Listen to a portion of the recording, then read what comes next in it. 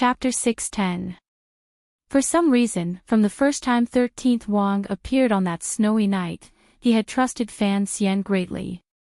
Otherwise, he would not be sleeping like a baby in the room right now. Fan Xian stared in a daze at the unconscious young man on the bed and scratched his head. He couldn't find a suitable word to describe his current emotions. In the basin was a blood-soaked cloth. The bright red gave off a faint stench. In order to remove the leather jacket from 13th Wang's body, Fan Xian had expended a great deal of effort. The blood on the inside and outside of the jacket had long congealed and mixed with the wind and sand on the grasslands. Like glue, it stuck firmly to 13th Wang's body. He fed 13th Wang some medicine, pried open the already sealed wounds, squeezed out the pus inside, and restitched a number of wounds that had opened on the way here. After doing all this, Fan Xian was completely exhausted. Weakly, he sat on the side of the bed and stared at this man in a daze. Although he had taken the anesthetic and sunk into the deepest of unconsciousness, the pain in his body still made 13th Wang furrow his brows. This last disciple of the Dongyi sword hut had a delicate and pretty face, particularly his brows, which were furrowed particularly nicely. He was like a philosopher's statue contemplating the problems of life. Fan Xian shook his head and threw the scissors and needles in his hands into the basin. He stretched. In the process of saving people, he had counted carefully. There were 38 wounds on 13th Wang's body. They were all knife wounds, and they were all concentrated in the front half of his torso. There were many stories in the military camp about how the wounds were all in the front of the body. 13th Wang used his bravery and valiance to perfectly prove these stories. He had faced countless knives alone and charged out head-on. Fan Xian stared at him in a daze. Although he hadn't personally seen 13th Wang assassinate the left virtuous prince or the scene of killing when he charged out of the continuous Hu camp, each of these wretched knife wounds seemed to tell of what had happened a dozen days ago on the grasslands. When was the last time he had a comrade covered in wounds? It should have been in Shangjing in northern Qi. When he ripped open the young master's white robe, Fan Xian looked at 13th Wang on the bed and couldn't help but have the illusion that he and Yan Bingyun were the same person. However, 13th Wang's injuries were more serious than Yan Bingyun's. Furthermore, Fan Xian knew that the relationship between these two people and him was very different. Yan Bingyun was his subordinate and his arm, but he was also a loyal official of the Qin kingdom. 13th Wang had relied on him 2 years ago because of the interests of Dongyi. He narrowed his eyes and looked at the unconscious 13th Wang. He did not understand. Was something like a promise really so important to some people in this world? Even more important than his own life? Fan Xian furrowed his brows. The unconscious 13th Wang also furrowed his brows. Both of them were good-looking. However, 13th Wang was less stern than Fan Xian and more amiable. In his coma, there was a natural childishness. Both of them furrowed their brows at the same time. It was a wonderful sight. The sound of water being poured came from outside the room. Yiling filled a basin of hot water and walked back into the room. She wet a towel and then sat down on the side of the bed. Carefully, she helped 13th Wang wipe away the blood on his body. However, there were too many wounds on his body. She couldn't find a place to start for a long time. 38 cuts. Yiling bit her lower lip. It was as if she was feeling pain for this unknown Overwatch Council official. I don't know what you had him do in the grasslands for him to come back alive with such serious injuries. Earlier, when she was helping Fan Xian, Yiling was truly stunned. She was shocked by Fan Xian's superb medical skills. She was also shocked by the injuries of the person on the bed. Startled by Yiling's words, Fan Xian shook himself out of his thoughts. Pulling up the corners of his lips, he smiled helplessly. He is not an official of the Overwatch Council.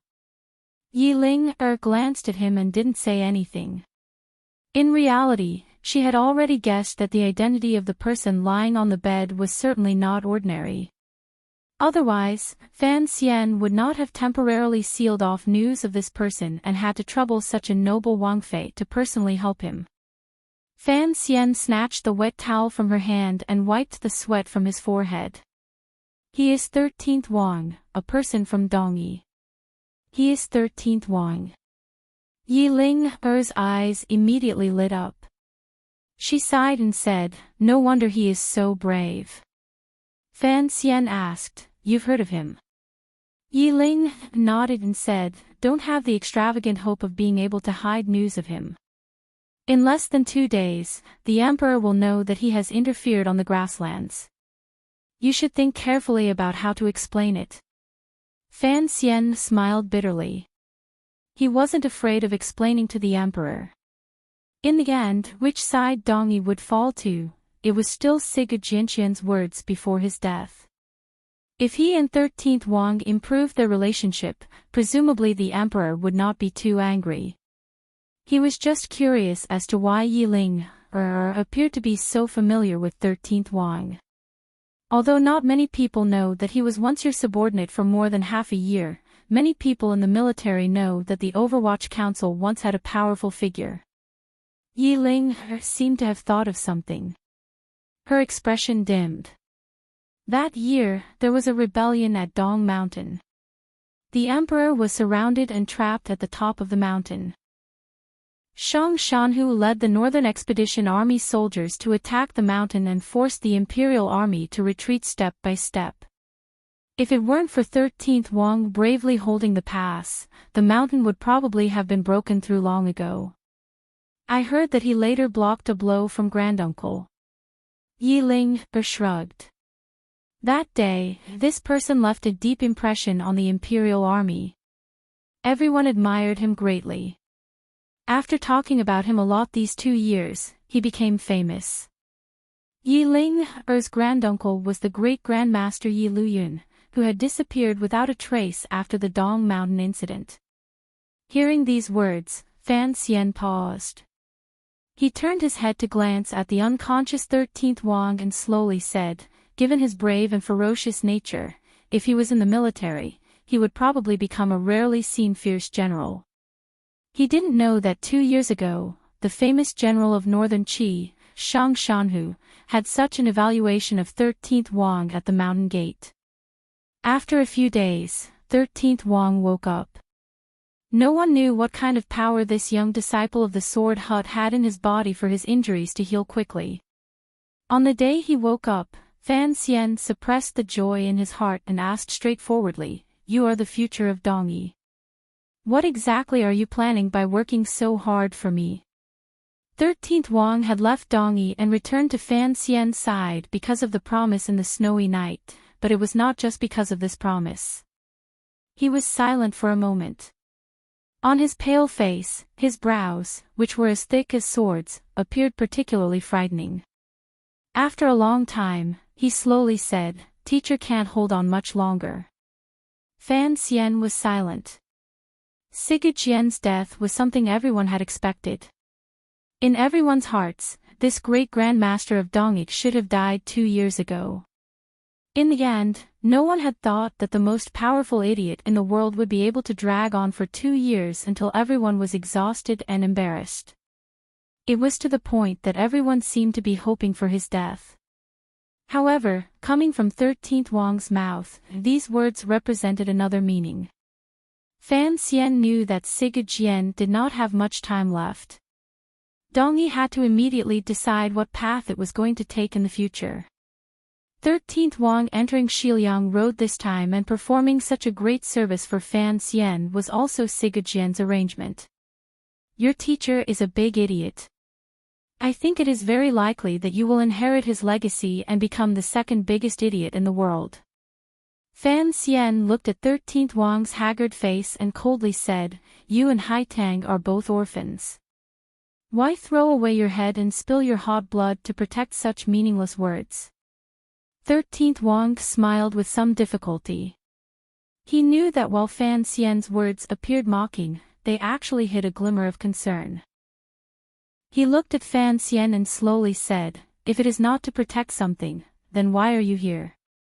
Fan Xian had nothing to say in response. 13th Wang finally said, "Teacher wants to see you one last time before he dies." Fan Xian's heart jumped slightly. He immediately calmed down. Furrowing his brows in thought for a moment, he then shook his head and said, "The Emperor will not let me accept the Dongi matter." 13th Wang knew why he shook his head. Presently, Fan Xian was in charge of the Xiliang Road matter. If, in the future, even Dongi was taken into the arms of the Qing kingdom through his hands, it would make things difficult for the Qing emperor. In order to prevent an imbalance between ruler and officials, the Qing emperor would probably not let Fan Xian handle the Dongi matter. "Don't think of things too rosy." 13th Wang coughed. His newly healed wound almost burst open again. "The sword hut will open next spring. Teacher's intention is only to invite guests from various places to meet." Based on what 13th Wang said, Sigurd probably didn't have many days left to live. The opening of the sword hut in the spring of the 10th year of the Qing calendar was perhaps the last time this sword saint would show his brilliance in the world. Fan Xian furrowed his brows and said, "Guests from various places." "Yes," 13th Wang replied. "Including guests from northern Qi." Fan Xian smiled. He knew what Sigurd was thinking. After the great grandmaster passed, Dongi would not be able to protect itself. It had to find a good tree to rest on. Asking him and the nobles from northern Qi to attend the ceremony was to see which of the two powers in the world offered a higher price and who had the most sincerity. Dongi had long shown Fan Xian its sincerity. This sincerity was the sincerity 13th Wang's words had delivered on that snowy night 3 years ago. It was sincerity written in 13th Wang's blood. "If your teacher asks too much, I won't be able to help much," Fan Xian said seriously to 13th Wang. Very seriously, Fan Xian said to 13th Wang, "You know I am speaking from the bottom of my heart. Never mind, rest well." After saying this, he realized that 13th Wang did not notice. Instead, his gaze had passed through the window and was cast toward a certain place in the courtyard. Fan Xian followed his gaze and saw Yiling in light yellow clothing. Yiling was sitting in the dusk. With a calm expression, she gazed at the lonely autumn trees outside the courtyard. She appeared particularly lonely. 13th Wang's gaze was very soft and lonely. Perhaps it was the wind, sand, and rain of blood on the grasslands that made this gentle but valiant man begin to appreciate the other side of life. Quietly, he said, "This girl is very lonely." "She is Yiling, my disciple," Fan Xian said bitterly. "Her loneliness is a mistake made by me and all of her family." "Oh, right, during the days you were unconscious, it was she who looked after you." 13th Wang didn't turn his head. He only looked calmly at Yiling's silhouette in the distance. It was as if he was admiring a beautiful scene. Fan Xian suddenly remembered the first time he had met 13th Wang on that snowy night. He had used the name Tai Xiang and said he was going to Baoyue brothel to see all the beauties in the Qing kingdom. Involuntarily, a glimmer of a smile rose to the corners of his lips. He thought of some phrases and people. "You looked calmly out the window, and I looked at you silently. The curtain held both of us, savoring the gentle loneliness." Fan Xian slowly rubbed the string of beads on his wrist. It was as if he had returned to the grasslands with Hai Tang gently leaning against his arm. It was impossible for Hai Tang to suddenly appear by his side. This reality made Fan Xian feel disappointed. Although he and Yan Bingyun had used 4 months and relied on the Shadow and 13th Wang's extraordinary strength to perfectly complete the Overwatch Council's plan, when he thought of Hai Tang still on the grasslands and the possibility that she would forever remain in the autumn grass and blue sea, Fan Xian felt anger for no reason. This anger was mostly directed at Ku He's arrangements before his death and his hatred for the little emperor of Northern Qi. Of course, the present Northern Qi emperor was no longer small. Although the connection between the palace treasury and the north had been greatly weakened because of the Qing emperor's powerful intimidation, the Northern Qi emperor had quickly consolidated the court and fully demonstrated his ability to govern. Under the Qing kingdom's overbearing aura, he did not show any signs of defeat. On the contrary, he began to stretch out his hands and legs, intending to counterattack. For example, in Xiliang Road.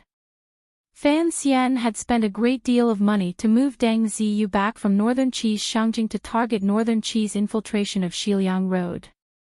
Following the deaths of the Northern Qi people in the court, the Overwatch Council's purge operation in Dingzhou and Qingzhou began with a bang. Because the Overwatch Council had prepared for a long time and the person in charge of this matter was Deng Ziyu, who knew the way the Northern Qi Brocade Guard did things, it proceeded particularly smoothly. With the full cooperation of the General's Manor and the Governor's Manor of Xiliang Road, the Overwatch Council only used 10 days to capture over 40 Northern Qi spies in Dingzhou and Qingzhou. The number of Northern Qi spies who had died to the hands of the 6th Bureau of the Overwatch Council had already surpassed 100.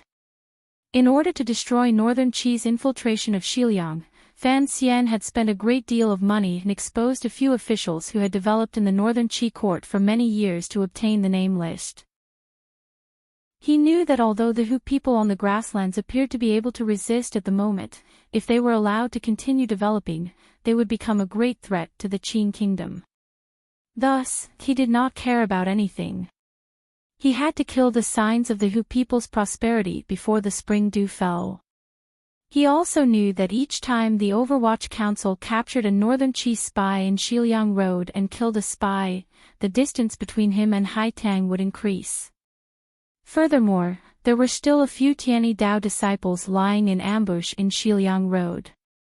The death of the left virtuous prince of Shihu brought too many unstable factors to the grasslands. The hardliners, led by the foremost ace of the king's tent, Hu Gu, demanded that the chief of the court give an explanation for this matter. Without being conferred a title by the court, the left virtuous prince's tribe had elected the left virtuous prince's youngest son as the new left virtuous prince. At the same time, they raised the knife of revenge against the various powers on the grasslands. The biggest suspects for the left virtuous prince's death were, of course, the chief of the court and the right virtuous prince. Although the court had once said that the Qing Kingdom's Overwatch Council had secretly done this, not many people believed it. Furthermore, Hu Gu was still picking fights internally. In order to stabilize the situation on the grasslands, Chief Su Bida was forced to acknowledge the new left virtuous prince's position. He sent envoys to pacify them and guarantee that they would give the left virtuous prince's subordinates a satisfactory explanation. What was a satisfactory explanation? It was the head of the murderer and the massacre of the murderer's tribe. The problem was that the murderer had long escaped. No one knew which tribe he was from. Thus, the grasslands were in turmoil. At any moment, there was the possibility of a big battle breaking out. Additionally, the court had, in a short half a month, suddenly lost all of their spies in Xiliang Road and became blind. For a moment, they were unable to respond. There were many troubles on the grasslands. However, these troubles needed Chief Su Bida and Haitang to resolve. As for Fan Xian, who had created these troubles, he was not unhappy at all. He just watched everything that happened on the grasslands with cold eyes from Qingzhou.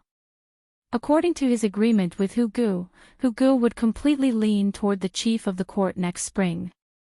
After all, given Hu Ji's current strength, even if he had the full support of the left virtuous prince's subordinates, he would not be able to overthrow the position of the chief of the court. Since it was so, it was better to change sides. Presumably, Chief Su Bida would happily welcome the arrival of the power that Hu Gu belonged to. With the chief's support, in addition to the Qing Kingdom's secret support, presumably, it wouldn't be long before Hu Ji's tribe would develop and grow. At that time, Chief Su Beta would truly have a headache. The grasslands would welcome a truly difficult time. Concerning this matter, Fan Xian had only made the beginning. He dug 2 shovels and threw down a seed. He then waited for the seed to germinate, grow, and take over the place where the grass grew. It had to be admitted that his 2 shovels, particularly the 1/13th Wang had swung down, had truly taken the lives of the Hu people. Fan Xian stayed in Qingzhou not just to watch the show on the grasslands. He also wanted to watch the show playing out in Qingzhou. However, before he could finish watching the show in Qingzhou, he received a secret report from Jingdou. This secret report from Baoyue brothel regarding the great prince made him angry. Faintly, he sighed, "The affairs of the world are difficult to predict. The affairs of the world are difficult to predict." The title of the chapter was a song by Do Wei. As for the monthly votes, I have already closed into within 200 votes. It has been hard on everyone. It has been hard on me. Let's work hard together. Please continue to give me monthly votes. Chapter 611. Presently, Baoyue brothel had spread a large net throughout the world. Although all the powers knew that the largest brothel alliance in the world was the property of the Fan family, they had no way of controlling it. After all, this was proper business. Regardless of which country's laws, they could not control it. Baoyue brothel's conditions were good. They were polite and considerate to the girls in the building. The guests were truly happy, and labor and management were harmonious. Furthermore, they had Fan Xian's power as a backer and Xia Mingji and Zhaoshang Money House as financial support. In a short 4 years, they had spread their tentacles to every place. Although Baoyue brothel's intelligence gathering was not as professional or powerful as the Overwatch Council's, at least it provided Fan Xian with another source of information. In the end, the Overwatch Council was the official spy organization of the Qin Kingdom. There was always a faint fear in Fan Xian's heart. If one day the Emperor had him hand over the Overwatch Council, then his eyesight and hearing would both decline greatly. For example, this secret report regarding the Great Prince proved the benefits of Fan Xian's strong support for Baoyue brothel. As for the information in the secret report, the Overwatch Council's report and even the Qinian Unit secret report did not mention a single word. If Baoyue brothel had not leaked it out, Fan Xian would not have known that another good show was about to play out in Jingdou. Of course, Fan Xian knew that this matter could not be blamed on the Overwatch Council and the Qinian Unit. After all, it involved the face of the royal family and the emperor's family matters. Even if the official spy organization had found some information, before it could be confirmed and with the internal court and imperial censorate watching, they could not report it to him without evidence. Baoyue brothel did not care about this. In the organization structure under Fan Xian's control, Baoyue brothel was more like the imperial censorate. It had the freedom to hear rumors and discuss official matters. The secret report mentioned the Great Prince taking on a secondary fey. It was just a rumor that occasionally spread through Jingdou. Wind from an empty cave was not without reason. Fan Xian furrowed his brows and thought about what had happened in Jingdou. If it was just the eldest prince taking on a secondary wife, it would have been a small matter. There was no need for him to be so nervous.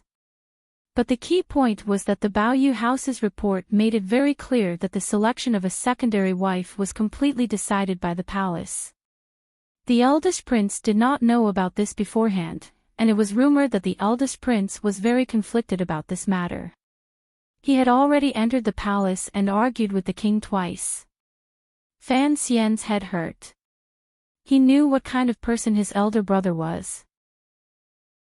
Although the great prince understood the big picture, when it came to family matters involving the root of the family, he was very stubborn.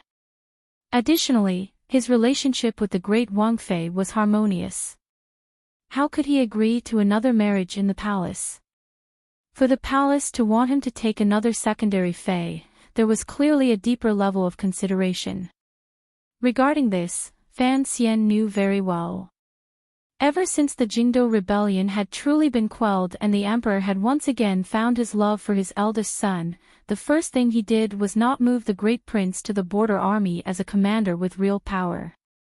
Instead, he secretly prepared for the great prince to take on a secondary fae.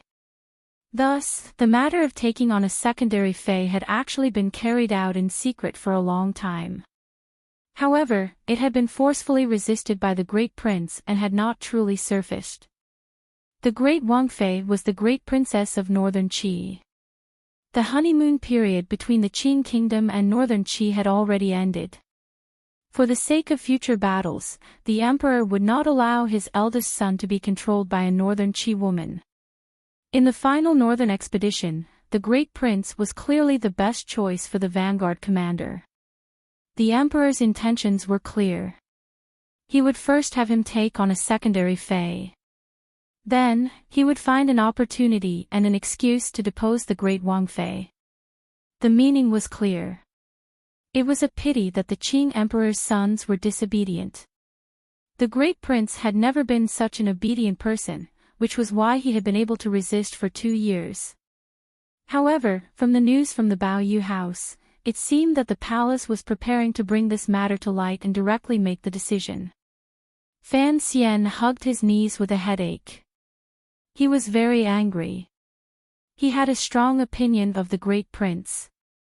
He thought to himself, since the emperor is forcing him so fiercely, what are you afraid of if you agree for now?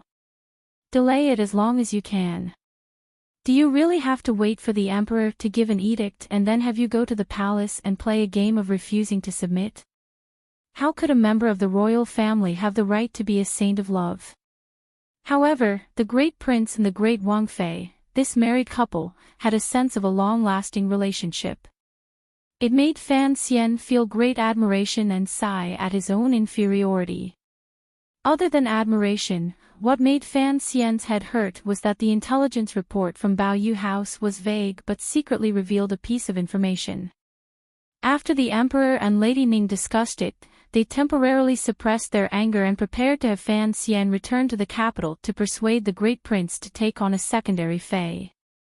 It had to be said that after the Jingdo rebellion and the deaths of the crown prince and second prince, the Qing emperor's attitude toward his remaining 3 sons was much warmer than before.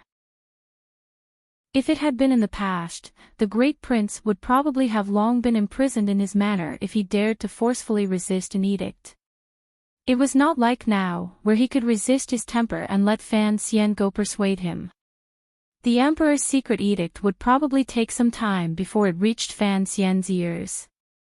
Baoyue House received the news much faster. Fan Xian held his head and thought, what exactly is going on? When the great princess of northern Qi had traveled thousands of leagues south to marry the great prince, he had been the one to officiate the wedding. Was he going to be the one to break off the marriage after 4 years? Just as he had sighed earlier, the affairs of the world were truly hard to predict. It was morning. The sunlight from the east shone through the lonely autumn trees in the Qingzhou military yamen and cut into a few large patches of light, illuminating the paper windows in the room. A serving girl carried a plate and passed by the window, casting a shadow on the window. The shadow stood quietly by Fan Xian's side and looked at his worried face without saying a word. The best assassin in the world was used to standing quietly behind Chen Pingping or Fan Xian, blending into the shadows of the building or scenery. He was used to seeing the constant worry of the last masters of the Overwatch Council, but he was still not used to talking to them and giving them advice. His mission was to kill people and did not include these pitiful things that used his brain. After returning from the grasslands, the shadow took off his herdsman's clothes and returned to Fan Xian's side. Just like in the past few years, he was very quiet. However, Fan Xian occasionally noticed that the best assassin in the world would occasionally glance at 13th Wang, who was resting in the courtyard. His gaze was complicated and strange. I cannot return to the capital right now. Fan Xian knew that the shadow was not Yan Bingyun, Deng Ziyu, or the chatterbox Wang Qinian. Waiting for him to speak was an impossible matter. He rubbed the space between his brows and said, "First, the Xiliang road matter has not ended. Second, since there is no news from the capital, it is not appropriate for me to rush back like this. This is only a small matter." The shadow knew that Commissioner Fan wanted to talk to him. He paused for a moment and then said, "Don't worry too much." Fan Xian shook his head and sighed. "It is not a small matter. You don't know how stubborn the men of the Li family are. Take Qing Qian and the second prince for example. They would rather die stubbornly than lower their heads to the emperor. Although the great prince's personality is much more open-minded, in his bones, he has the taste of Dongyi people's desire for freedom. With the emperor pressuring him like this, who knows what kind of frightening response he will make." Not waiting for the shadow to open his mouth to reply, Fan Xian's face was full of melancholy. He continued, "The emperor, and perhaps everyone in court, seems to firmly believe one thing. Those who are not of our race must have different intentions. Otherwise, why would no one believe that the great prince will inherit the throne just because he is half Dongyi? He is half Dongyi, and his Wang Fei is a northern Qi person. In the current situation, the emperor wanting him to depose of his concubine actually has the intention of protecting him and placing him in an important position. In the Jingdou rebellion, there were 3 people who had performed meritorious deeds. They were Fan Xian, Yi Zhong, and the great prince. At the time, the great prince held the imperial army in his hands and controlled the vital points. However, he resolutely carried out the emperor's so-called posthumous edict and successfully controlled the situation of the rebellion to a level that the Qing kingdom could accept. Because of this matter, the emperor's attitude toward him had changed greatly. It was no longer as cold as it had been in the past. Accurately speaking, the emperor feels some guilt toward the great prince, Fan Xian said quietly as he rubbed the spot between his brows. As Fan Xian rubbed his aching brows, he quietly said, "So he wants to make it up to the great prince. Given the great prince's lifelong ambition, the best way to make it up to him is to be the vanguard and fight for the Qing kingdom from the south to the north, unify the world, and shine on the battlefield. The emperor has truly decided to use him as commander, which is why he has to depose the great Wang Fei." Thinking of this, he also felt some resentment toward the emperor. The great Wang Fei was the great princess of northern Qi. It did indeed affect the great prince's decision to be the commander of the northern expedition. But why did he have to use such unconventional methods as taking a secondary Fei to resolve it? This was not the demeanor a ruler of a country should have. It was more like an old man who was angry with his son. Suddenly, his heart jumped. Did the emperor still not learn from his past experiences and still maintain a powerful suspicion? Is he using all kinds of methods to eliminate these suspicions in the bud? Fan Xian's heart gradually grew cold. He realized that he had made a mistake these years. He had still underestimated the emperor's powerful desire for power and the emperor's natural paranoia and coldness. It was difficult to be a son. It was even more difficult to be the son of the emperor. It was even more difficult to be the son of the Qing emperor. Fan Xian let out a shaky breath. He knew that after he returned to the capital, he would probably be stuck between the emperor and the great prince. It was better not to think about this problem for now. But he was a little curious. He didn't know whose daughter the emperor had appointed to the great prince's side concubine was, and which noble or minister was so unafraid of death that they dared to send their daughter into the mouths of the tigress great Wang Fei, the great prince, the male tigress, and the old tigress concubine Ning. After the Jingdou rebellion, the emperor remembered Lady Ning's merits and took into account the great prince's face. After a delay of more than 20 years, he finally made her an imperial consort. However, after this Dongyi female slave became an imperial consort, she still did not change her past shrewish personality. she was still full of tiger nature. The great prince's family was a tiger forest. In any case, it could not be Ruoruo. Fan Xian was confident of this. Presently, the emperor trusted and favored him greatly. He also knew that for the sake of Ruoruo's marriage, he had not hesitated to beat Hongqing into a lewd person. Naturally, he would not use this to seduce him and lose the big for the small. Fan Xian stood and pushed open the door. He welcomed the courtyard filled with the colors of autumn and no longer thought about the troubles in Jingdo.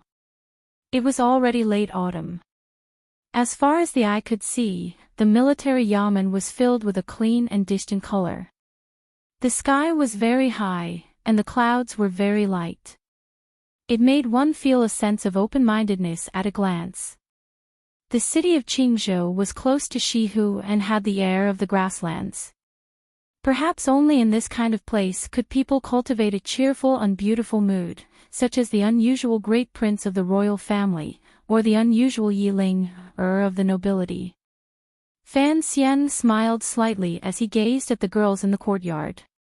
He thought to himself that the great Wang Fei's present situation was very difficult, but the second Wang Fei seemed to have gradually shaken off the shadow of the second prince's death. There were always some good things that happened in the world. 13th Wang's body recovered quickly. He was now able to wander around the Qingzhou military yamen in a wheelchair. Because of Yiling's words, Fan Xian couldn't be bothered to do any more useless concealment.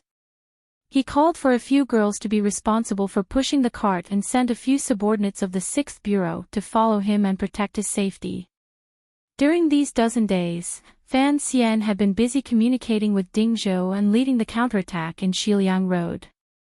He also had to carry out private transactions with the grasslands. He was very busy and didn't pay much attention to 13th Wang's movements. However, he was not blind. He could see that this lonely and desolate Qingzhou military yamen had gradually changed because of 13th Wang's awakening. Occasionally, a hint of spring seeped through the autumn garden. When 13th Wang sat in his wheelchair and occasionally rested in the garden, not far from him, a girl would be sitting doing other things, such as embroidery or playing dumb and looking at the scenery. At that time, 13th Wang would become a dumb goose and stare in a daze at the dumb goose looking at the scenery. Other than greeting each other when they bumped into each other, this young man and woman did not say any idle words. They just foolishly played out their roles. They wanted to sing to the sky but were also afraid that their red palms would lightly tug and disturb the unfocused clear waves. Fan Xian was the little ancestor of the Overwatch Council, and Yiling was the little ancestor of Qingzhou. After she gave the order, they no longer went out of the city every day to intercept the Hu people galloping out of the grasslands to gather grain like they had in the past year. Instead, they stayed obediently in the military yamen. The old subordinates in the military yamen were all chased out, leaving only the servants and serving girls. Thus, there was now an additional scenery in the Qingzhou military yamen's little garden. It was the appearance of the two dumb geese that Fan Xian was secretly laughing at in his heart. If one were to use a more beautiful phrase, it would be the scenery, the people in the scenery, and the people looking at the scenery. For two people who admired each other, each was the other's scenery, right? As her teacher, Fan Xian knew what kind of woman Yiling was. Sometimes, when he asked himself honestly, if he was a woman, he would probably also be shaken to the core by the 38 knife marks on 13th Wang's front.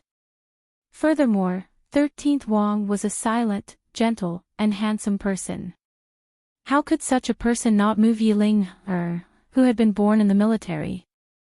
Although Yiling's identity was somewhat troublesome, Fan Xian was not worried about it.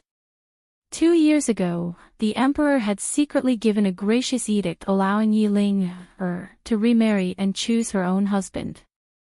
This was a great grace. As long as she liked someone, the Qing court would probably snatch him for her even if it meant fighting for him. The problem now was 13th Wang's identity. Although he secretly worked for the Overwatch Council and the Emperor also secretly knew of this matter, he was, after all, Sigurd Jien's last disciple and the 13th disciple of Dongyi's sword hut.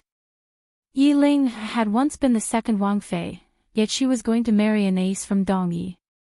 No one knew if she would be able to get past the palace. Of course, if Dongyi could completely lean toward the Qin kingdom under his leadership, then these obstacles would not exist. Fan Xian decided to put some effort into this matter. It could be considered making it up to this pitiful girl on behalf of the Emperor and Yi Zhong. There was only one problem. Fan Xian looked at the two people in the garden with amusement. Rubbing his nose, he thought that these two people were still in a strange state. Someone had to expose them. Most importantly, it was not strange that Yi Ling liked 13th Wang. What exactly was 13th Wang thinking? No matter how noble Yi Ling's identity was, she was, after all, a true widow. He knew why 13th Wang was attracted to Yi Ling's profile. It was very lonely. Fan Xian knew that the real Yi Ling was not like this. Particularly, embroidery. Fan Xian shivered. Yi Ling had actually embroidered in front of 13th Wang and pretended to be delicate and timid. If this matter got back to Jingdo and reached Wan's ears, his wife would probably faint from laughter. He decided to tell 13th Wang the real Yi Ling so that his young friend, whom he admired greatly, would not find out after marriage that his life was a major misunderstanding. Just as Fan Xian was walking down the stone steps and preparing to disturb the supercilious young man and woman, the shadow behind the door quietly said something. He immediately stopped his steps. These days, the shadow had carefully hidden his tracks to prevent 13th Wang from discovering anything. Fan Xian knew the complicated relationship between the shadow and the sword hut. He also knew the shadow's true identity could not be known by anyone. Sigurd Jian and the shadow had an irreconcilable hatred. Looking at Sigurd Jian's favorite disciple in the autumn garden, the shadow's mood was not as happy as the man and woman in the garden. A moment later, Fan Xian said, "We'll go next spring. He won't die so early." Chapter 6:12. As for Sigurd Jian's life and death, the shadow was more concerned than anyone else. He did not want Sigurd Jian to die to someone else's hands, even if it was the merciless hands of heaven. Many years ago, Dongyi had suddenly fallen into chaos. Sigurd Jian had gone mad with his sword and slaughtered all the elders and relatives of his clan. Only the 16-year-old shadow had escaped. From the age of 16, the shadow's life had continued with the thought of revenge against his elder brother. He gradually sank in powerful fear and anger and became the shadow behind the two leaders of the Overwatch Council. The reason Sigurd Jian was called an idiot was probably because his methods when he slaughtered his own clan were too bloody and crazy. As for how the shadow escaped Dongyi, met Chen Pingping, and was accepted into the Overwatch Council by Chen Pingping, became loyal, and fought to the death, that was perhaps another long story. Fan Xian was not very clear on this point and didn't want to ask too closely.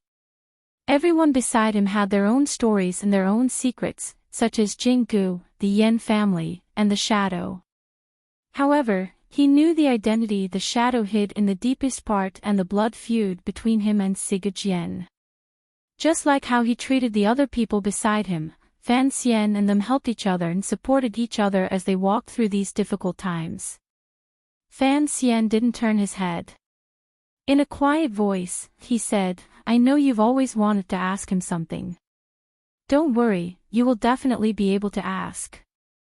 The shadow was silent for a moment and then disappeared behind Fan Xian. He did not let 13th Wang and Yi Ling in the garden detect a trace. Fan Xian was silent for a moment and then walked toward the garden. In a moment, he had arrived between the silent man and woman. 13th Wang raised his head and glanced at him, feeling slightly surprised. The Qing court was currently in Shiliang Road fighting the Hu people of the grasslands and northern Qi's reinforcements. For a dozen consecutive days, Fan Xian had been extremely busy because of this matter.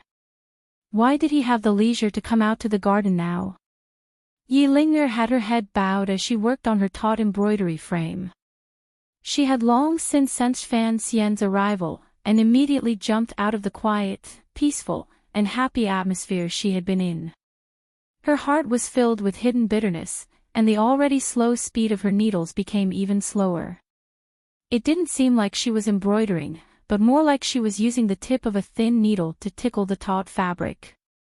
Fan Xian stood between the two of them. Since they did not speak, he could not find any reason to speak. With his hands behind his back, he put on an expression as if he knew everything. Gazing at the lonely autumn trees outside the garden, he pretended to be elegant. Seeing him act so pretentiously, 13th Wang didn't know if Fan Xian had seen through the thoughts he had never expressed. His gaze became slightly chaotic. Yi Ling'er glanced at him, lowered her head, and gently bit her lower lip. The time had come. Fan Xian coughed and said, "Wang Fei, although the scenery in Qingzhou is not bad, you embroider in the garden every day. With the garden walls blocking your vision, it is impossible to see clearly, right?" Hearing the words, Wang Fei, Yi Ling'er thought Fan Xian was reminding her of something. Her face immediately paled and she didn't reply. 13th Wang was silent. Like Yi Ling'er, he had also misunderstood Fan Xian's meaning. He thought to himself that although he had not spoken much with the young lady of the Yi family, he knew she was a woman with a refreshing personality. There was indeed a chord in his heart that had been tugged at by the wind in Qingzhou. However, she was, after all, the Qing Wang Fei. The difference in status was too great. Fan Xian sighed and turned his head to 13th Wang. 13th, although you are heavily injured and need someone to take care of you, after all, men and women have to be careful, particularly since the young lady of the Yi family is the Qing kingdom's Wang Fei. There is no one else in the garden watching. You two just sit facing each other like this. You have to think about how I will explain this to the palace when I return to the capital. These words made things clear. 13th Wang had been sighing earlier, but under the gentleness of his personality, there was an incomparable stubbornness. Raising his brows, he looked at Fan Xian and said, "I'll leave the manor immediately." Yi Ling'er raised her head in shock and glared fiercely at Fan Xian. Fan Xian's heart jumped slightly. Shortly after, he smiled warmly and thought to himself that this was a 13th Wang worthy of his trust. Ignoring Yi Ling'er's angry glare beside him, he flipped his palm and drew 3 circles in the air. He then grabbed at the embroidery cloth in front of Yi Ling'er. It was gentle and windless, but it was also very fast. It was the little trick he had relied on to become famous. Yi Ling'er's fingertips unconsciously tightened. The embroidery needle carried the sound of the wind as it pierced toward Fan Xian's wrist at a tricky angle. This was also a little trick. However, these tricks had been taught to her by Fan Xian, so how could she stop Fan Xian from stealing the cloth? With a flash of a figure, Fan Xian had already taken the embroidery cloth from her hands and floated to 13th Wang's side. With a smile, he said, 13th, I was just afraid you'd be tricked. Our Wang Fei is not a young lady of a large family who knows how to embroider. 13th Wang was slightly startled. He didn't understand why the commissioner would suddenly say this. Immediately after, he saw Fan Xian place the embroidery cloth in front of his eyes. Embroidered on the cloth was half a water duck. Yi Ling'er had been in the garden, where 13th Wang could see, embroidered for a whole 7 days. In the end, she had only embroidered half a water duck. 13th Wang immediately understood what Fan Xian meant by a misunderstanding and couldn't resist smiling slightly. It was Fan Xian who laughed loudly and said, "The pleasure between a man and a woman is a matter of course." No one can stop you. However, you have to think carefully. Yilinger abruptly rose. She was so angry that her entire body trembled. She looked angrily at Fan Xian, but she was too embarrassed to say anything. Mist gradually rose in her eyes. She appeared very pitiful. 13th Wang looked at this woman's appearance and felt an inexplicable pain in his heart. He withdrew his smile and his face was full of concern. Fan Xian slowly stopped laughing. Suddenly, he lowered his voice and said by 13th Wang's ear, "You have to talk about love. Even if these two dumb geese were to sit together for a lifetime, what use would it be?" 13th Wang knew that this person had come specially to help him break through the layer of paper on the window. Other than feeling slightly embarrassed, he couldn't help feeling grateful. However, he was unable to speak as shamelessly as Fan Xian. Yilinger didn't know what Fan Xian had said. Looking at the two of them whispering to each other, she felt very uneasy. Fan Xian had finished what he needed to do and leisurely walked toward the front yard of the military yamen. His posture was relaxed as if he had done something very good and was very pleased with himself. Yilinger looked at his retreating figure. For some reason, a great dissatisfaction rose in her heart. She huffed lightly and mockingly said, "Teacher, I don't know how to embroider, but this water duck, I'm afraid, it's better than the one in your house." Hearing these words, Fan Xian immediately thought of the needle marks on Warner's fingers, as well as the water duck painting. A chill ran through his body, and his face was filled with embarrassment. How could he reply? He quickly fled into the wilderness. Looking at this scene, Yilinger giggled. Her laughter echoed like silver bells in the autumn garden in Qingzhou. However, the person beside her did not laugh. He only looked at her quietly and appreciatively. It was boring to laugh alone. Yilinger awkwardly stopped laughing. During the dozen days 13th Wang had been recovering, she had indeed restrained her free and arrogant nature. She appeared particularly peaceful. Unexpectedly, Fan Xian had still managed to break through. She didn't know if this scene fell into the man's eyes or if he would feel that she was too bitter.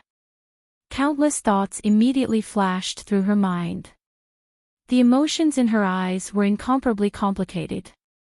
13th Wang was actually a bit nervous, but he hid it well on his face. Looking at Yilinger, he said, "I am Wang Shi, formerly known as Tai Xiang. I am the 13th disciple of Dongyi's sword hut. Thank you for your care these days. I cannot thank you enough." Yilinger had not thought that he would suddenly speak so seriously. Her heart was a little flustered. She calmed herself and returned the greeting. Lightly, she said, "Sir Wang is too polite." In Yilinger's opinion, it was much more relaxed and natural to use an official's title to refer to him. She did not understand. They had already known each other for a dozen days and had only exchanged a dozen sentences. Why did he have to express his thanks so seriously now? Was he truly prepared to leave the manor, or was all of this just a dream? Yilinger sighed faintly in her heart. If it had been another woman, perhaps she would have chosen to leave because of this sense of serenity. However, Yilinger was, after all, Yilinger. She did not know how to embroider. She only knew how to wield knives and spears. Although she was a widow, she was still like she was when she was a teenager, wild and full of vigor. She stared closely into 13th Wang's eyes and said, "If you have something to say, just say it. There is no need to introduce yourself. Looking at the way you do things, you are also a straightforward person. Don't be as long-winded and hypocritical as Fan Xian." 13th Wang paused slightly. A moment later, he said seriously, "Sir Fan Jr. said that everything can be discussed." Yilinger understood some of the meaning. Suddenly, she felt a gust of autumn wind blow past. When it brushed against her face, there was not a trace of harshness. there was only 100 degrees of gentleness. The matter between 13th Wang and Yilinger was not as Fan Xian had imagined. After his provocation, they met in the golden wind and jade dew. It was better than countless things in the mortal world. When dry wood and fierce fire met, it was like the yellow river overflowing and could not be stopped. On the contrary to his expectations, this young man and woman still maintained their politeness and sat across the stone path. They would only occasionally say a few words. Speaking of which, it was strange. 13th Wang and Yilinger's personalities were both first-rate, particularly Yilinger, who had grown up on the edge of the grasslands. Compared to the young ladies in Jingdo, she was much more cheerful. However, once love was involved, because of the tragedy in Jingdo 2 years ago, as well as 13th Wang's identity, both of them were somewhat silent.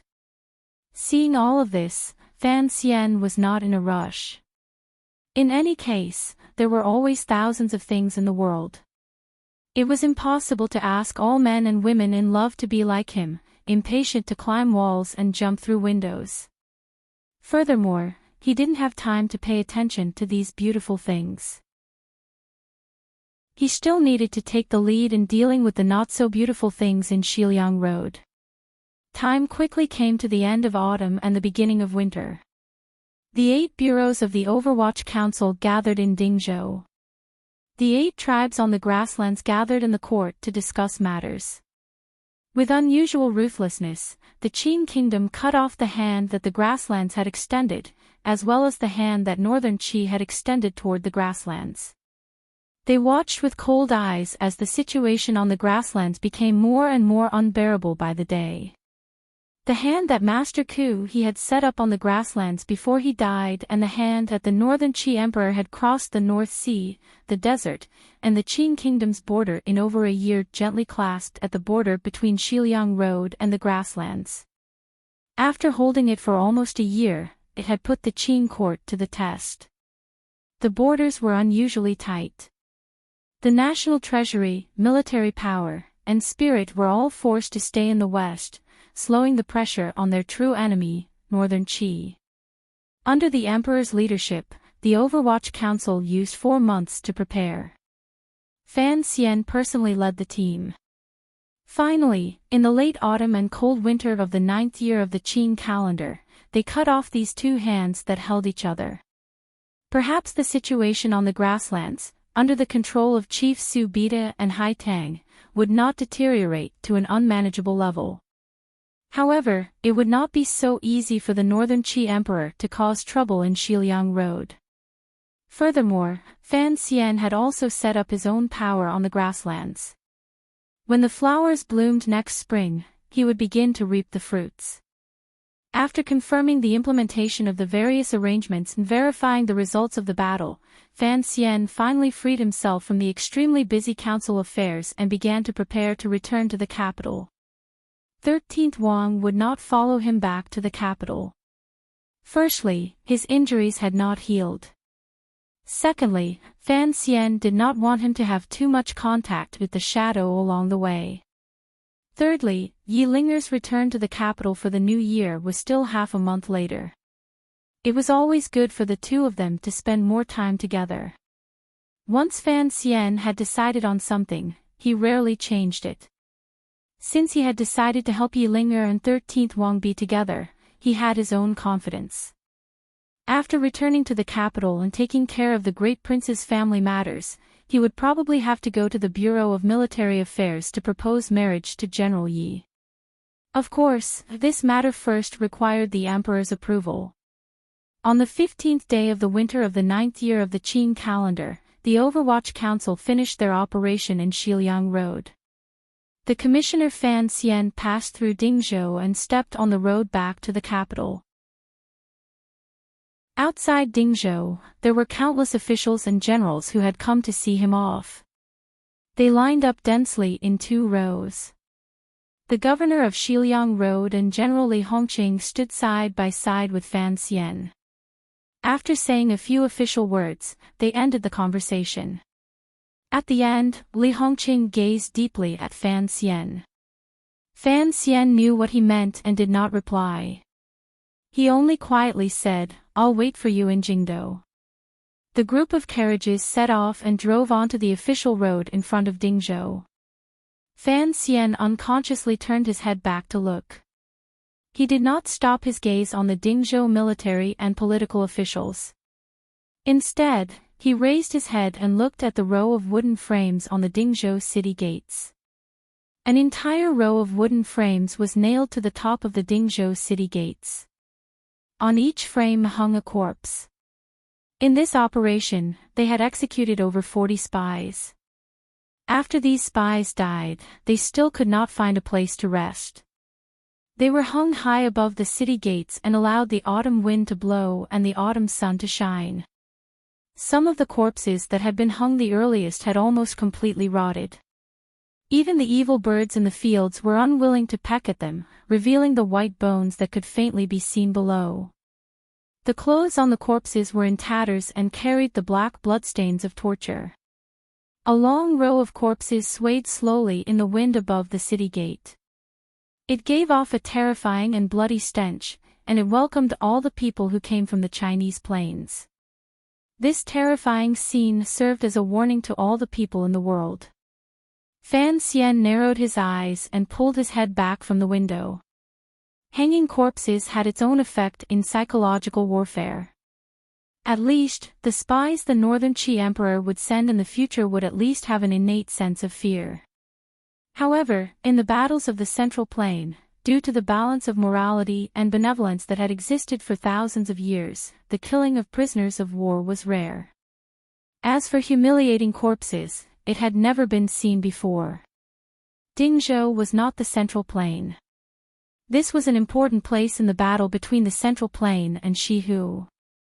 The two sides had fought for thousands of years and had done even crueler things. Fan Xian did not have much sympathy for the spies. What he had seen along the way from Dingzhou to Qingzhou had made him understand that once the war began, particularly the lingering hatred between nations, it could not be resolved by benevolence and morality. Just the dozens of corpses hanging above the city gates had caused the Qing kingdom to pay with the deaths of thousands of commoners. What made Fan Xian even colder was that these people were not Hu people. They were Northern Qi people of the same origin and ancestry as the people of the Qing kingdom. As for the hatred between the grasslands and the Central Plain, his generation did not have the ability to resolve it peacefully, so he would leave it to the more intelligent descendants. Fan Xian closed his eyes and rested. He thought to himself that he had severed the hand that held Northern Qi and the grasslands. At the very least, he had severely wounded them. He had probably also cut a wretched wound between him and Haitang. He didn't know if this wound would heal in the future. He didn't know what Haitang would do on the grasslands. This grassland, this grand city, that border, would he ever come again in this life? As he thought these gloomy thoughts, the imperial envoy's carriage had already arrived at the closest relay station outside Dingzhou. It was the place where Fan Xian had peeped at the erotic palace. Entering the relay station, Fan Xian teased the deputy he was familiar with. However, the deputy, who had been released from prison with great difficulty, did not dare to respond loudly. He obediently went to boil water. Fan Xian looked at Deng Ziyu beside him and said, "Ziyu, I'll need you to endure in Xiliang Road for another 2 years." All 8 bureaus of the Overwatch Council had sent important officials to Dingzhou to supervise the battle. Deng Ziyu had been summoned back from the distant Northern Qi by Fan Xian. Now that Fan Xian had left, the matters of Xiliang Road were all handed over to Deng Ziyu. The officials saw the imperial envoy out of the city and returned, but the officials of the Overwatch Council saw them all the way to the relay station. Deng Ziyu nodded and said, "I'll listen to your arrangements." Fan Xian thought for a moment and gave him some instructions. He then began to read the court bulletins from Jingdou. A moment later, his eyes narrowed slightly. As the second person in charge of the Qinian unit, Deng Ziyu had served Sir Fan Jr. for a long time. Seeing him narrow his eyes, he knew something troublesome had happened. Fan Xian smiled and said, "It was mentioned in the council bulletins. The court bulletins have finally confirmed that the commander of the imperial army in the palace has changed." Deng Ziyu's heart jumped. He thought to himself, the great prince has always been safe in leading the imperial army. Why would there suddenly be a change? Chapter 613.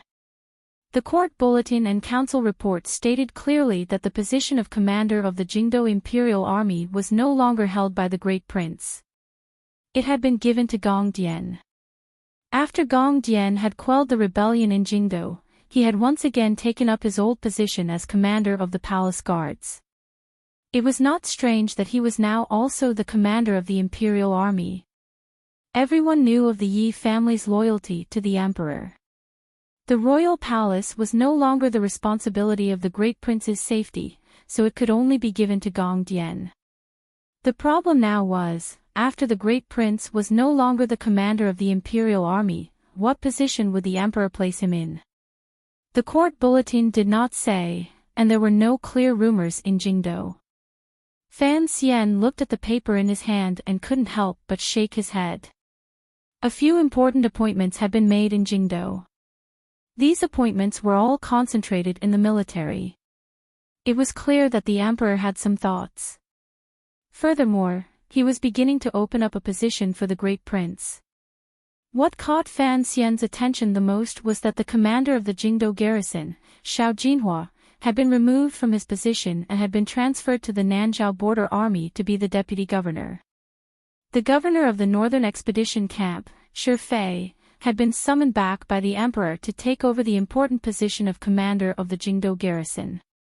Above Shi Fei, the governor of the Yanjing camp, Wang Zhikuan, remained where he was. These three transfers of military generals were not normal. Fan Xian knew very well the roles these generals played. He also understood the emperor's different attitudes toward each of them. For example, the commander of the Jingdo garrison, Xiao Jinhua. During the Jingdo rebellion, he was only the commander of the Donghua Gate of the 13 city guards. Because he had stood his ground firmly and forcefully blocked the remaining soldiers of the Qin family, which belonged to the crown prince, within Jingdo, he had performed a great service. That was why the emperor had promoted him 3 levels and made him the commander of the Jingdo garrison. This could be considered the emperor's expression toward a loyal official. Fan Xian had long guessed that the emperor would not let this minor character, Xiao Jinhua, be the commander of the Jingdo garrison for too long. For one, his foundation was too shallow. It would be difficult for him to convince the masses and take on such an important responsibility as the Jingdo garrison. For another, Xiao Jinhua had come from the 13 city gate guards. The emperor had been bitterly disappointed by their performance during the Jingdo rebellion. The emperor trusted Zhang Diqing the most, but Zhang Diqing had sided with the eldest princess. Although the emperor had Zhang Diqing killed by 1,000 cuts and destroyed 3 of his clans, he had not vented the anger in his heart. Xiao Jinhua had been caught in the crossfire, but this person presumably knew the use of his symbol. He should be able to accept going to Nanzhao to be the deputy governor. The situation in the Northern Expedition Army was rather complicated. Yan Xiaoyi had been killed by Fan Xian on the summit of the mountain. The Qing Kingdom's Northern Expedition camp next to Cangzhou had been implicated in the rebellion and had faced countless purges in the past 2 years. The court had never allowed General Shi Fei to officially take over the position of governor of the Northern Expedition Army. Instead, he only had the right to know that he was under the jurisdiction of the Yanjing camp's Wang Zhikuan. General Shi Fei had been Wang Zhikuan's deputy for the past decade, so there should be no problem with this arrangement.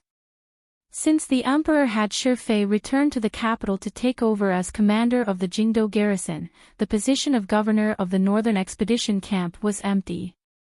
Who was it for? Fan Xian shook his head and thought that probably everyone could see clearly that the position of governor of the Northern Expedition Army, which was at the heart of the world struggle, was left for the great prince.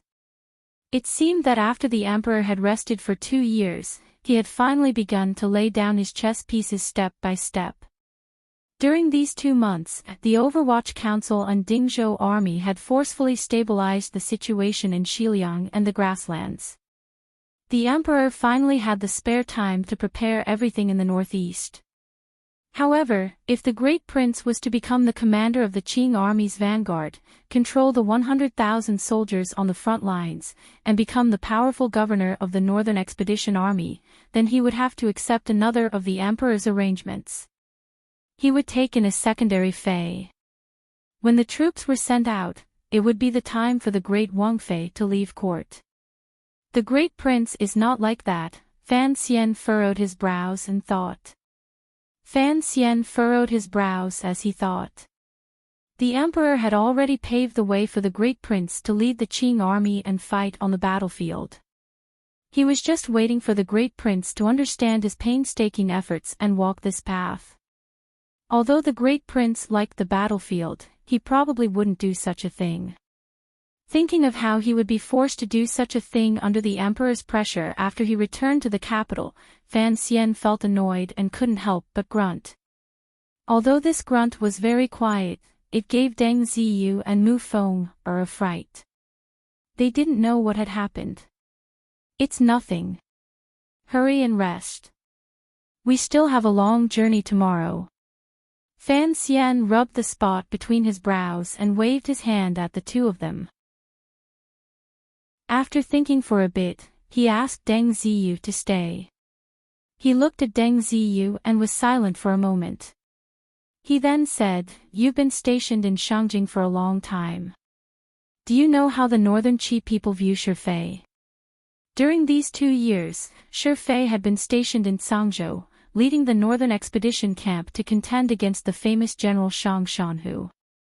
Although he had suffered some losses, he was not anxious or impatient. He had stabilized the situation very well. Deng Ziyu thought for a bit and then said, "General Shifei has always been Governor Wang's assistant in the Yanjing camp. His reputation was not very prominent. It was only after he went to the northern expedition camp 2 years ago that he gradually became known to the Qi people. Although there have been no major battles in the north and south of Cangzhou these 2 years, he was still able to not panic under Shang Shanhu's coercion.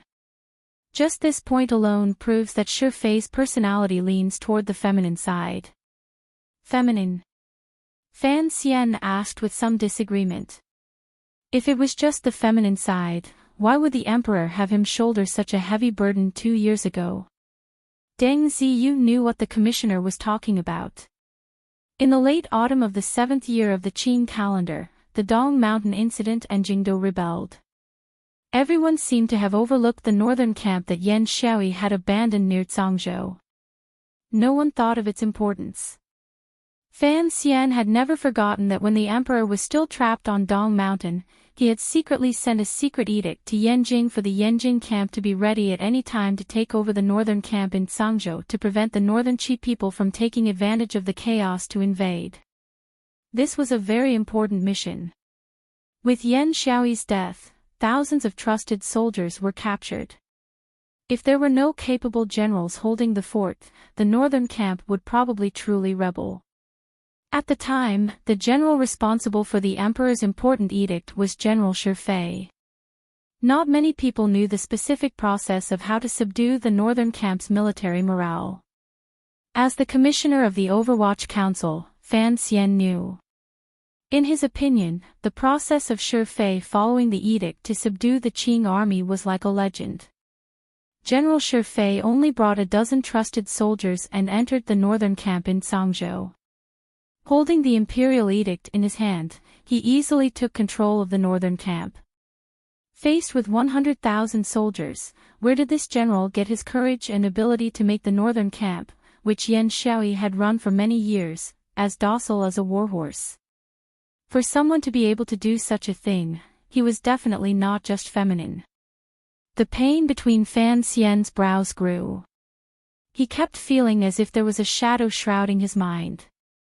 The emperor had decided to have the great prince lead the army on a northern expedition. This was expected. For a powerful figure like Shi Fei to not stay on the front lines but instead be transferred back to Jingdo to be the commander of the Jingdo garrison, who was he targeting? As early as when the former crown prince left for Nanzhao, Fan Xian had deduced that once the eldest princess's power melted like ice and snow, what welcomed him immediately would be the emperor's merciless reduction of power as well as the palace's merciless attacks on the older figures of the court. During these 2 years, the Overwatch Council's power had been reduced significantly. Fortunately, the emperor's trust in him grew with each passing day. No one in court dared to do anything to him. The elders that worried Fan Xian the most had also gained valuable experience from the Jingdo rebellion. Without waiting for the emperor to act, they automatically disappeared from the stage. His father had long resigned from his position as Minister of Revenue and returned to Danzhou to retire. Although Chen Pingping still held the position of Director of the Overwatch Council, he had long stopped overseeing matters and handed all council affairs to Fan Xian and Yan Bingyun. Furthermore, he had long asked the emperor for his resignation. However, the emperor truly pitied the relationship between them and insisted on not allowing it. Of course, among the people of the older generation, the most tragic was his father-in-law in Wuzhou. During the rebellion in Jingdo, the previous prime minister, Lin Ruofu, had made a miscalculation and handed over all the people he had buried in the court to his good son-in-law. He had originally thought that he could make a comeback. Who would have thought that the emperor would safely return to the capital? All of this had become like a dreamlike bubble.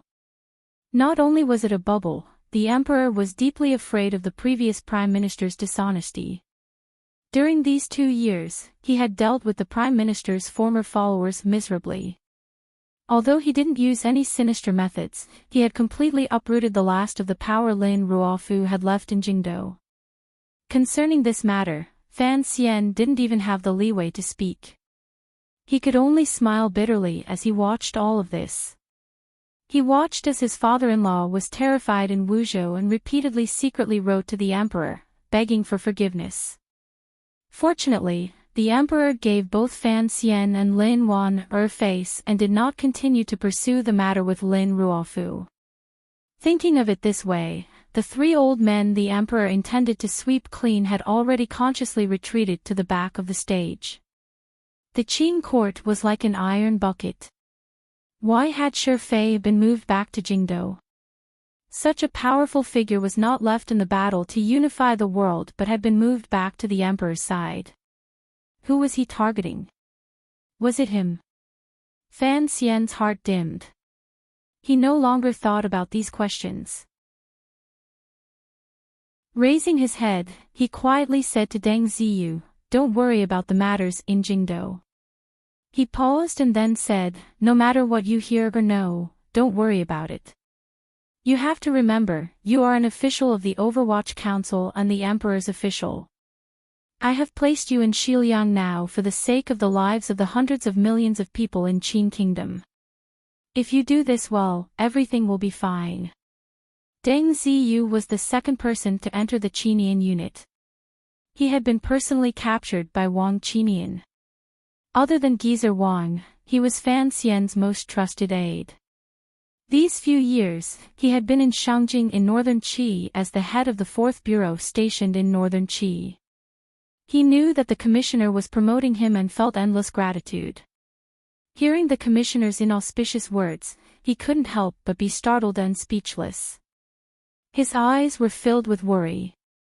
The 3 successive heads of the 4th Bureau's Northern Qi spy network in the Overwatch Council were Yan Bingyun, Wang Qinian, and Deng Ziyu. They were all Fan Xian's most capable assistants. If they didn't get into an accident like Wang Qinian, they would all become the top officials of the Overwatch Council in the future. Fan Xian looked at Deng Ziyu calmly. "The Xiliang matter is very important. You have to handle it well. After you return to the capital, you will hold the position of head of the 4th Bureau. This way, it will be easier to get support from the other 7 bureaus. However, don't worry about the other areas for now. Let Yan Bingyun lead them. Do you understand?" I understand. Deng Ziyu nodded.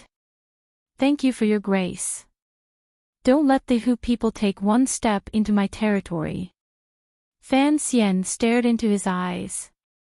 I have given up so many people and left you, whom I trust the most, in this desolate Xiliang road for at least 2 years. You know why. Don't disappoint me. Deng Ziyu's heart trembled. He knelt down on one knee and solemnly said, I will not disappoint your hopes. Fan Xian nodded and didn't say anything more. It was Deng Ziyu's heart that was still filled with emotion. He had followed the commissioner for 5 years but had never seen him give instructions so seriously. What made him feel even more awed was that although Sir Fan Jr. was only a young man in his early 20s, when he gave instructions and did things, he was calm and steady like an old man who had floated in court for decades. He hesitated for a moment and then said, concerning Songji Xianling, the news that Songji Xianling was a Hai Tang would slowly spread out. At least for now, other than Fan Xian, only Deng Ziyu knew this secret.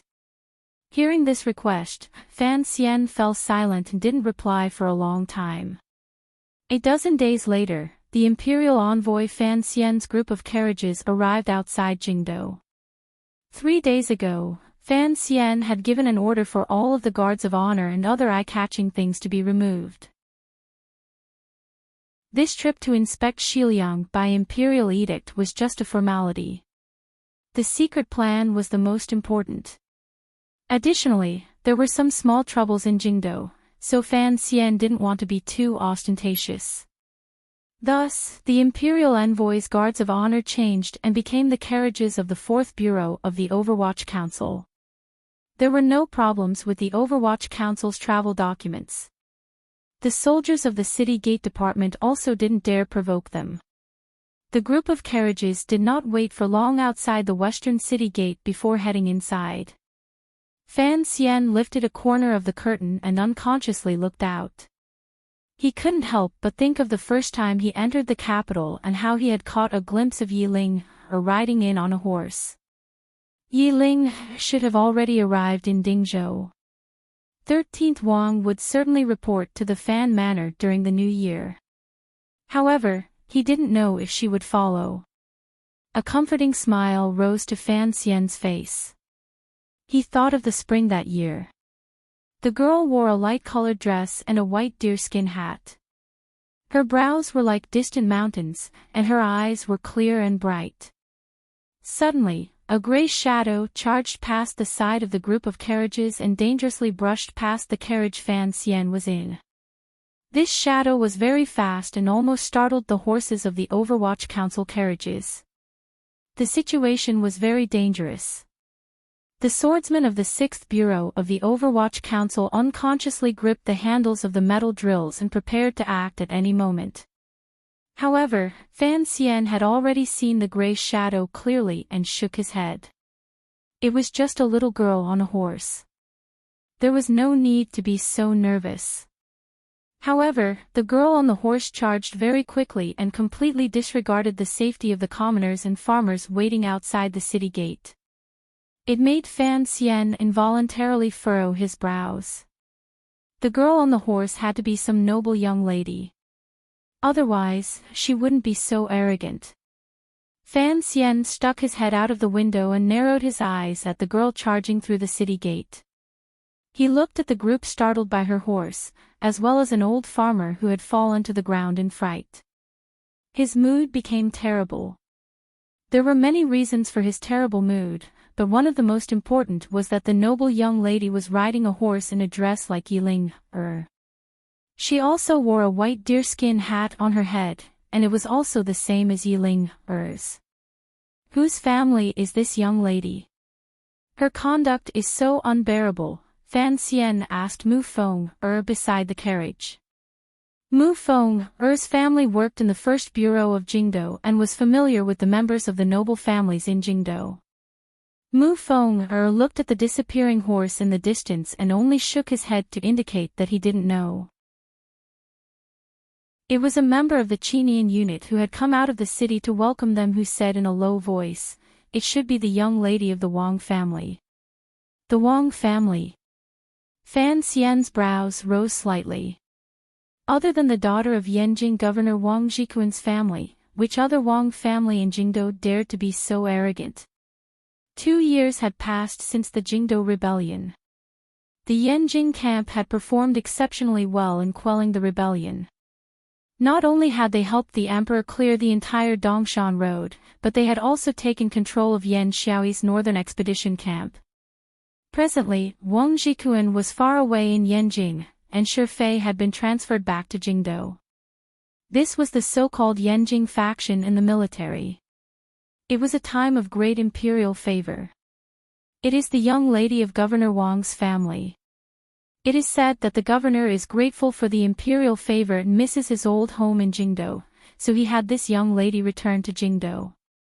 The present commander of the Jingdo garrison, Shi Fei, was Governor Wang's subordinate in the past. This young lady calls him uncle. It is said that she liked the elegance of the young lady of Jingdo the most, so... The member of the Qinian unit explained in a low voice. A good subordinate would always analyze the situation for the superior to prevent any unnecessary problems. She wants to learn from Yiling. The smile at the corner of Fan Xian's lips was slightly strange. The first time I saw Yiling, outside the city gates, the people of Jingdo automatically made way for her. I have also never seen my disciple randomly wave a whip to chase people away. Looking at this scene, he gradually understood who the great prince's secondary fei was. His expression gradually darkened. Don't enter the palace first. Go around to Prince Hiqing's manor. Chapter 6:14. The carriages with the clear Overwatch Council insignia smoothly entered Jingdo's West City Gate. At Xinjiku, the carriages dispersed. The two carriages at the front merged inconspicuously into the flow of people on the streets of Jingdo and turned southwest. In a moment, they left behind the liveliness behind them and entered the noble and quiet east side of the city. In the distance, they could see the beasts of the Fan family's manor. The carriages did not stop. Instead, they turned north. The closer they got to the royal palace, the quieter it became. They passed the area around the manor and King Jing's manor, whose doors had been closed for a long time, and came to the street where Prince Hiqing's manor was.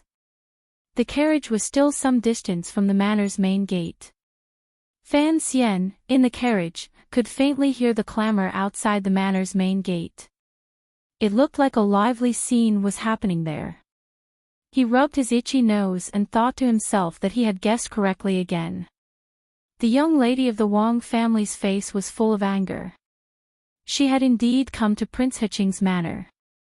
As for the emperor's thoughts, Fan Xian had already guessed a bit after seeing the young lady of the Wang family, who was pretending to be Dongshi, outside the city gate. Since the great prince was being forced to take a secondary fei in preparation for the future removal of Wang Fei, then this secondary fei had to be of high birth. Only then would she be able to sit in the position of Wang Fei. Furthermore, this young lady was Wang Jikuan's beloved daughter. In the future, when the great prince led an army to the north, his father-in-law would lead the Yanjing camp to assist him. On the battlefield, the commander and deputy would not be hindered. It would also be of great benefit to the overall situation. As for whether or not the emperor would worry that the great prince and Wang Jikuan controlled too many soldiers if the young lady of the Wang family actually became Prince Hiqing's fei, that was a problem for the future. With the lesson of the second prince, Fan Xian did not think that the emperor would give his sons too many opportunities to let their imaginations run wild. The daughter of an important military official marrying a prince, the prince should be secretly cautious. Otherwise, who knew if he would end up like Li Qingze and be sold out cleanly when things came to a head? Fan Xian couldn't resist laughing mockingly. The emperor's arrangements were far-sighted.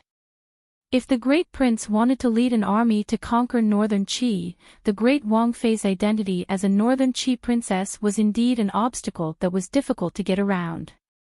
However, Fan Xian felt a strong revulsion toward this kind of arrangement. Putting aside the relationship between him and the great princess of Northern Qi, just seeing the vile young lady of the Wang family at the city gate made Fan Xian develop a deep suspicion toward the emperor's vision. Picking a daughter-in-law for yourself, you have to pick a good one. A woman like this, if she really entered the Wang Fu, I'm afraid the entire Fu will not be at peace. Fan Xian immediately denied his silent criticism of the emperor. The emperor never cared much about women. Marriage alliances were just some transactions. As for this woman's character and whether or not she would bring benefits to his son, he did not care at all. As for the manor becoming restless because of the young lady of the Wang family, perhaps this was the effect that the emperor wanted to see. The great prince's status was noble. Prince Hiqing's manor took up half of the long street. The eastern part of the city was silent. No one dared to laugh at the great prince in such an important place. Although there was some noise outside the front door of the manor, other than the 2 carriages of the Overwatch Council, no one else was spying on them. "Milord, it's a little inconvenient to go there now. Why don't we return to the estate first?" Although Fan Xian had come to Shiliang in the name of an imperial envoy, in reality, he was carrying out a secret edict. He didn't need to return to the capital to enter the palace to reply to the edict. Mu Feng watched as Prince Hiqing's manor door turned into a market. He thought to himself, the prince must have lost some face. If the commissioner came to visit now, it would probably be inconvenient. However, Mu Feng was still not as good as Wang Qinian at guessing Fan Xian's intentions. Fan Xian had come to Prince Hiqing's manor to watch the excitement. He listened intently in the carriage. He had already understood where the excitement outside Prince Hiqing's manor door came from. The young lady of the Wang family's voice was so loud that it was difficult not to understand.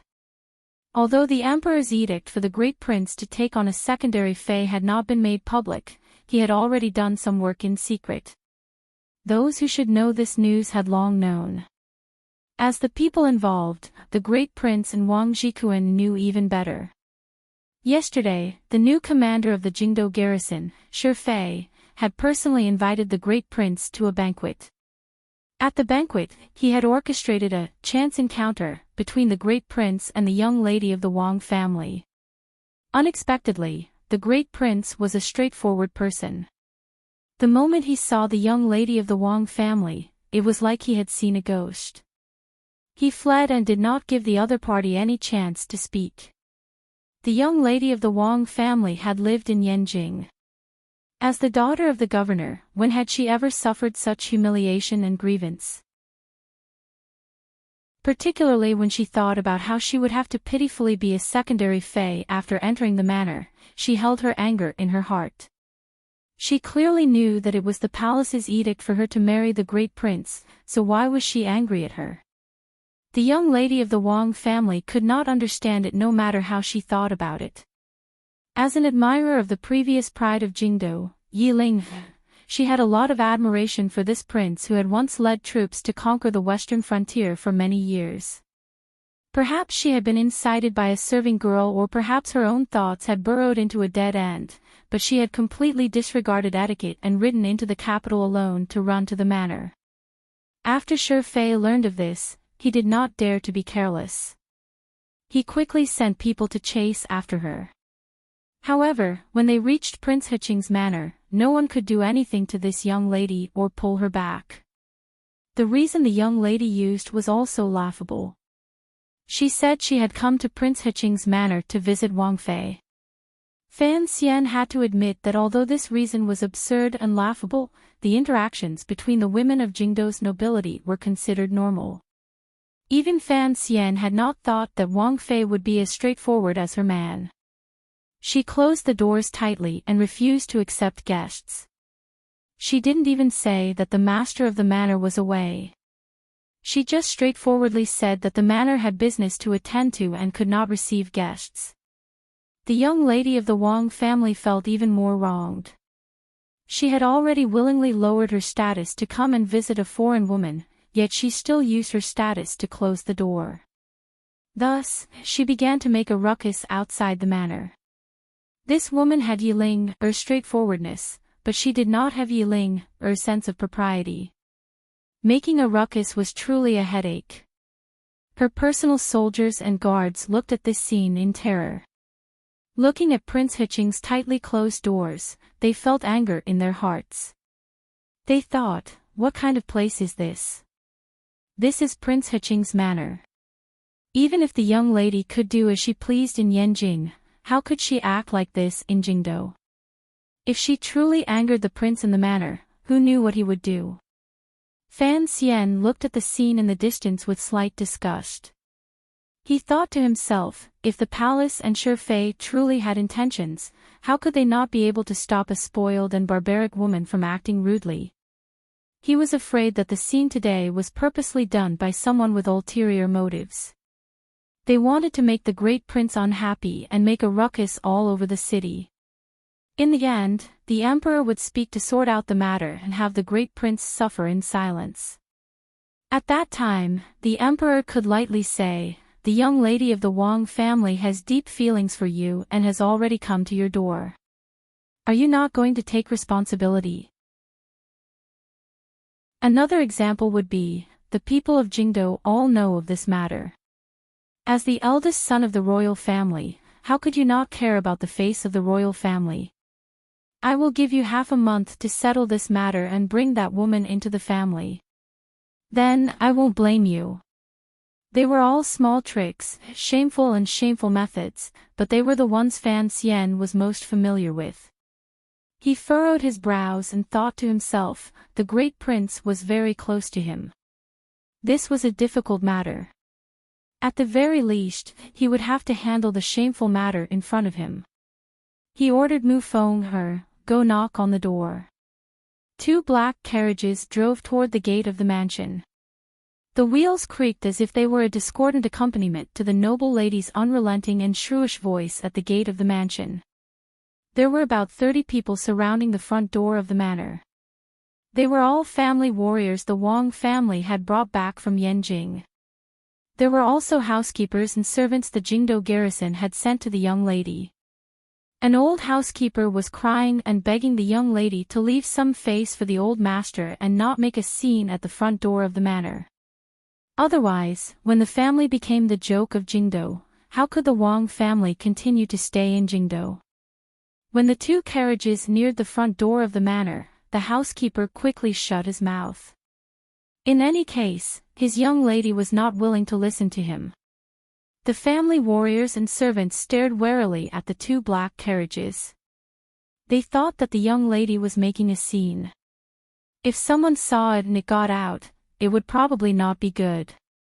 Only the young lady of the Wang family had 1 foot on the stone lion and was pointing at the front door of the manor. She was still displaying the power of a starlet facing the ocean and cursing endlessly. Fan Xian's voice came out of the carriage, "Whose family is this girl? Making a scene in the middle of the street, do you have any manners?" These words were said with the arrogance of one's age and experience. It was also a phrase that Fan Xian had thought of after pondering for a long time in the carriage. After these words were said, the expressions of the people surrounding the front door of the manor changed dramatically. These words appeared normal, but they were unusually vicious. Once they opened, they brought the young lady's current actions to the teachings of the family. It appeared to be criticizing this woman, but in reality, it was directed at the person behind her. A family warrior stared at the 2 carriages and forcefully suppressed his anger. I wonder which official has arrived.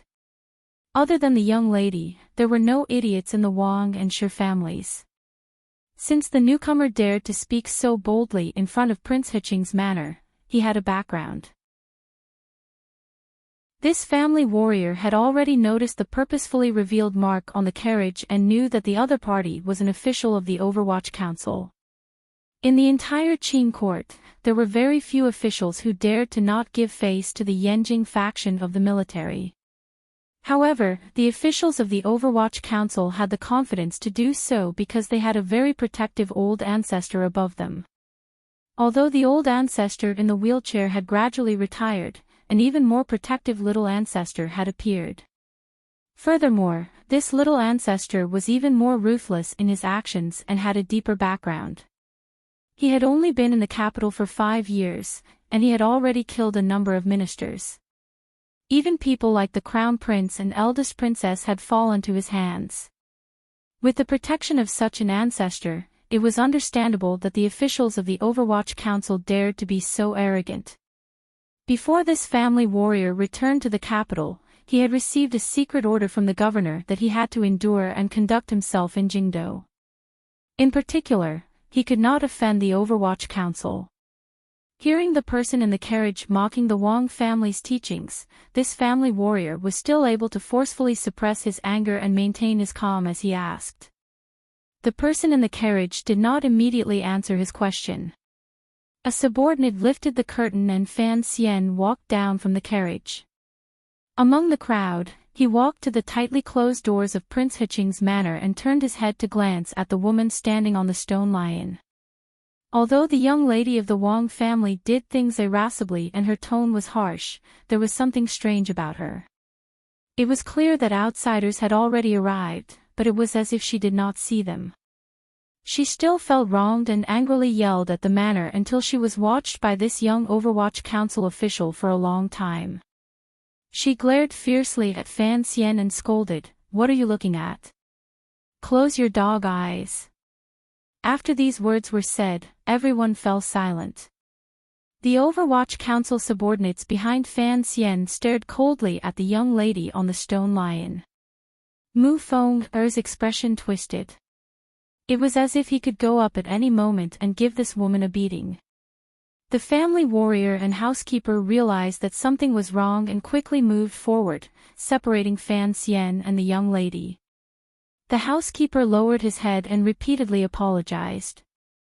The expression of the family warrior was also very awkward. Fan Xian looked at this scene and was increasingly certain of his guess. The young lady of the Wang family must have been provoked by someone to come to make trouble. The Wang family warriors probably still did not know the reason.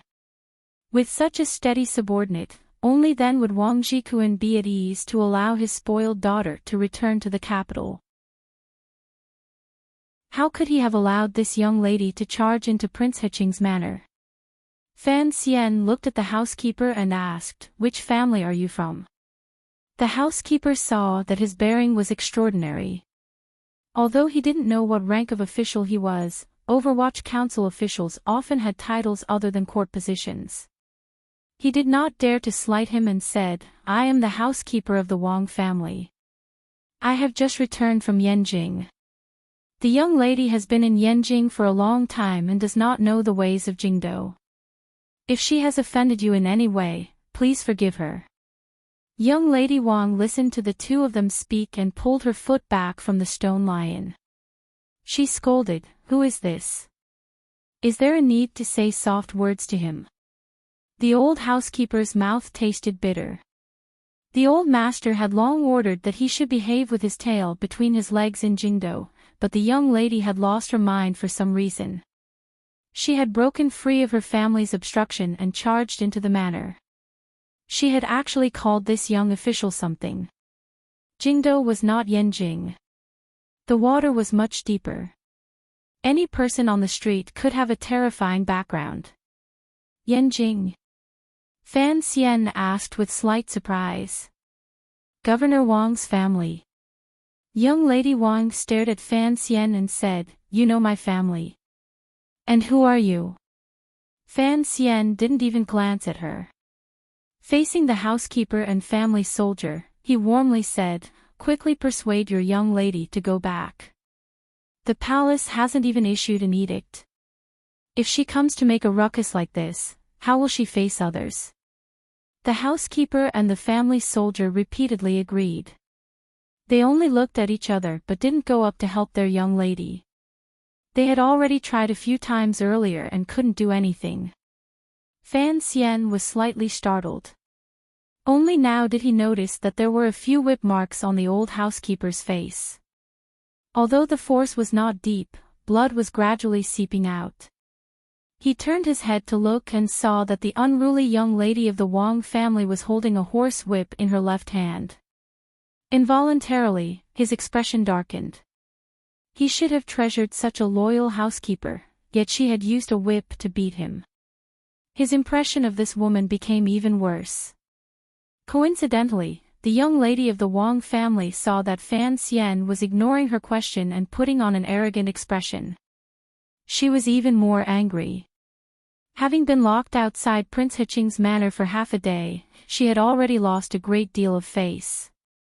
Now, an unknown young official dared to give her a hard time. How could she endure it? The anger in her heart flared. Tears welled up in her eyes.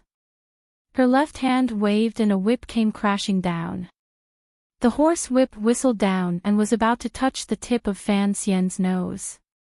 Fan Xian only looked at the woman and thought mockingly in his heart that in this rebirth, the women he had met all had their own beauty. When he was in Danzhou, he couldn't find a bully even if he wanted to. Unexpectedly, he had finally seen a tender fish's eye. With a cracking sound, a few gusts of cold wind flashed past. The horse whip in the young lady's hand broke into 4 pieces in front of Fan Xian and fell to the ground. How could the swordsman of the 6th Bureau of the Overwatch Council allow an unruly woman to harm their commissioner? With a flash of cold light, 6 or 7 metal rods surrounded the young lady of the Wang family. The housekeeper and the family soldier had no idea that this young Overwatch Council official would have so many aces at his side. They were shocked. Worried about the young lady's safety, they all stood in front of her to protect her. If this had happened in the past, they probably would have guessed Fan Xian's true identity. However, everyone in Jingdou knew that the little ancestor of the Overwatch Council was still on his way back from patrolling Xiliang on behalf of the emperor, so they hadn't thought of this for a moment. Both sides were ready to fight at any moment outside the manor. Although the swordsmen of the Overwatch Council were terrifying, the family soldiers Yanjing's Wang Zhikuan had sent to protect his daughter were not idle either. Most importantly, the front doors of Prince Hiching's manor were still tightly shut. Fan Xian did not get angry. On the contrary, he smiled merrily as he looked at the young lady of the Wang family and said, "You can continue to curse. I won't stop you. However, in the future, I will go ask Wang Zhikuan how he raised a strange person like you. Someday, I will also go ask Shifei if he, as your uncle, doesn't have time to teach you and if you want me to teach you." In the Qing court, there were no more than 3 young people who dared to directly call Governor Wang and Commander Shi by their names. Other than the 2 princes, there was only that young man. The housekeeper and the family soldier met each other's eyes and saw the shock and regret in each other's hearts. Even their lips began to tremble. Unfortunately, the young lady of the Wang family was stupid. Hearing the other party directly call her father by his name, she said in a great anger, "Who do you think you are? How dare you make irresponsible remarks to father and say you will discipline me?" Fan Xian glanced at her and smiled coldly.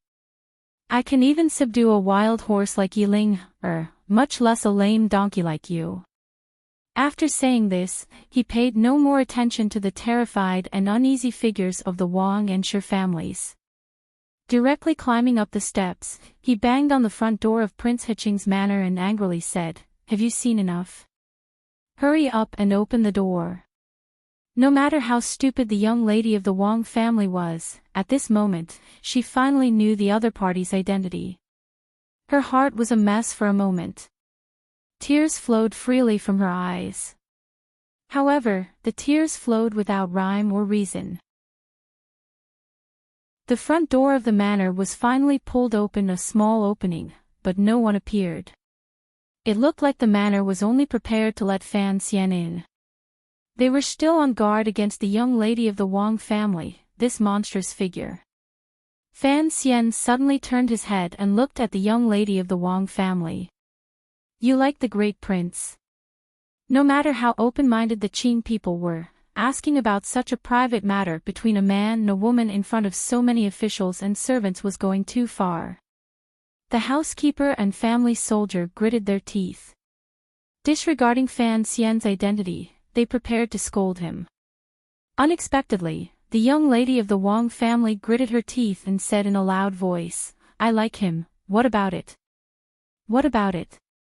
I just want to tell you that if I say it won't work, it won't work. Even if it works, it won't work." He paused and then said with slight mockery, "I've been scolding him for a while. Do you want to come in for a cup of tea?" The young lady of the Wang family froze where she was. Unconsciously, she prepared to flee back to Uncle Shi's home. She felt that the young noble in front of her was truly strange and powerful. It made her fearful for no reason. A moment later, she steeled her heart and threw down the broken end of the horsewhip. Stopping the housekeeper's attempts to stop her, she followed behind Fan Xian and entered the manor she had dreamed of for a long time.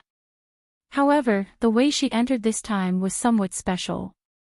The front doors of the manor closed tightly behind the two of them. Regardless of whether it was the subordinates of the Overwatch Council or the worried family soldiers and housekeepers of the Wang and Shi families, they were all blocked outside the manor. No one knew what Fan Xian was thinking by bringing the young lady into the manor. Fan Xian was surprised that the young lady of the Wang family dared to look him in the eye and bravely, or rather recklessly, follow him into the manor. Amidst the surprise, a strange feeling rose in his heart. He thought that although this woman was unruly by nature and did not care for her servants at all, compared to Yiling, her posture of cupping one's heart was much uglier. At least there was something good about Yiling. It was directness that was very different from other young ladies in Jingdou. The palace's edict has yet to come out.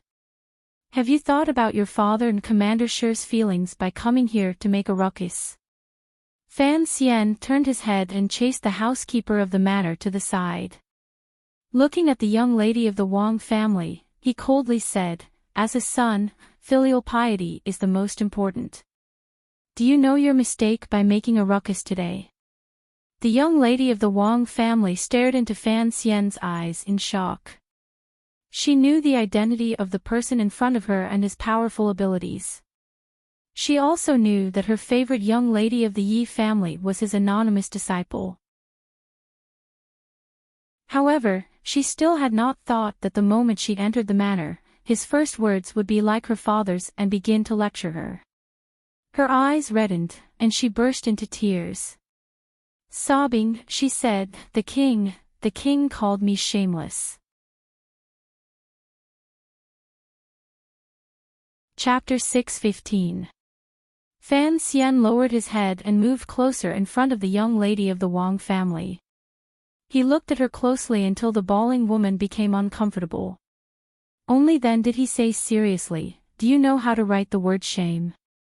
The young lady of the Wang family gritted her teeth and stared fiercely into Fan Xian's eyes. If the king said she did not know shame, she would be hurt, disappointed, and angry. However, she felt even more wronged. That was why she had come to the manor to seek justice from the king. However, for Sir Fan Jr. to say she did not know shame made it difficult for her to accept. Fan Xian straightened his body and gave a glance to the nervous servants in the manor beside him to have them retreat further. Only then did he open his mouth to ask the young lady of the Wang family, "Do you think that making such a ruckus today is very reasonable?" "I just don't know. The king and I have only met once in Uncle's manor. How can I be shameless?" The young lady of the Wang family bit her lip. Her eyes were red like a rabbit ready to pounce and bite at any moment. She stared angrily into Fan Xian's eyes and said, "Yesterday, I didn't dare to make a sound at the banquet. I didn't even dare to say a word. In the end, I was called shameless by you. Today, I came to make a fuss and let you see what true shamelessness looks like." Fan Xian felt something was strange in his heart, but he couldn't be bothered to probe deeper. He just couldn't stand the sight of a king being forced by both the palace and an unruly woman to shut himself in. Thus, he had revealed himself and was prepared to teach this woman a lesson on behalf of Governor Wang. However, at this moment, an idea flashed through his mind and he thought of a seemingly good way out. Being watched by Fan Xian's quiet and silent gaze, the young lady's voice became lower and lower. She gradually couldn't vent anymore. She felt like she had seen a ghost. Why was it that when she saw this young noble, her aura immediately disappeared without a trace? No matter how much she cheered herself on, she didn't dare to yell at him. In reality, it was still a matter of power. Fan Xian's position was high and important. Within the Qing kingdom, no one doubted he was the #1 person behind the emperor. In addition, 2 years ago, after he had broken the heartbreaking arrow with a stunning spear, his temperament had broken through again. He had long stood firmly in the realm of the upper 9th level and faintly became a first-rate figure below the great grandmaster. With power and aura added together, even if he was facing Governor Wang or even the ruthless Yan Xiaoyi of the past, Fan Xian would not have any thoughts of giving way.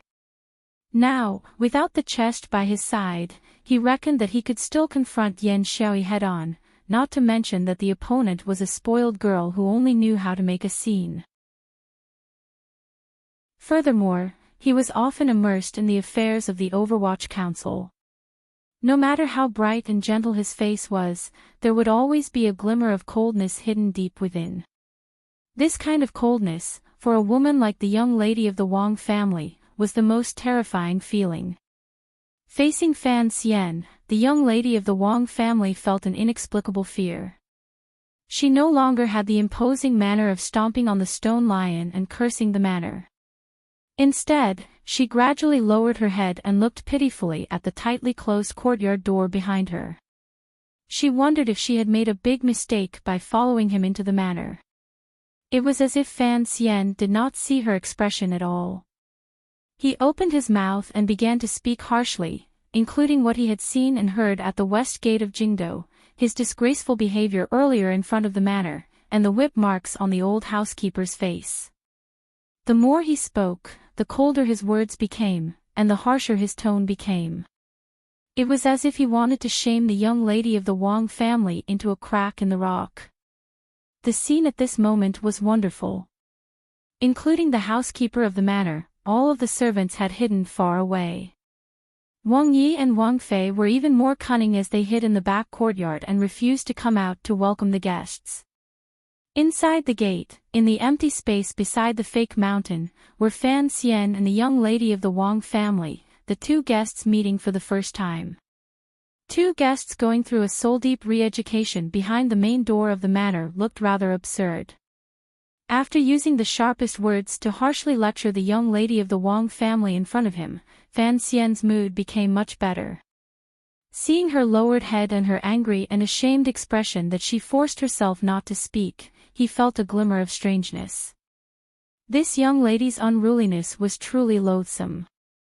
However, it looked like she knew her unruliness was wrong.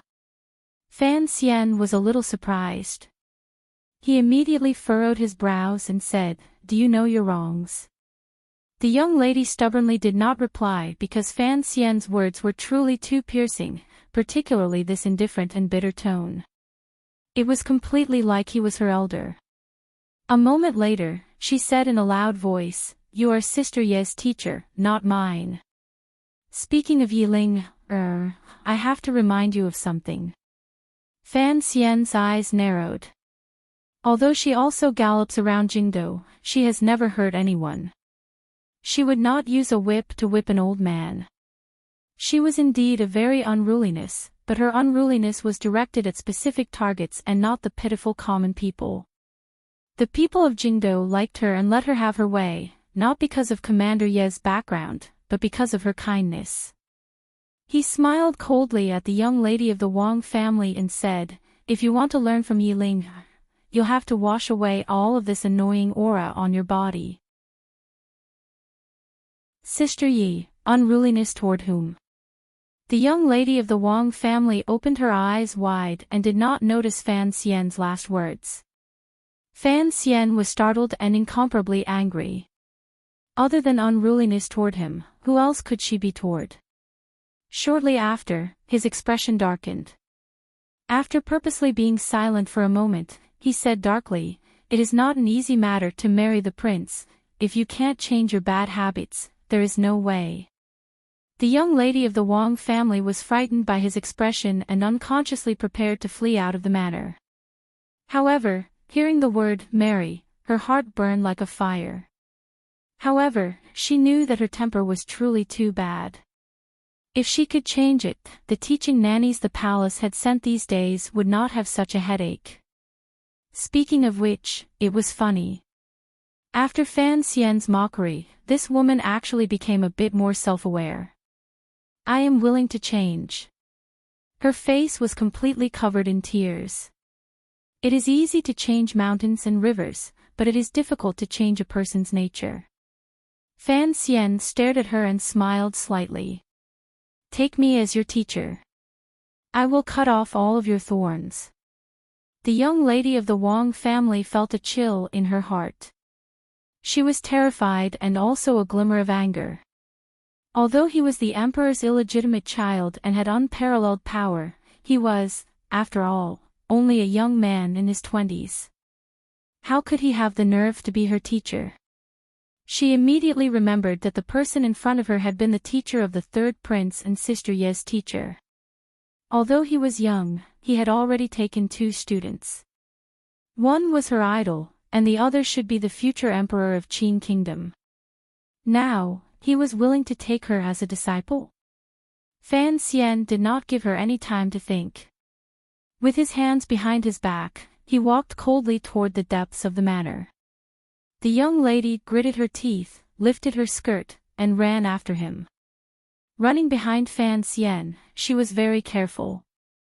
She finally understood that perhaps Sir Fan Jr. was willing to take her as a student because he truly wanted to create an opportunity for her to enter the manor.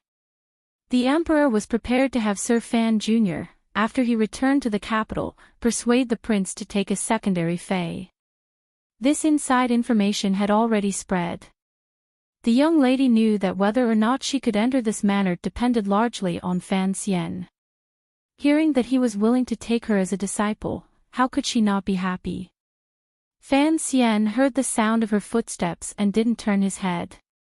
Straightforwardly, he said, "If you want to be my student, you have to be prepared to be beaten by me." The young lady was furious. She had lived for so long. Who dared to beat her? Immediately after, she thought of her own happiness and couldn't help but close her mouth in sadness. "Apologize to your housekeeper. Go find the people who were injured by your horse when they entered the city.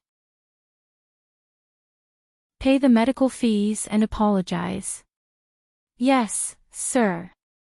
"Don't let me find out that after you apologize, you have thoughts of revenge in your heart. Don't let this kind of thing happen again." "Yes, sir." "Tomorrow, have General Shi send someone to bring you to the Fan Manor. Take 10 whips, and then this first matter will be over." The young lady of the Wang family stood dumbfounded. She had thought that she had already given Sir Fan Jr. enough face by suppressing her anger, agreeing to apologize to the housekeeper, and comforting those lowly commoners. Unexpectedly, this person was actually going to use a whip to beat her. "You're shameless." In Prince Hiching's quiet study, the great prince pointed at Fan Xian's nose and cursed angrily in a trembling voice. Across from him, Fan Xian did not show any weakness. With a face full of anger, he slapped off the great prince's finger and cursed, "You're the shameless one." The great prince said Fan Xian was shameless because he had brought the young lady of the Wang family into the manor and chased her to Wang Fei's residence. Furthermore, the great prince had heard clearly the conversation between Fan Xian and the young lady along the way. Fan Xian had taken her as a student and pulled the relationship between him and the Wang family closer. This made him very angry and confused. These few days, the palace had been secretly urging him to take a secondary fae. They had even picked someone for him. Although the great prince had forcefully resisted a number of times, in the end, no one dared to directly challenge the emperor's authority. His mood was in an unusually violent state. Particularly yesterday, the new commander of the Jingdo garrison, Shi Fei, had specially invited the great prince to a banquet. No matter what, he had to give this face. He had not expected that after 3 rounds of the banquet, Shi Fei would act like a matchmaker and invite the bashful young lady of the Wang family. The great prince immediately knew what was going on. In a rage, he flicked his sleeves and left, not leaving any face for the people from Yanjing. What made the great prince most angry was the attitude Fan Xian had displayed earlier. He had been vexed these past few days, but he had thought that once Fan Xian returned, his shockingly capable brother would certainly be able to think of a way to satisfy both sides. He would be able to cancel this marriage and make the emperor happier. At the beginning, the scene at the gates of the manor had made the great prince very happy. He thought that a crafty and unruly person like the young lady of the Wang family would indeed need someone as sinister as Fan Xian to deal with. He had not expected that Fan Xian's attitude would undergo a drastic change later on. Not only did he bring the young lady into the manor, he had also taken her as a student. How am I shameless? The great prince roared at Fan Xian. He had called Fan Xian shameless because he had disregarded their brotherhood and dragged him into the abyss. He had not expected that Fan Xian would dare to call him shameless. You're not shameless. Fan Xian's face was full of anger. What is the point of dragging me into the mess of your own manor? You dare to offend the emperor and the generals in Yanjing. Do you want me to offend them as well? She's just a silly little girl. With the means you and your husband have, you can easily get rid of her at any time. You even had to eagerly send the horse to me for me to handle. You too forcefully dragged me into the water. Isn't that shameless? The great prince was speechless. After discussing it with Wang Fei for a dozen days, he felt that in the current situation, it seemed that only Fan Xian could resolve this problem. He indeed had thoughts of dragging him into the water. He coughed and said guiltily, in any case, father was prepared to have you come to the manor to be a lobbyist. I'll pull you to my side first so that we can argue more in the future. Pa! I'm not a matchmaker, Fan Xian scolded without good humor. The great prince said seriously, but you are an official of Taichung Temple. Fan Xian shook his head helplessly. The official of Taichung Temple was in charge of the matters of the royal family. As for the marriages of the princes, and dukes, it was up to him to handle. The two of them fell silent at the same time. After experiencing the Jingdo rebellion 2 years ago, this pair of brothers were no longer like before, only relying on their relationship with Qin Pingping and Lady Ning to stand shoulder to shoulder. They truly had the friendship of killing enemies together and the feeling of living and dying together. In these 2 years, their relationship could not be better. What do you mean by taking her as a student? The great prince stared into Fan Xian's eyes. You know I don't want to take on a secondary fae. Let's not talk about this for now. Let's talk about the young lady of the Wang family. Fan Xian lowered his head and thought for a moment. He then said, this girl's family name is Wang Tong. She is Governor Wang's precious daughter. At yesterday's banquet, she did not lose her composure like she did today. Why did you call her shameless? The great prince said, although this girl's personality is rumored to not be good, I've only seen her once. As a prince, how could I rashly criticize the daughter of a general? Fan Xian smiled self-mockingly and said, I knew you weren't that kind of person. These words were gossip that the teaching nannies in the palace passed through the serving girls of the Wang family to Miss Wang's ears. That is why she came to make such a fuss today. It is clear that the palace wants her to make a fuss so that the entire city knows, and Wang Fei is secretly angry. He raised his head and looked at the great prince. She is, after all, a daughter of the Wang family. Her status is sufficiently noble. Furthermore, as you know, ever since the Dong Mountain incident, the Qing court's attitude toward Northern Qi has undergone a great change. Everyone's attitude toward Wang Fei is not what it was before. The great prince nodded silently. Wang Fei had not been willing to leave the manor these 2 years because she did not want to endure the hostile gazes of the common people of the Qing kingdom. Northern Qi had participated in the plot to assassinate the emperor. No one could escape this hatred. Thus, if this matter truly becomes a scandal and the emperor directly decrees a marriage, I'm afraid all the civil and military officials in court will support it. Wang Fei must abdicate. All the civil and military officials in court. The great prince furrowed his brows and refuted. This Miss Wang's reputation is not very good. Fan Xian smiled coldly and said, "Who are you?" "You are the eldest son of the royal family, the only prince who can lead a northern expedition. You are the pride of the Qing kingdom. Never mind Miss Wang, as long as your Wang Fei can change from a northern Qi person to a Qing person, even if she is a sow, these officials, scholars, and people will carry her into the manor for you." The great prince's heart chilled. It was as if he saw a large white sow tied to a pole with red ribbons around her body being carried into the manor amidst the sound of trumpets and swona. I already understood on the way here. Regardless of whether it is you or me, neither of us can stop this matter. There are only 2 of us. How can we oppose the entire court?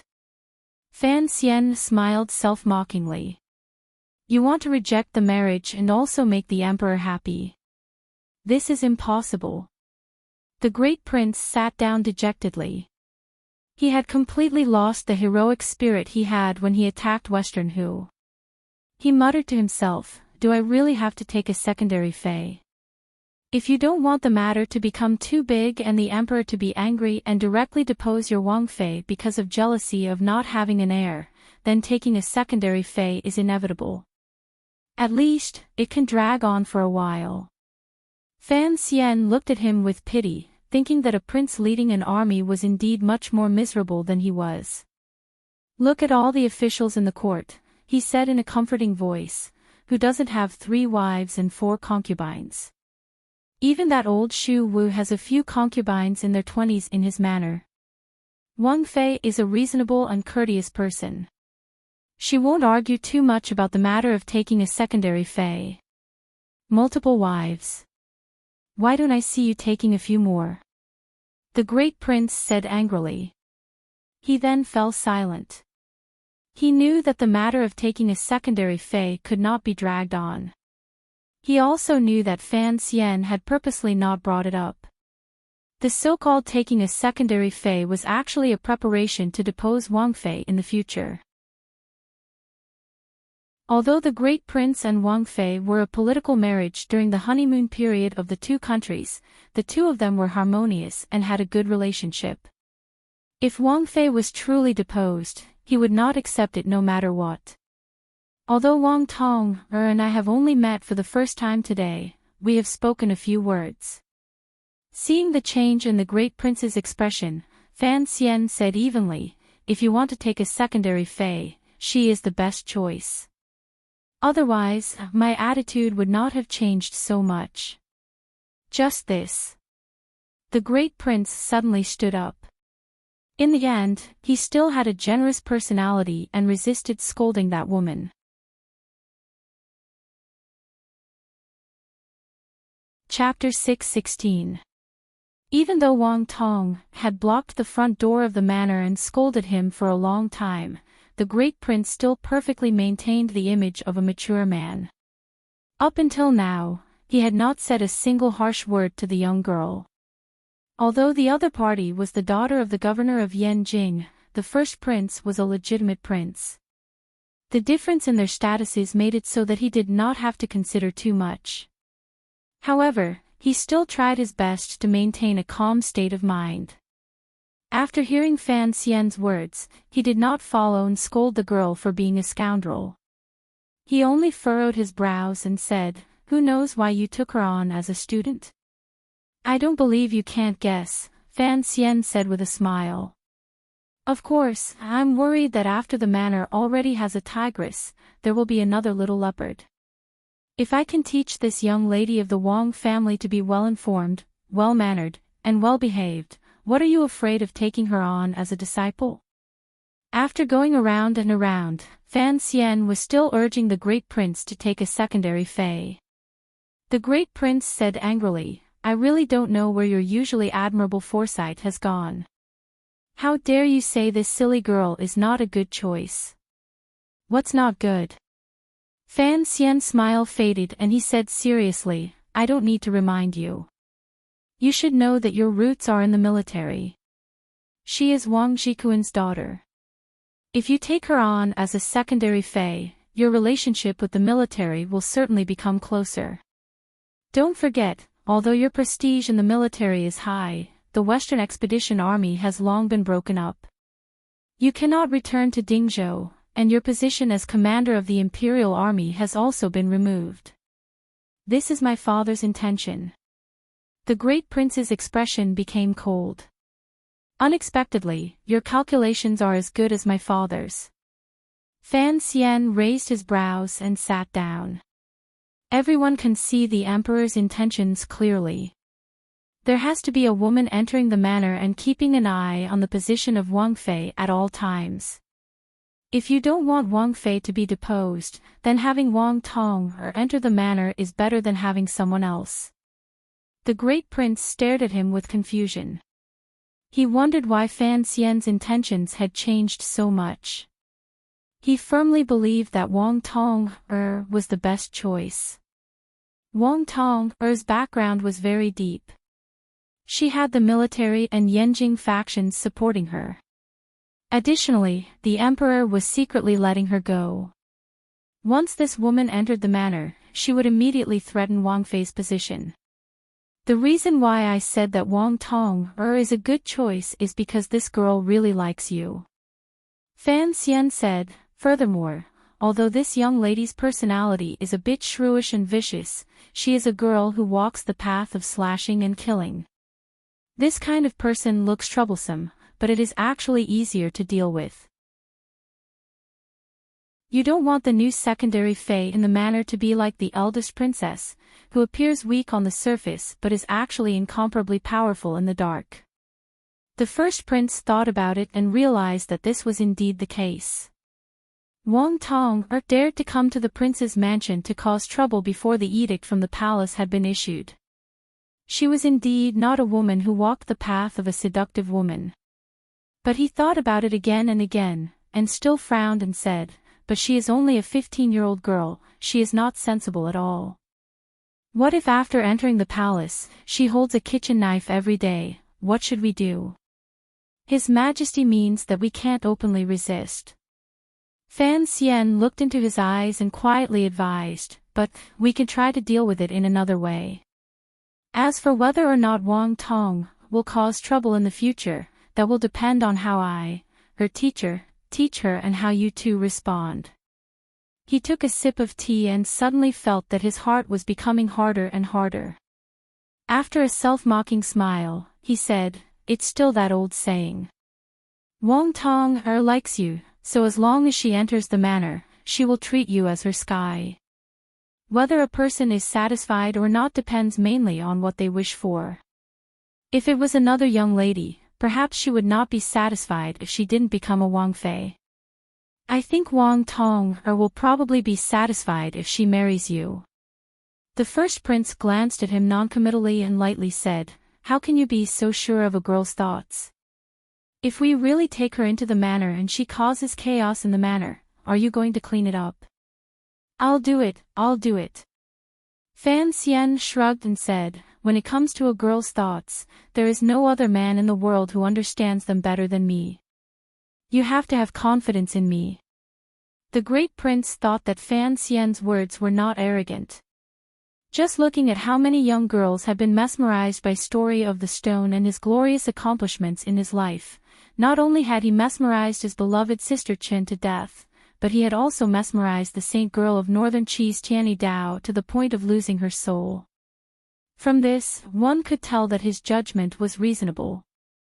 I just don't understand why Miss Wang has to keep an eye on me. You have to know that we only met once at Shi Fei's banquet. The great prince stared at Fan Xian and said, to like someone at first sight.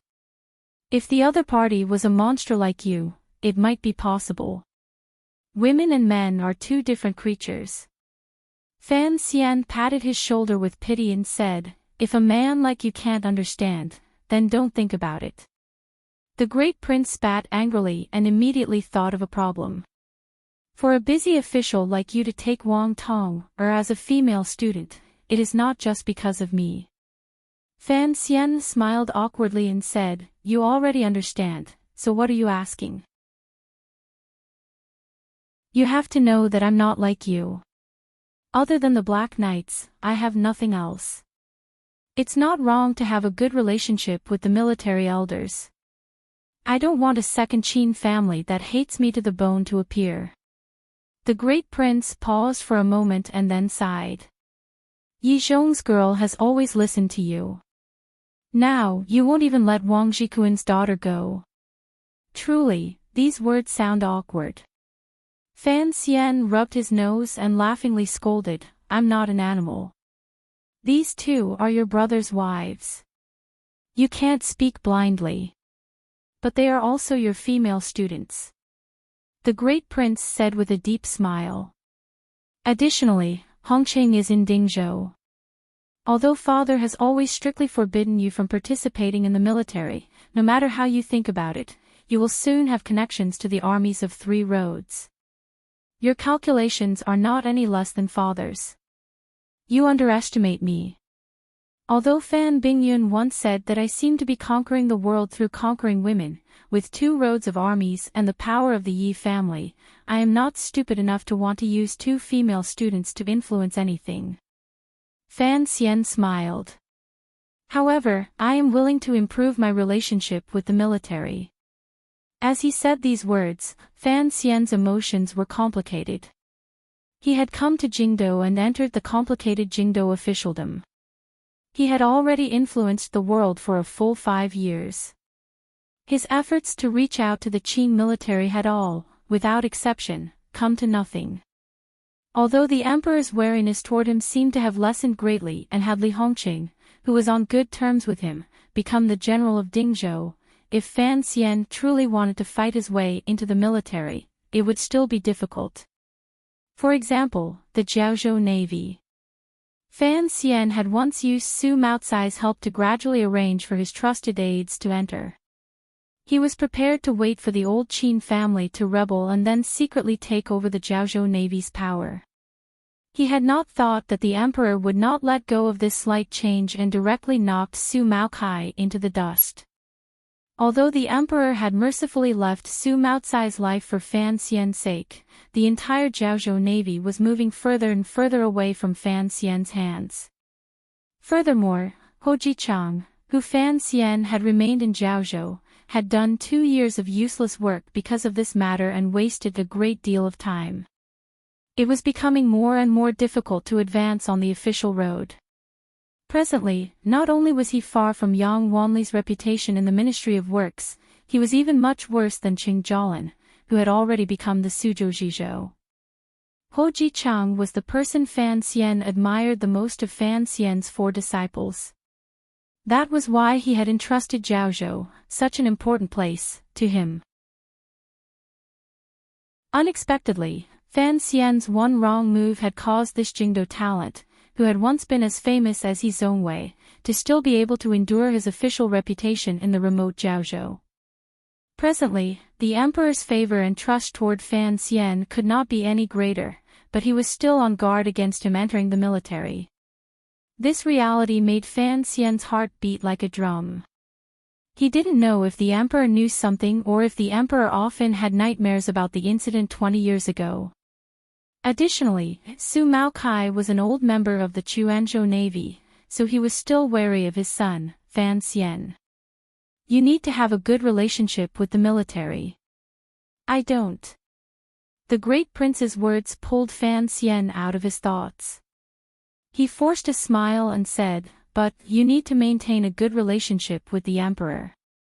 As for me, as long as the emperor does not obstruct me, not only do I want to have a good relationship with the military, but Wang Zhikuan and the other military elders also want to have a good relationship with me. If I take his daughter as a student, he will probably wake up laughing in the middle of the night. The great prince raised his brows. He knew that Fan Xian was speaking the truth. In the present Qing kingdom, purely in terms of power and status, there was no one more glorious than Fan Xian.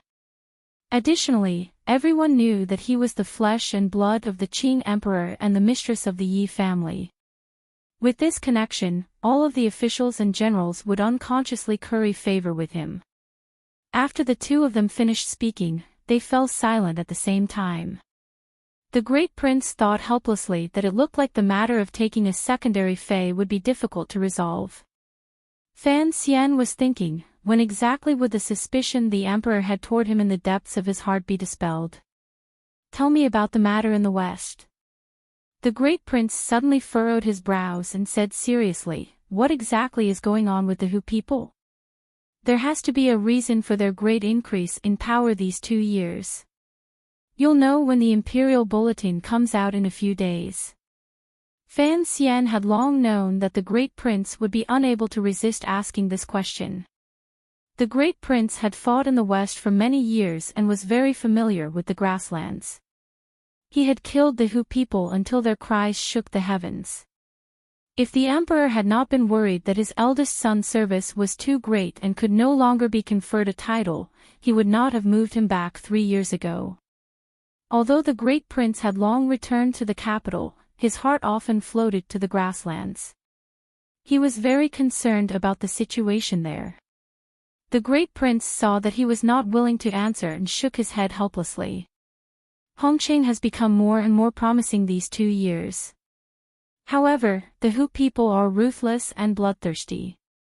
You have to remind him more. After Fan Xian nodded, he suddenly furrowed his brows and asked seriously, the Qing kingdom and the Western who have fought for decades. Each time, it looks like we have a great advantage and are about to completely resolve the problem.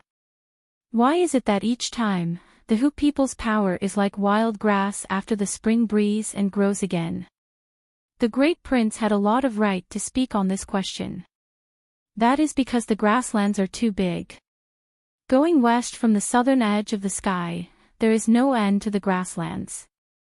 Once the Qing kingdom has the absolute advantage, they will flee west. How can we completely resolve the problem? This time, I found that the Western Hu court is not particularly far from Dingzhou, Fan Xian asked with confusion.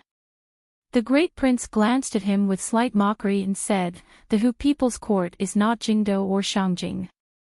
By the time we attacked there, they had long moved into the depths of the grasslands. It is only because the Hu people are powerful that they dare to move the court not far from the border. Putting aside the years I fought against the Hu people in the west, just talking about 20 years ago, Father personally led the army of the entire country to the grasslands with the intention of wiping out the Hu people in one fell swoop. Unfortunately, in the end, it was all for naught, the great prince said with some regret. The power of the entire country, the imperial army personally attacking, and Father's genius military ability were still unable to subdue the Hu people in one fell swoop, much less people like us. When Fan Xian heard that the Qing emperor had personally led the imperial army on an expedition 20 years ago, his expression became serious. He didn't reply because he remembered clearly that during that western expedition, his father, Fan Jian, had also followed in the camp. During that time, a shocking change had happened in Jingdou. This change ended a woman's life and gave him a second life. In the arms of the blind uncle, he sat in the carriage and went to Danzhou. The great prince did not notice Fan Xian's strange expression. Slowly, he said, at that time, the old chief had just passed away and the Hu people were in internal strife. It was the best opportunity for the Qin kingdom. It was truly a pity. What is most puzzling is that at that time, Commander Yi had handed over the Jingdo garrison by imperial edict and personally became the vanguard of the army. The elite cavalry had already followed the western Hu court. As long as father's camp could hold out for another 3 days, they would have been able to capture all of the western Hu nobles in one fell swoop. However, at this time, the army suddenly stopped advancing westward and turned to retreat into the borders of the country, leaving the western Hu people with a breath. Fan Xian was silent for a moment. He then raised his face and smiled slightly at the great prince. The reason for the army's retreat is very simple. Presumably, at that time, the emperor already knew of my mother's death. The great prince's heart trembled. Only now did he think of the important matter that had been sealed away for many years. Looking at Fan Xian's forced smile, the great prince's pity rose in his heart and he did not continue this topic. A moment later, the great prince coughed and changed the topic back to the beginning. Is taking a secondary fey really not to be stopped? No one dares to disobey the edict. All those who oppose the emperor have not had a good end. Is Wang Tong really a good choice? At least, I can't see a better choice right now. Then, how do I tell Wang Fei? Fan Xian laughed and said, you don't need to worry about this problem. Wang Fei has a way to deal with a little girl. As he spoke, someone outside announced that Wang Fei and young lady Wang had arrived. The great prince and Fan Xian met each other's eyes and both smiled bitterly. After the two women entered, Fan Xian stood and bowed. Without anyone noticing, he observed the expressions on their faces and nodded his head in his heart. Wang Fei was as calm and graceful as usual, but Wang Tong's face was slightly red and shy. It was completely different from her earlier appearance. It looked like after Fan Xian had rushed her to Wang Fei's side, this young lady had received some kind of promise. Fan Xian sighed quietly in his heart. He knew Wang Fei was indeed powerful. She had long made up her mind before these two men, had decided. In order to protect her own interests, she had been forced to make a seemingly compromising choice. It looked like he wouldn't need to make things difficult for Wang Fei to persuade her in a moment.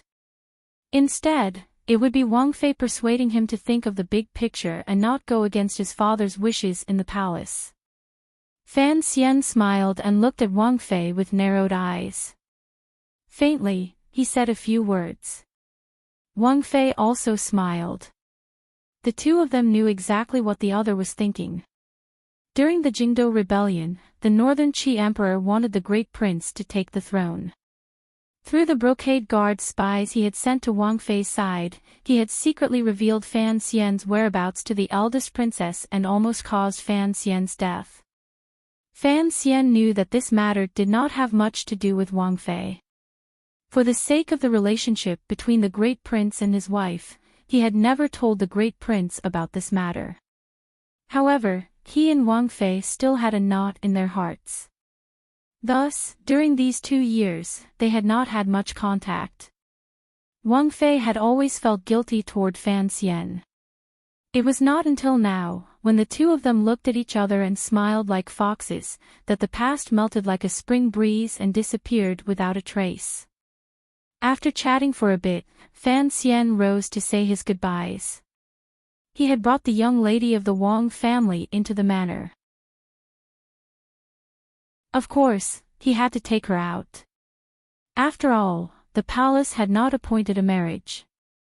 No matter how open the Qing people were, if he allowed Wang Tong, a love-struck fool, to wink at the great prince, it would be too unsightly if it got out. Wang Fei pretended to ask him to stay, but a clear light flashed through her eyes. Wang Tong foolishly did not want to leave. She looked pitifully at Fan Xian. Let's go, Fan Xian said. Teacher, where are we going? Wang Tong raised her head and looked at him in surprise. Wang Tong's eyes were filled with anger and refused to speak. Fan Xian's face immediately darkened. For some reason, Wang Tong was innately afraid of Sir Fan Jr. She unconsciously stood up and gritted her teeth as she followed Fan Xian out of the manor.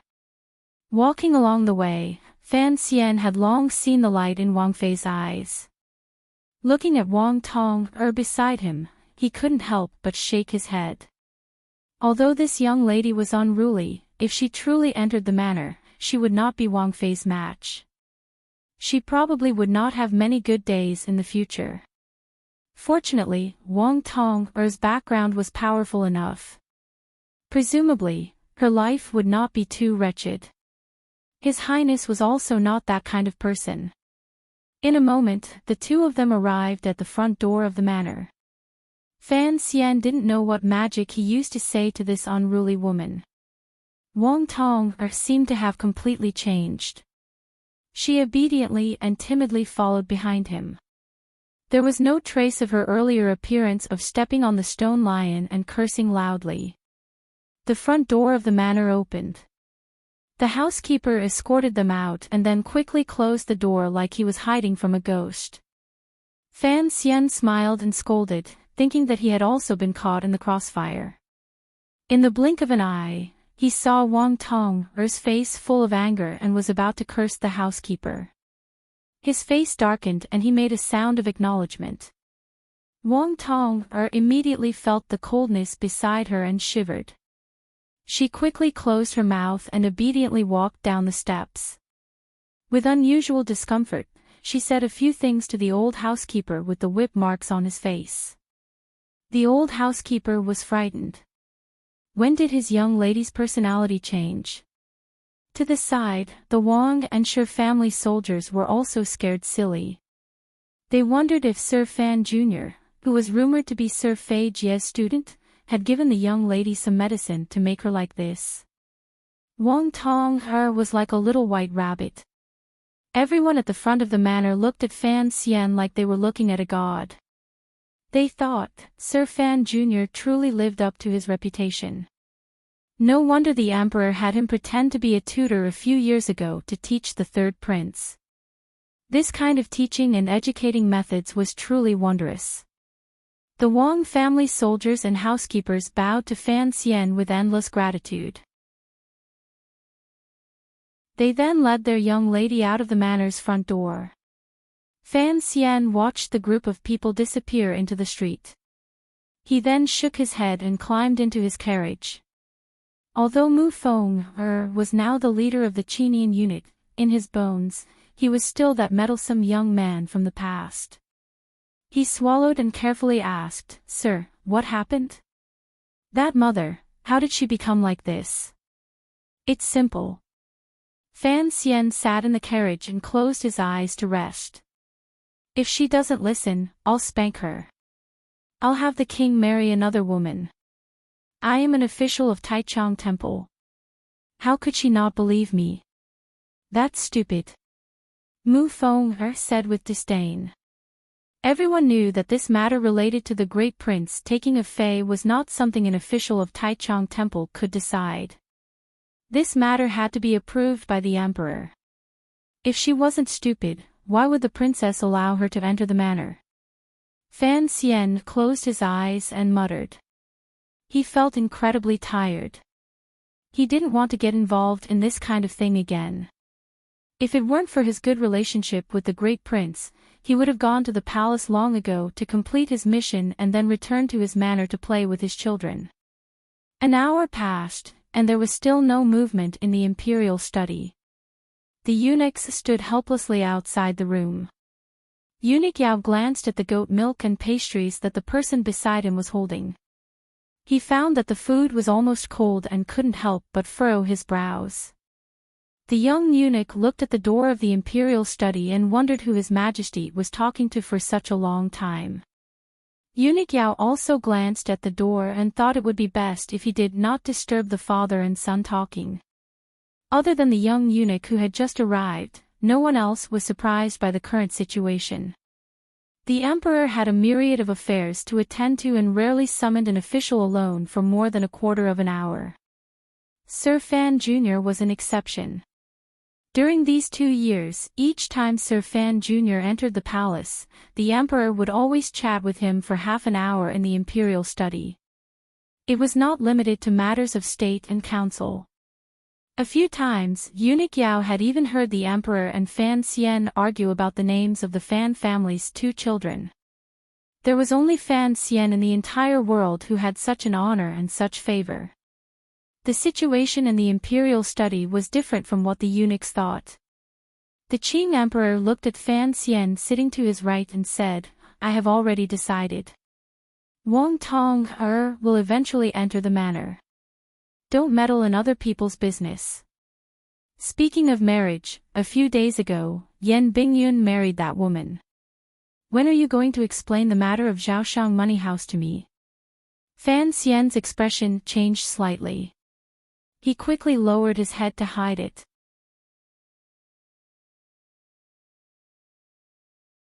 Chapter 617. Before I wrote, I looked and found that Wang Tong, or Sun character showed a different form. Perhaps it was too skewed. Sun means beautiful. Now, it looks like it needs to be changed to Tong. Also, I want to report something to everyone. I am seriously reserving monthly tickets after the 28th because I want to enter the top 3. I clenched my fist and spoke in a low and forceful voice. Fan Xian had been in the royal study for a long time. In the beginning, he picked the most important things to talk about. Presently, what the Qing kingdom cared about the most was the situation in Xiliang Road and to what extent the plan the emperor had the Overwatch Council prepare 4 months ago had been carried out. Fan Xian spoke confidently and with assurance. The emperor listened quietly. There was not a trace of dissatisfaction on his face. He even said a few rare words of comfort to Fan Xian, saying that he had worked hard. Feeling that the environment was suitable and the timing was just right, Fan Xian's eyes spun. He took this opportunity to say a few idle words about the great prince taking a secondary fei. The gist of this idle talk was completely different from the response he had discussed with the great prince in the manor. He directly used words to humiliate the young lady of the Wang family. At the same time, he expressed his strong desire as an official not to participate in the affairs of the royal family. Just as Fan Xian had expected, the emperor flew into a rage upon hearing these words. He reprimanded Fan Xian, pointed out his identity as an official of Taichung Temple, and said harsh words about the matter of the prince taking a secondary fei. This storm did not make Fan Xian feel any fear. He had been with this unfathomable emperor for a long time. Although he was still unable to see into the depths of his heart, at least he had a clear understanding of his personality and likes. However, such a vigorous scolding often meant that the matter was not serious. As expected, Fan Xian took the opportunity to suggest that since he was an official of Taichung Temple and the emperor was going to marry the young lady of the Wang family to the great prince, he had to think for the sake of the royal family's face. Should he teach the young lady some things? These things were usually done by the old nannies in the palace, yet Fan Xian, a young man, had stolen them. It was unavoidably comical. However, the emperor did not laugh. He directly told Fan Xian not to meddle in other people's business, but he did not get angry. The emperor had probably long known of the story outside the manor and had long guessed why his favorite son had insisted on not allowing it earlier and what benefits he had asked for. Just as Fan Xian felt slightly more at ease, he heard the words, Zhaoshang Money House. These 4 words were like a deep brand, burning his heart, causing him to lower his head and remain silent for a moment. He knew why the emperor had chosen this moment to have him hand over Zhaoshang Money House. It was because he had gotten used to this kind of sudden thunder over the past 2 years. If it weren't for his thick skin, he would have been struck by lightning in the past 2 years. Was this the so-called unfathomable saint's heart?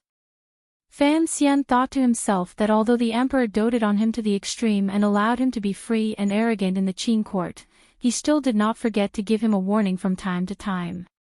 Yes, this was what a king would do to the person closest to him. He wanted to wake him up so that he wouldn't get carried away and ruin the relationship between a king and his subject, or a father and son. Ever since the Jingdo rebellion, each time Fan Xian had performed a great service for the court or been heavily rewarded by the emperor would always lightly throw out some things or names to frighten Fan Xian and make him understand the position he was in. The stick the emperor used to beat Fan Xian with in court was He Zhongwei and his group of officials. The real thunder that he struck in private was the things Fan Xian had done in secret. Counting carefully, the things that had served as the emperor's thunder these 2 years included the details of Xia Mingji, Xia Qifei's relationship with the Jiangnan water bandits, Fan Xijia's smuggling in the north, the first thunder about Su Maocai's impure intentions, why 13th Wang had sought refuge with Fan Xian, and so on and so forth. Each thunder struck directly into Fan Xian's heart and made his entire body cold. He didn't seem to have any secrets in front of the emperor. If these crimes were truly brought out, they would all result in beheading. He knew the emperor would not bear to use these crimes against him. He was only reminding him. Even so, his entire body was still cold. He felt that the Grand Master Emperor on the dragon couch could swallow him with a casual breath. Fortunately, Fan Xian was not a normal official. Faced with the emperor's thunder, his way of dealing with it was also unique. He could only rely on his thick skin. He would admit to the crimes that he had to admit to, but he would continue to do what he had to do. In any case, the emperor didn't want to kill him, so he would continue to muddle along like this. However, he couldn't muddle along anymore. Zhaoshang Money House was too important to Fan Xian. Regardless of whether it was the Overwatch Council's expenses, the silver move to the Yangtze River to repair the embankments, the Hangzhou conference that Wan hosted, or even the luxurious lifestyle of the entire clan and Chen Garden, they all came from Zhaoshang Money House. Most importantly, Zhaoshang Money House had once hidden millions of liang of silver from the northern Qi emperor. Once it was known, this crime of betraying the country could not be hidden no matter how Fan Xian pretended to be a filial son and wailed. A few lines of cold sweat rolled down his back. 3 years ago, when he had subdued the old man of the Ming family who was not afraid of boiling water, Zhaoshang Money House had been forced to walk onto the stage. He had guessed that this matter would certainly arouse the emperor's suspicions. The Ministry of Revenue had not moved this much silver. The emperor would certainly wonder where the silver in the money house came from. Fan Xian had made a lot of preparations for this secret. He confirmed that he had already cleaned up the accounts in the north. In the past, the emperor had also asked about the source of Zhaoshang Money House's money. At that time, Fan Xian had used the most famous rumor in the world to brush it off. Everyone thought that the mysterious shares in Zhaoshang Money House were the secret wealth that the commander of the Northern Qi Brocade Guards, Shen Zhong, had saved up after decades of operation. Now, the emperor had asked directly. Furthermore, he had mentioned the young lady of the Shen family, who had been married to Yan Bingyun for less than 3 months. He was warning Fan Xian that the young lady of the Shen family had always been under his control, but she had also always been in the emperor's eyes. Don't use the Shen family's inheritance as a bluff again. 2 more lines of cold sweat appeared on Fan Xian's back. However, it was already late autumn and the beginning of winter. Although there was a fire burning in the royal study, it was still cold. The official robes he wore were thick. For a moment, it was impossible to tell. His expression remained valiantly calm. Your Majesty, what do you want to explain? The emperor's expression darkened. He was very displeased that this kid still wanted to bluff his way out of such a private conversation. He had no idea that Fan Xian's heart was beating like a drum. He wondered if the little emperor in the north held a grudge against him for wantonly killing northern Qi spies in Xiliang Road and thus tossed out this secret agreement and used the Qing emperor's hand to kill him. Did northern Qi hate him that much? Were they willing to pay such a high price to get rid of him? Fan Xian's expression could no longer maintain its calm. Sweat beaded slightly on his forehead. He thought, since that little strange creature from northern Qi dared to toss out knives, who knew if he dared to toss out the money house? Out of the corner of his eye, he saw the clear displeasure on the emperor's face. Seeing this displeasure, Fan Xian was overjoyed. If the emperor truly knew the inside story of this matter and wanted to take him down, given his shrewdness and cultivation, how could he be so sincerely displeased? Fan Xian smiled awkwardly and coughed dryly. He then said, "The silver at the beginning of Zhaoshang Money House was indeed not the Shen family's treasure. It was my own private stash." This answer was very clever. If a normal official had heard these words, they would certainly have cursed Fan Xian for being shameless and disgusting. Zhaoshang Money House had millions of liang of silver as its foundation. Whose private stash could be that much? However, when the emperor heard these words, he clearly revealed an expression as if he knew everything. Faintly, he said, as expected. "When did Lao Wu give this money to you?" Fan Xian laughed bitterly and replied respectfully, "It was only before I went to Jiangnan that Uncle Wu Zhu knew I needed money." The emperor looked at him and shook his head. "Lao Wu is also messing around. Why would he give such a large sum of silver to a child like you?" Fan Xian let out a big breath in his heart. He knew that the emperor was, as he had expected, thinking of the old Yi family. However, there was still a strange smile on his face. It was as if he was silently criticizing the emperor for coveting this money. It was also as if he was silently criticizing the emperor for helping him earn millions of liang of silver after he took over the Jiangnan palace treasury, yet he was still not satisfied. The emperor clearly saw what Fan Xian's expression was hiding. He angrily scolded him in a low voice. A moment later, he forcefully suppressed his anger and pretended to be unintentional. "This palace treasury was left behind by your mother. Do you think I care about those millions of liang of silver? However, don't spend the silver your mother left you carelessly." Fan Xian did not dare to be negligent. He quickly explained each and every use of Zhaoshang Money House's money. The emperor knew these things very well, but it was always better to explain them clearly one by one. Furthermore, now that he had made it clear, he couldn't bring up old debts in the future. The emperor stroked his beard with satisfaction and nodded his head. "Of course, it is good to use it for good deeds. Shen is also someone who can do things. Don't always lock her up in the manor. When she has nothing to do, let her enter the palace to keep me company." Fan Xian thought to himself that he had never locked up his lovely wife. Presently, she was busy managing the affairs of the entire Fan family. Additionally, because of the Jingdo rebellion, it was inevitable that she would develop some conflicting feelings toward her uncle, the emperor. She did not want to enter the palace. Take good care of the matters in the west. The emperor stood and suddenly thought of something. Pretending to be unintentional, he asked, "Where did Lao Wu go?" "I don't know where he went." Fan Xian also quickly stood and said, "I saw him once 2 years ago. This kid always likes to disappear. How did he learn the same temper as Uncle Yi?" The emperor said with a headache. He then waved his hand, indicating for Fan Xian to leave. The door to the royal study was finally pushed open. Fan Xian walked out with a calm expression. Seeing Eunuch Yao waiting to the side, he nodded his head in greeting. Eunuch Yao quickly lowered his body and bowed.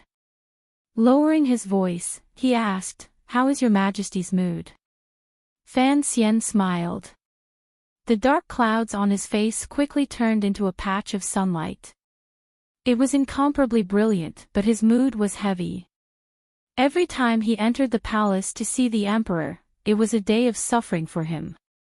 The omnipresent pressure and the sense of authority of an emperor and grandmaster made him very uncomfortable.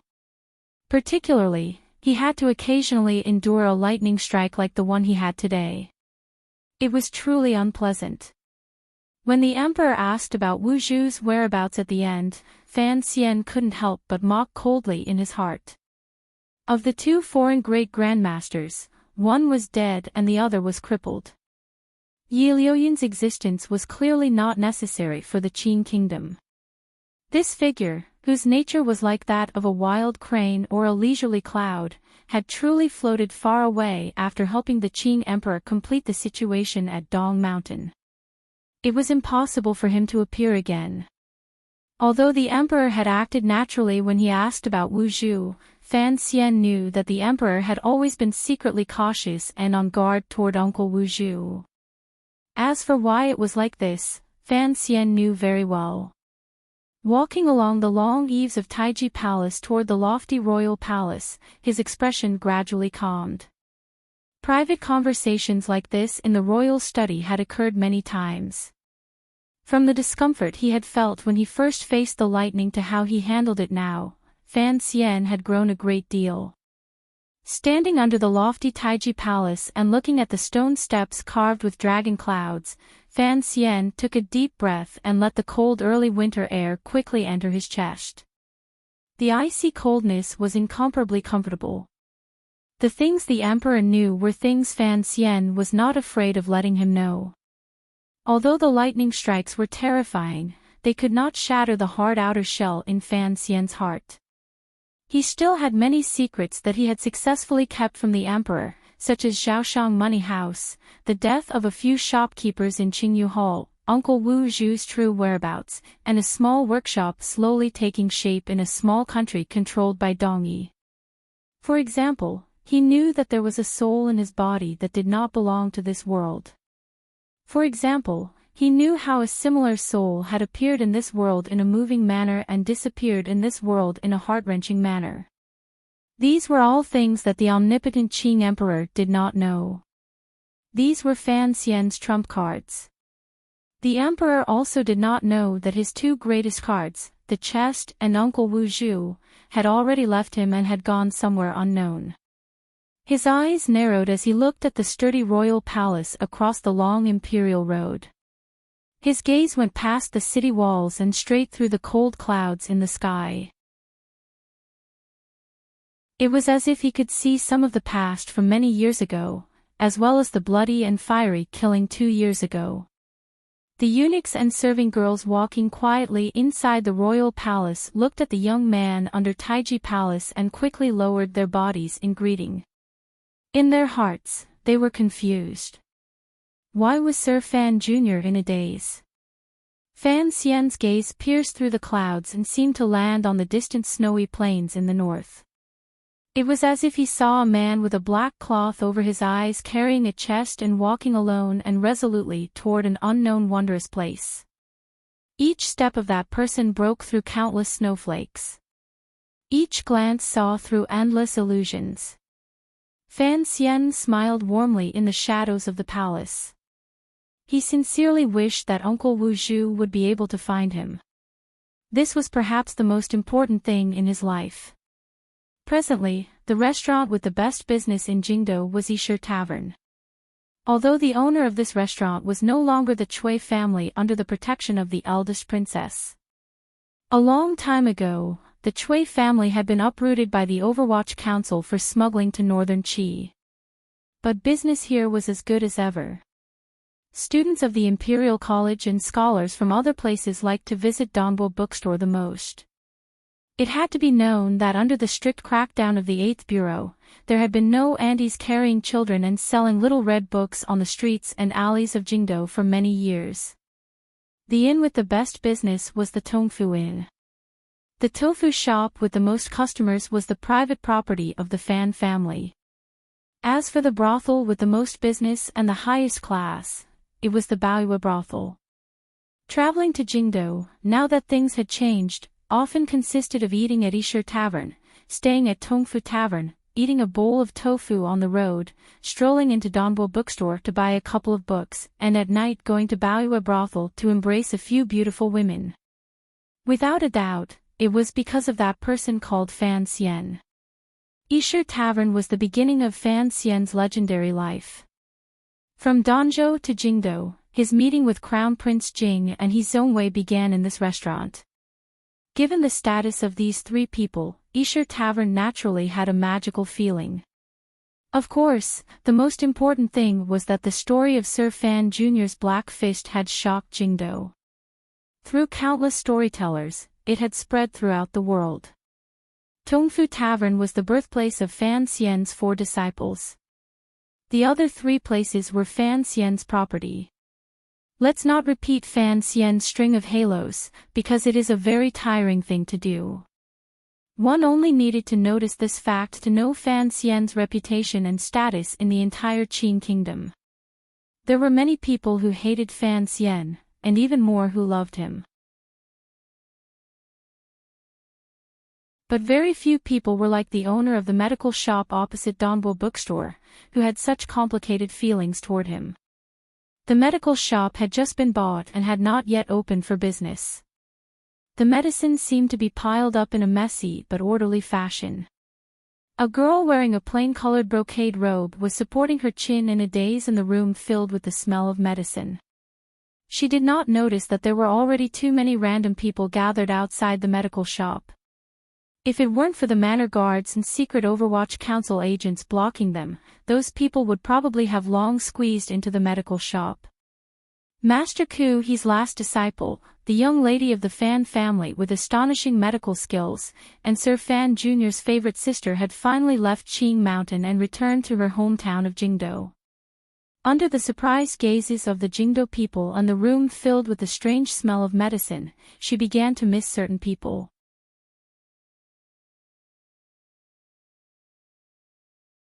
Chapter 6:18.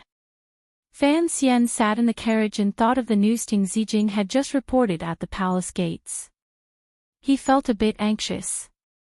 If he had known earlier that his sister had returned to Jingdo earlier, he would not have cared about the prince taking on a secondary fey. There was no sound in the royal study. He had long rushed toward the Donbo bookstore. 3 months ago, he had received Ruoro's letter from Northern Qi. Knowing that she could finally leave Qing Mountain and return home, Fan Xian was naturally happy. Following the instructions in his sister's letter, he had Wan He carefully choose a good location for a medical shop for her in Jingdo. Unexpectedly, after Wan He's picking and choosing, she finally chose the one across from the Donbo bookstore not far from the Imperial College. Fan Xian thought this was not bad. The 3 siblings could be considered neighbors on the street. He had not expected that Ruoro would return earlier than the letter had said. Furthermore, according to Ting Zijing, she had only stayed in the manor for a short time before rushing excitedly to the location of the medical shop. During these 2 years, Fan Ruoro, as Master Ku He's last disciple, managed all the chores on Qing Mountain. As a Qing person, in addition to being Fan Xian's sister, although she had the silent permission of the Northern Qi royal family and the support of Lang Tiao, it was still difficult for her. Other than managing the mountain gate, Fan Ruoro would often go down the mountain to treat illnesses for the poor people of Northern Qi. Her fees were cheap, and her medical skills were brilliant. Additionally, she had a great reputation. Before long, all of Northern Qi knew that a kind-hearted and merciful doctor had appeared in the Tianyi Dao sect. After receiving a long period of instruction from her brother, this talented girl in Jingdo finally found her life's goal. Once she found it, she became very persistent.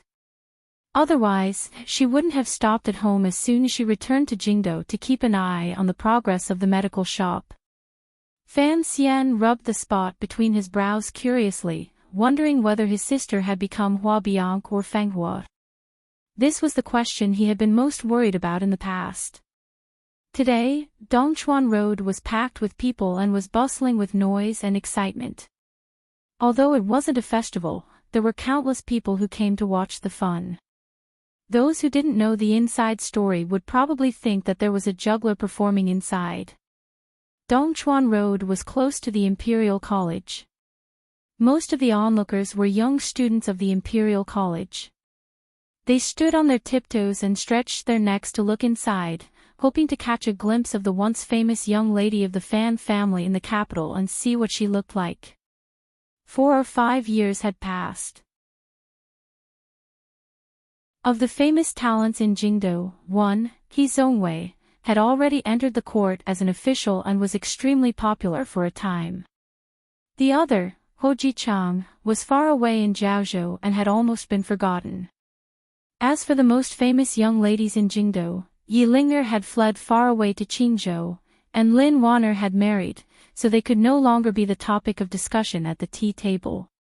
Presently, the most popular topic in gossip circles was the barbarism of the young lady of the Wang family, the cowardice of the young lady of the He family, and the arrogance of the distant relatives of the royal family in the Imperial College. To quote a comment that Fan Xian had once plagiarized, each generation is worse than the previous. But Fan Ruoruo was an exception.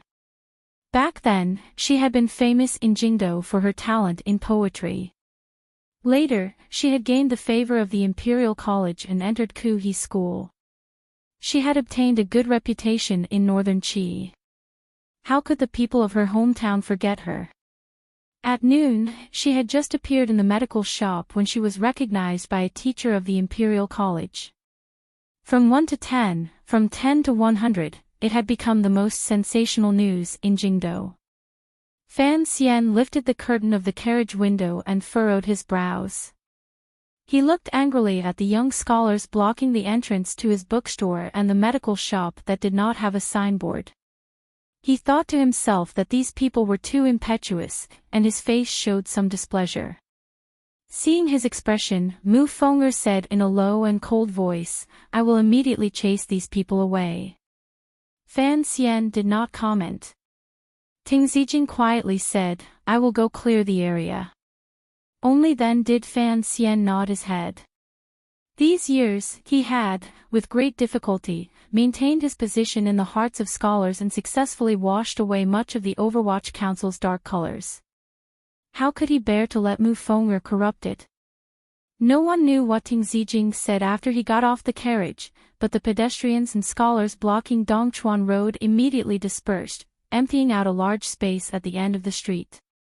However, when those scholars passed by the black carriage, they all respectfully saluted the carriage, and only then did they silently retreat. It looked like these people knew the identity of the person in the carriage, so they did not dare to slight him, particularly since the scholars already saw Fan Xian as their idol. Additionally, Fan Xian was also a professor at the Imperial College. How could they dare to linger? To be able to make a scholar bow to him proved that Fan Xian was not as simple as a noble. Dongchuan Road quieted down. Fan Xian got off the carriage and suppressed the excitement in his heart. Smiling slightly, he walked into the medical shop across from the bookstore. He didn't have time to see how Wan'er had cleaned up the place. His gaze glanced directly in. Unexpectedly, he did not see Ruoruo's face. He only saw the flimsy brocade robe and her slightly thin waist. Fan Ruoruo did not notice the change outside the medical shop. She had long shaken off her absent-mindedness and was crouching in the inner room organizing the herbs. She had also brought back some rare and precious herbs from Qing Mountain in northern Qi.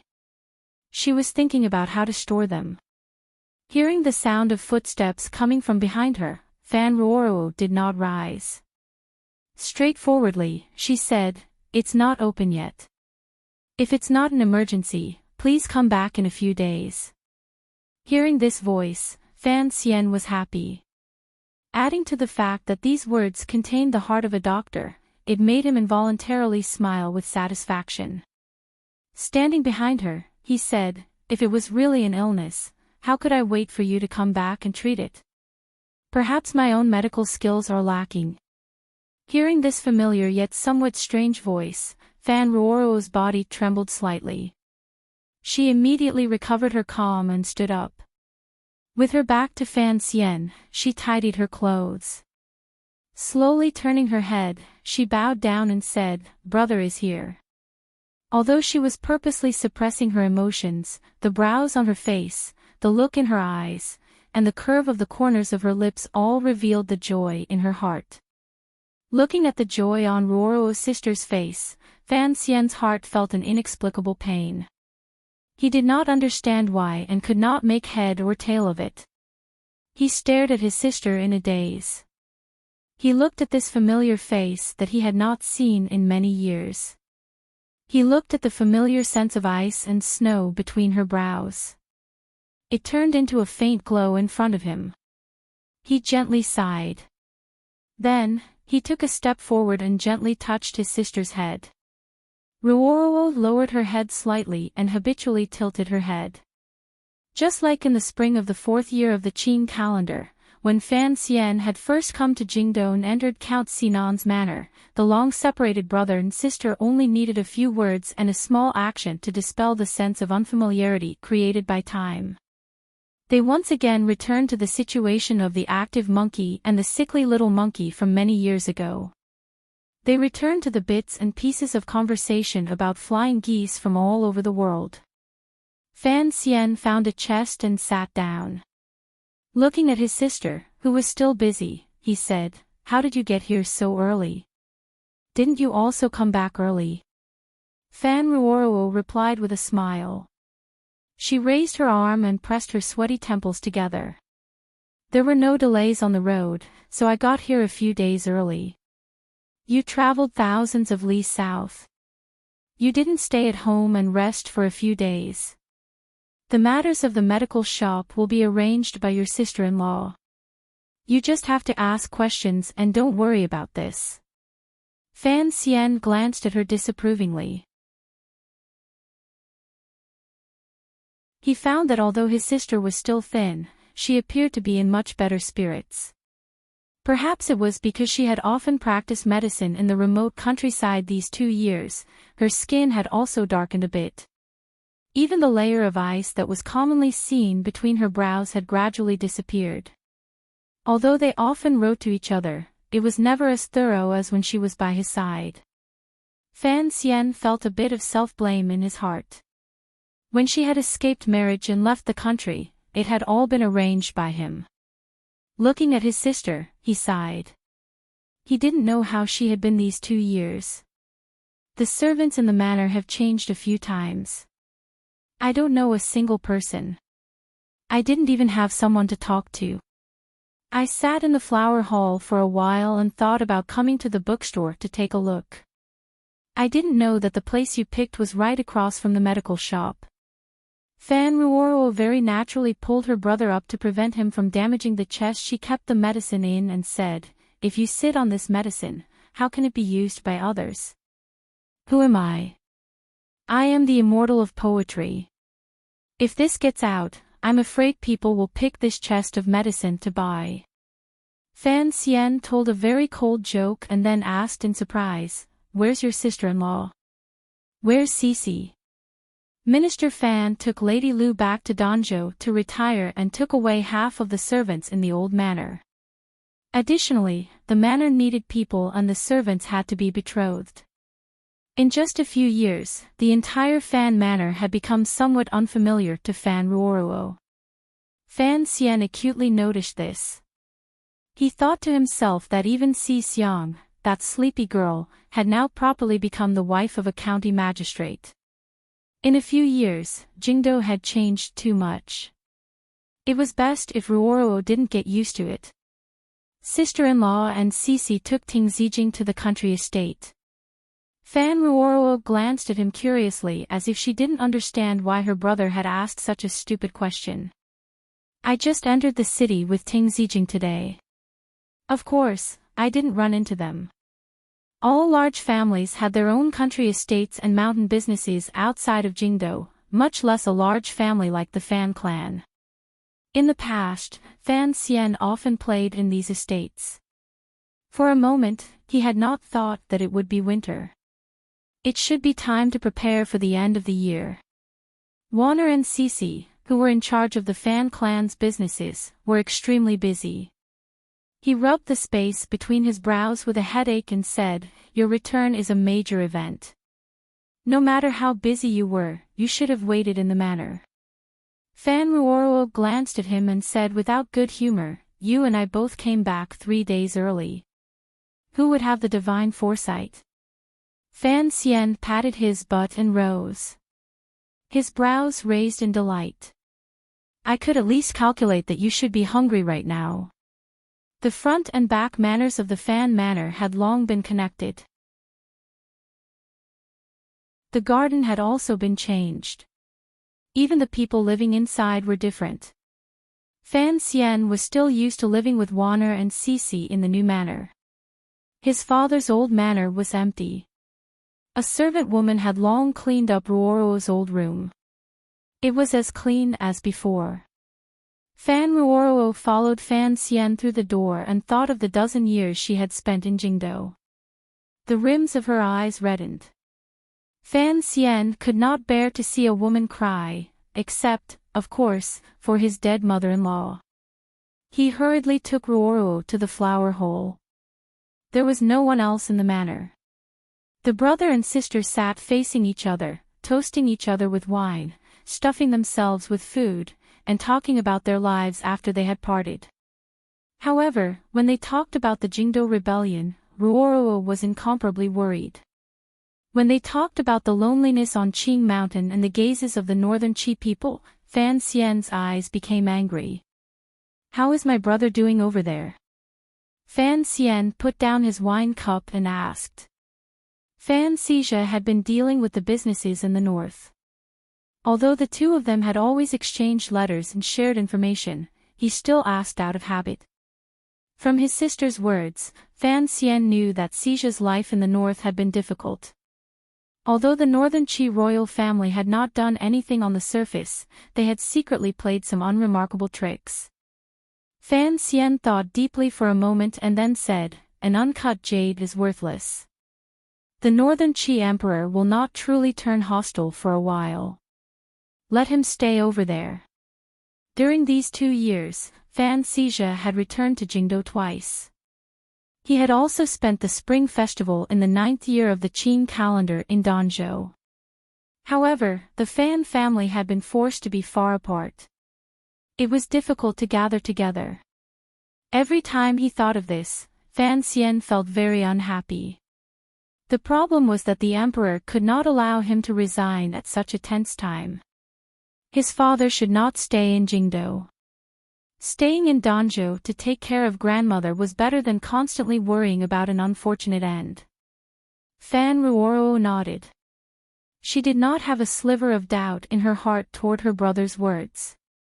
Regardless of whether it was her brother or herself, it was only under her brother's arrangements that they truly had a completely different life from that of other nobles. It was the most fulfilling kind. "I'll rest today and talk properly tomorrow. Lao Wang is not here. There are many things I want to say to someone but have nowhere to go." Fan Xian mumbled a few inarticulate words, venting his rare gloominess. In this world, other than Lin Debao and Wang Qinian, Uncle Wu Zhu and his sister, who had been greatly influenced by him, were the most suitable people to talk to. Fan Xian even dared to say treasonous things to these 4 people. The problem was that Debao was too naive and did not know how to say, "and then."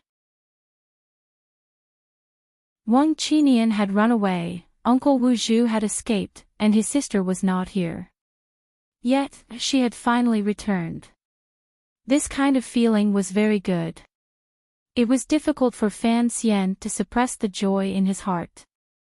He didn't know how much wine he had drunk, but he did not want to take the antidote. Taking advantage of his drunkenness, he lay on the table and fell asleep. Fan Ruoro looked at her brother, who reeked of alcohol, and shook her head helplessly. She ordered the servants to carry him back to his room and personally covered him with a blanket. She tidied his long black hair and carefully took out a few needles from his hair, just like a few years ago when Fan Xian had been injured before his wedding. Returning to her own room, Fan Ruoruo looked at the thin needles in her hand that shone with all kinds of light and couldn't resist smiling slightly. She thought to herself that her sister-in-law should also know about these poisonous needles. Was she not afraid that something would go wrong when they were intimate? Or did she have to clean them up every night? She immediately realized that she shouldn't have thought about this question. She secretly blushed and quickly put the needles back into the box. Fan Xian's final life-saving trick had been personally made by the two of them in the back courtyard. Naturally, she knew how to deal with it. The house was old, the bedding was new, the people were old, and the things in their hearts were also old. Fan Ruoruo sat quietly by the table and looked out the window at the garden outside. She thought of her brother's drunken and happy appearance earlier and was a little lost in thought. From their conversation, she knew that although her brother had been living happily in the capital these years, there was always an indescribable pressure that made it difficult for him to be happy. She sighed and put on a jacket. She walked out of the room and strolled in the garden under the old moonlight. In the room behind her, the flickering candlelight was looking for a shadow and telling it how bright its dreams were. It was the same moonlight as before, but somehow it made her more and more flustered. But Fan Ruoruo clearly knew that all of this was just an illusion. Regardless of whether or not her thoughts could be accepted in this world, the most important thing was that from many years ago, her brother had habitually taken care of her like a child. In Guxian's arms, she had never had such thoughts. She couldn't help but smile bitterly and helplessly. She thought to herself that she should quickly open the medical shop. There were still so many pitiful people in the world who needed her help. Why should she think of these childish thoughts that were difficult to express in the early winter? Once she thought of these matters, the moonlight that fell on her delicate face seemed to become calm. Years of living in the north had made this girl's temperament undergo a great change. There was no longer that indifference in her calmness. Instead, there was a sense of calmness that could take and let go. Putting aside what kind of commotion the young lady of the Fan family's return to the capital had caused, the Fan manor had become much livelier. Lin Warner, who had received the news, hurried back from the country estate. When sisters-in-law met, there was a sense of intimacy. Particularly when she saw her niece and nephew, Fan Ruoruo was endlessly happy. This happy and harmonious family was an anomaly in the Jingdo manor. However, this kind of atmosphere could not be maintained for long because Fan Ruoruo was in a hurry to open the medical shop. The palace also had Fan Xian bring Ruoruo into the palace to see the emperor. Naturally, there were people to handle the matters of the medical shop. Seeing the emperor only took a day. However, the young people of the second generation of the Fan manor could no longer be idle. Fan Ruoruo had studied in Qing Mountain for many years. This was her first time returning to the capital, so there were many elders and relatives she had to visit. The first stop was, without question, King Jing's manor, which had a good relationship with the Fan manor. In the past, this kind of visit was common. The problem was that Fan Ruoruo had almost become King Jing's daughter-in-law. Later, she had been sent by Fan Xian to northern Qi to study under Ku He. King Jing had always remembered this matter. Whenever he saw Fan Xian, he would sigh and sigh. The situation between the two families was slightly awkward. When Fan Ruoruo knew she was going to the manor, she couldn't help but feel uneasy. What is there to be uneasy about? Fan Xian looked at his sister's expression and thought of Hongqing's suffering in Dingzhou. His heart trembled. He didn't know whether he had done the right thing or wrong thing in the past. Forcing a smile, he said, "During the new year, Hongqing will also return to the capital. Are you going to hide and not see him for the rest of your life?"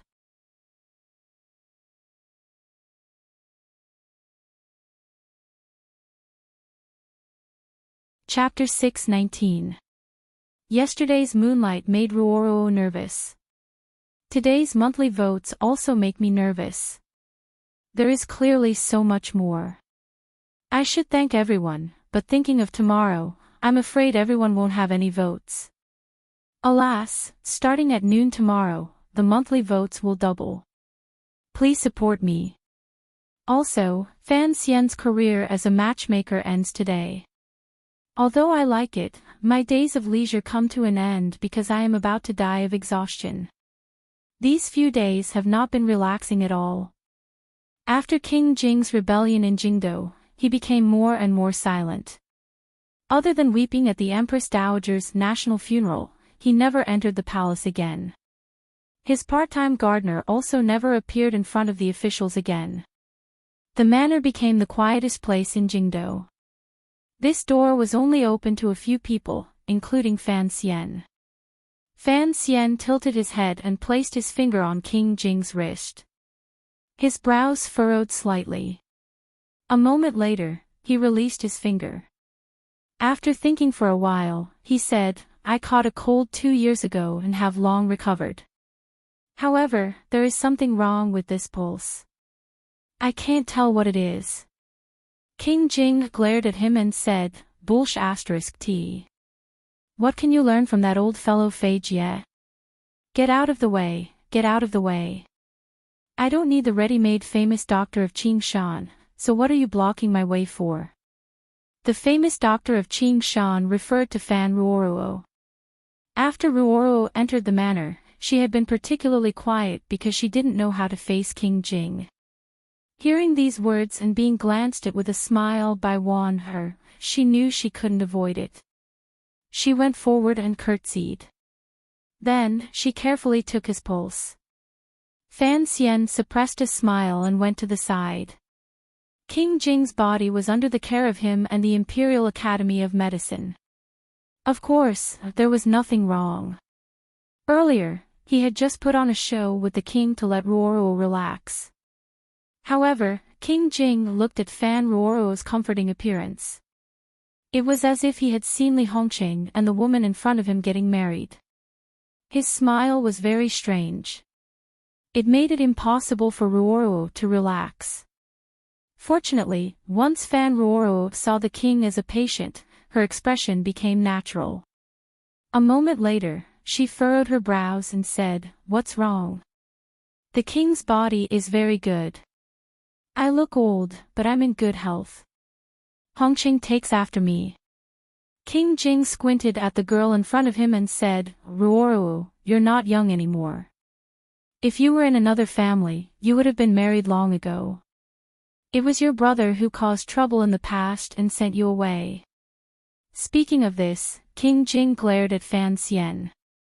Shortly after, he warmly said to Ruoruo, "I have to think about it." Fan Ruoruo's face suddenly turned white. She turned her head to look at her brother, but she didn't know where the shameless Fan Xian had run off to, leaving her alone in this room. In another part of the manor, Lin Wan sat by Fan Xian's side and said in a small voice, "Be careful. After we return to the manor, I will tear off your skin." Fan Xian shrugged nonchalantly. "My sister has never dared to yell at me, unlike you." Lin Wan had already given birth to a son. Her greatest wish had been fulfilled. Additionally, she was busy every day dealing with the matters of the Fan clan and the Hangzhou conference. She was extremely busy, but she had gradually developed a dignified and wealthy appearance. Her body was even more well-rounded. However, this princess could never be dignified by Fan Xian's side. Hearing these words, she gritted her teeth angrily and pinched him. "You only know how to use words to stab me. It's good to be more active. You're still a little girl. Why pretend to be the mistress of the household?" Fan Xian laughed loudly. "It's just that the way you cut your throat with a knife in the past is pretty good." This was an old matter of when a son had climbed over the wall and entered the room. Hearing him bring it up, Lin Wan couldn't help but feel embarrassed. She also forgot what she had wanted to say earlier. Fan Xian thought for a moment and then quietly said by her ear, I went to Dingzhou to see Hongqing. These 2 years, I've also sent people to keep an eye on him. Although he used to play among the flowers, he is no longer like that now. Do you think there is a possibility between him and Ruoruo? Lin Wan glanced at him and thought, in this world, only someone like her husband would have so many strange thoughts. His sister was already so old, yet he was starting to worry. What had he been doing in the past? Didn't you say that if my sister was not willing, you would rather she not marry? She opened her eyes wide and asked curiously. Why did you change your mind? No wonder you left her with the prince. Fan Xian felt a headache coming on. If I don't like him, of course I won't marry. The problem is, where in this world can I find a better man than Hongqing? Hearing these words, Lin Wan also felt anxious for her sister-in-law. She began to furrow her brows and think hard to see if there were any good families in Jingdou. No matter how she thought about it, she couldn't find a single family based on her sister-in-law's standards. This couple's statuses were noble beyond words. When they handled matters, they were also incomparably intelligent. In some areas, they were somewhat simple-minded. No wonder when they first met in the Qin temple, they looked at each other like tortoises looking at mung beans. After thinking for a while, she still couldn't think of anything. Lin Wan was the first to give up and said, if she doesn't want to marry, then she doesn't. Is the manor afraid of not being able to raise a girl? Hearing these words, Fan Xian was very happy. He thought that Wan was indeed gradually changing under his influence and was about to break away from the evil feudal thinking. He and his wife huddled together in a corner of the hall, smiling and chatting. In the other room, Cici and a few old nannies were holding a child and talking with Princess Rojia. Rojia curiously held the baby and held it carefully. Looking at the baby's cute appearance, she couldn't help but laugh. Her bell-like laughter rang through the hall. The scene was joyful, natural, and intimate. Disturbed by the laughter, Fan Xian raised his head from Wan's ear and glanced at Rojia, who was wearing a red pomegranate dress. His eyes narrowed. It was clearly a somewhat gaudy dress, but on the princess's body, it contrasted with her obedient personality and instead added a few points of brightness and beauty. The princess was no longer young. The 12-year-old Rojia, who had once shyly and quietly called out Brother Xian, had already become a big girl. Her personality was as obedient and pleasant as ever. She had a noble status, but she served the prince, respected his concubines, and treated servants well. Her reputation in Jingdou was very good. Who knew how many noble families stared anxiously at the prince's manor, waiting for it to speak. Rojia had turned 17 this year. Logically speaking, she should have been married a long time ago. However, the emperor in the palace pitied King Jing for being alone in his manor, so he had delayed the matter for 2 years. But, it couldn't be delayed forever. King Jing had a son and a daughter. Hongqing was nearly 30, but he still refused to marry and hid in Dingzhou. This daughter had to marry someone. According to the rumors Fan Xian had heard, the palace would appoint a marriage for Rojia at the end of the year. According to Lao Dai, there were already many dukes' manors and officials secretly wrestling in the palace. They all had their eyes on this marriage. Although taking a princess home would bring many inconveniences and affect one's future, Rojia's reputation in the capital was too good. No one cared about this. As for his future, Sir Fan Jr. had also married a princess. Was he not also unparalleled in power? Everyone thought this way and did their best to approach the concubines in the palace. Some sharp-eyed and cunning people thought of Fan Xian's relationship with King Jing's manor, as well as the weight of his words in front of the concubines. They thickened their skin and went to beg Fan Xian. Thinking of this, Fan Xian couldn't help but smile bitterly. He gazed at Rojia holding the child in a daze. In the blink of an eye, Rojia was about to marry. He had been in the capital for 5 years. This change always unconsciously made people at a loss. Who knew which family's son would benefit such a gentle and beautiful princess? Rojia carefully held the young master and moved closer to Cici. She wanted to see the difference between Fan Xiaohua and Fan Liang's little faces. Perhaps it was because holding a baby made her think of her own marriage, but the expression in her eyes was uneasy and perplexed. Although Cici had already been a mother for 2 years and followed her to manage the affairs of the manor, the impudence she had been influenced by Fan Xian had not changed at all. She moved closer to Rojia's ear and said something. Cici's voice was very low, but Princess Rojia's eyes grew brighter and brighter as she nodded repeatedly. I don't know what this girl is up to again. Lin Wan-er's eyes were sharp. She saw this scene and reminded Fan Xian. Fan Xian's heart was also beating like a drum. He watched as Princess Rojia handed the child to the old nanny, tidied her dress, and slowly walked over. Rojia bowed deeply to him and half crouched on the ground. In a quiet voice, she said, Brother Xian. It had been 5 years. Each time the blushing, shy, and incomparably gentle princess said, Brother Xian, Fan Xian would feel numb all over and want to run away. He quickly helped her up with a serious expression and said, Sister Rojia, how can I do this? The princess refused to get up.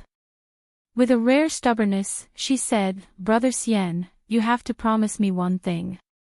Otherwise, I won't get up. You have to say it first and then see if I can do it. Fan Xian looked at Cici, who pretended not to have done anything. His heart thumped. He felt that this matter would certainly be troublesome. Rojia was slightly embarrassed. Her face reddened. Using a mosquito-like voice, she said, After the new year, the palace is going to appoint a marriage. I hope you can make the decision. Fan Xian was startled. How could he make the decision on such a matter? Seeming to guess what he was thinking, Princess Rojia said, You are an official of Taichung Temple. How can you not make the decision? Fan Xian tasted bitterness in his mouth. He thought that it was truly not easy to be an official of Taichung Temple. Regardless of whether it was the great prince taking a secondary fei or the princess getting married, he had to waste his brains no matter what. Thinking of this, he felt a great anger toward Ren Xiaoan. Originally, Ren Xiaoan was his good friend and the most capable support of the 3 temples in court. However, the great Grandmaster battle at Dong Mountain 2 years ago had scared Sir Ren out of his wits. Within half a year, he had found another place to work and run away. In the end, the position of official of Taichung Temple was handed over to Fan Xian's hands. Fan Xian was silent for a moment and then said awkwardly, You are a proper princess. Naturally, the palace decides your marriage. How can I interrupt?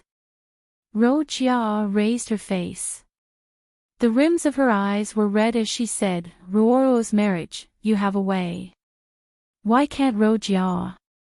Does Brother Xian really have the heart to watch your sister marry poorly?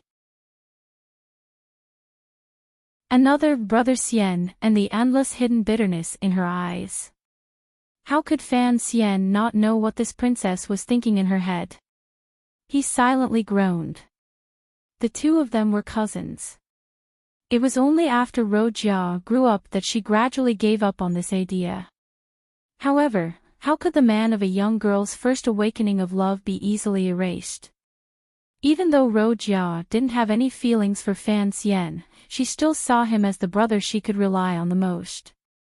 She was even closer to him than Hongqing. Fan Xian was helpless. He looked at the tears that seemed to be about to fall from Rojia's eyes. The cute expression of the little girl under the grape trellis seemed to rise again in front of his eyes. His heart softened. He truly couldn't bear for the palace to randomly appoint a marriage. Immediately, his heroic spirit rose. Fine, fine, leave this matter to me. I'll pick out all the young people of suitable age in the capital. Separated by a curtain, I'll let you choose yourself.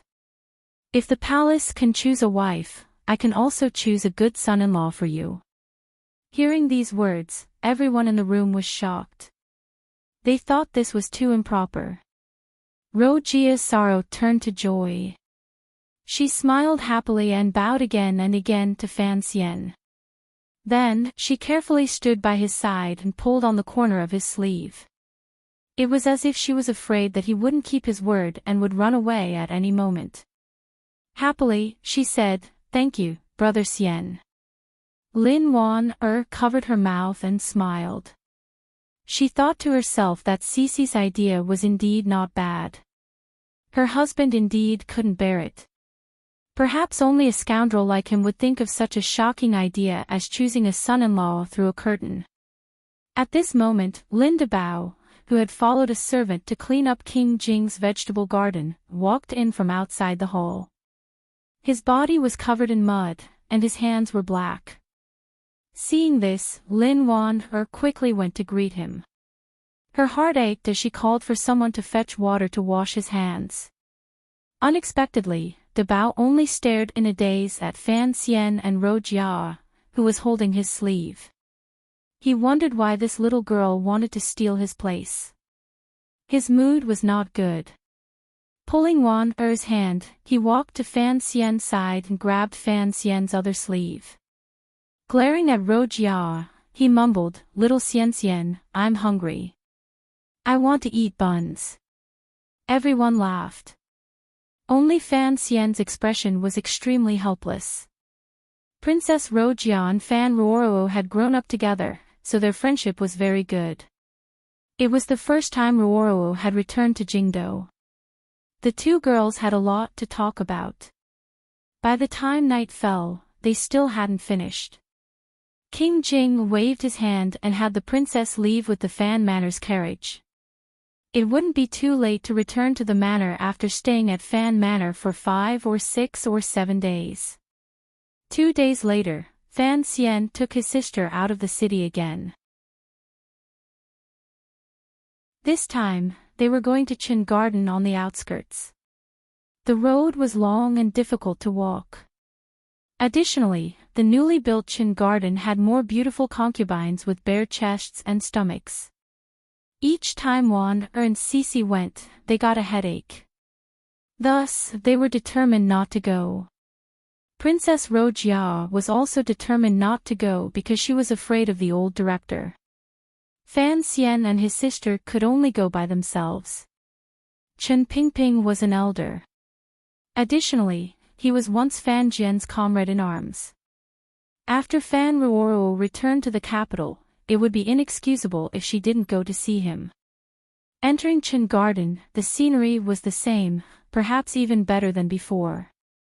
The fire during the old Qin family's rebellion, other than giving Chen Pingping more reasons to ask the palace treasury for silver, did not have any effect.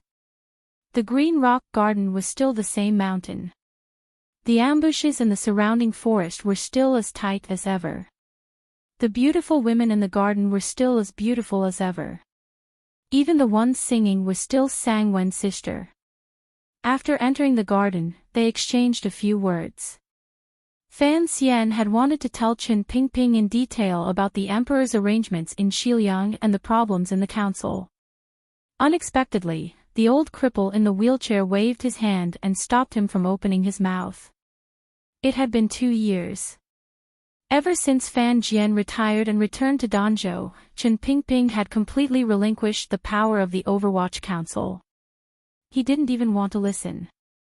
Perhaps Fan Xian could understand some of the hidden meaning, but he was still not used to it. When he opened his eyes in this life, the first people he saw were Uncle Wu Zhu and the old man in the wheelchair. From Danzhou until he entered the capital, he had grown up under this old man's careful care and cruel training. Chen Pingping's will ran through his life. It was like the tree in Danzhou's back garden, shielding him from the wind and rain. He was used to Chen Pingping standing behind him and helping him solve his greatest problems. Once Chen Pingping sank into silence, he sank into a slight unease. Chen Pingping grew older with each passing day. The wrinkles at the corners of his eyes grew deeper. Fortunately, he didn't have to deal with council affairs in these 2 years. He could only relax in Chen Garden, so his spirit was not bad.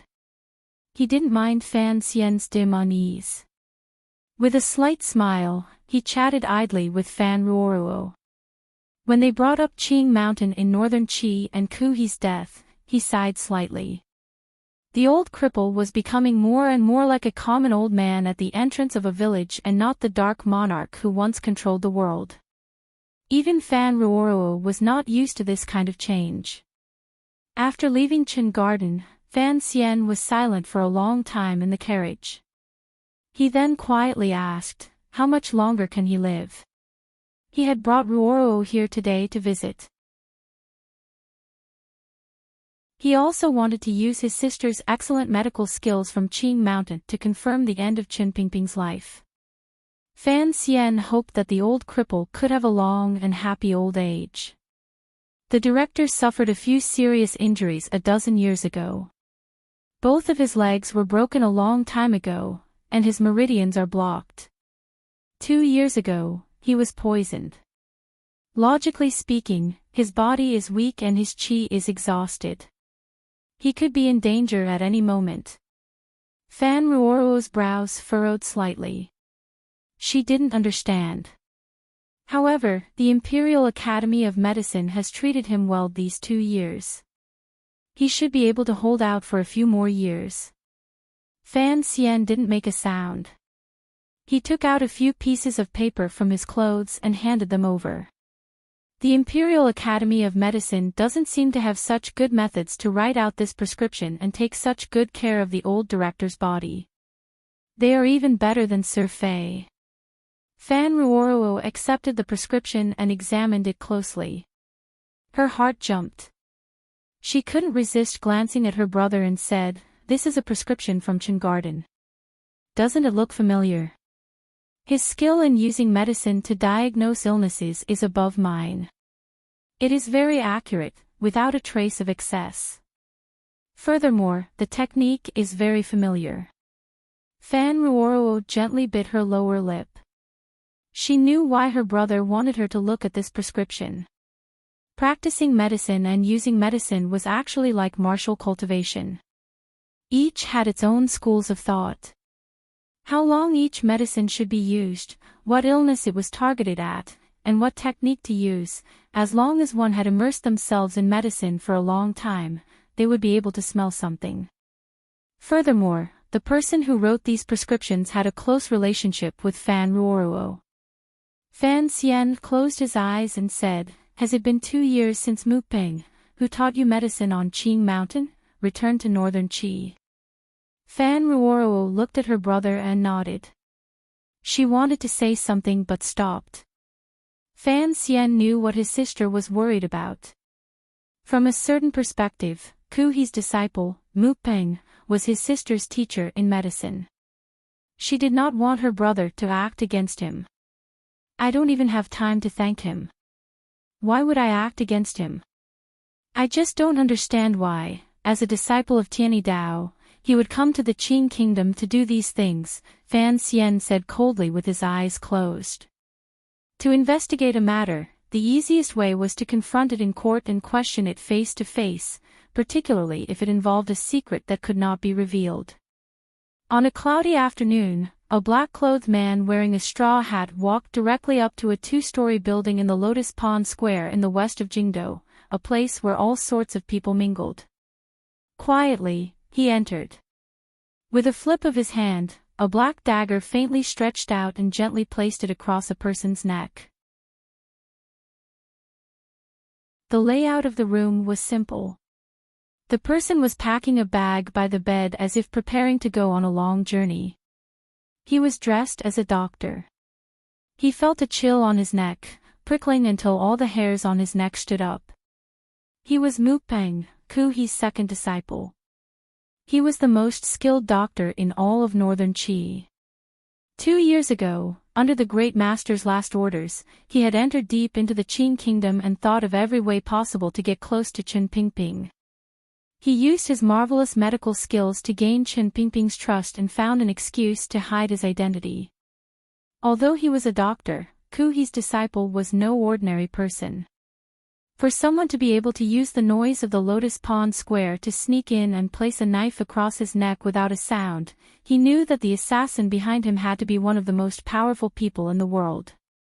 Mu Ping didn't turn his head. No one saw him move, but a ball of powder hit the black-clothed man's face with a puff. This move was incomparably cold and showed great skill. A disciple of Tianyi Dao was indeed not simple. The powder rustled down his straw hat. Fan Xian closed his eyes. He didn't make a muffled sound. He didn't even breathe because he knew that this medicinal powder contained a terrifying poison. In a miscalculation, he didn't swipe the black dagger. Instead, he gently flicked his finger and stabbed a poisonous needle into the back of Mu Peng's neck.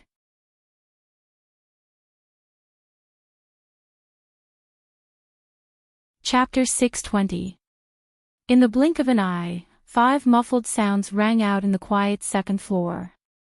Mu Peng's entire body finally froze and could no longer move. What appeared to be a simple exchange was, in reality, a competition between Fan Xian and the other party in terms of courage and skill in using poison. Mu Peng had lost the initiative, but like a ghost, he had snatched it back.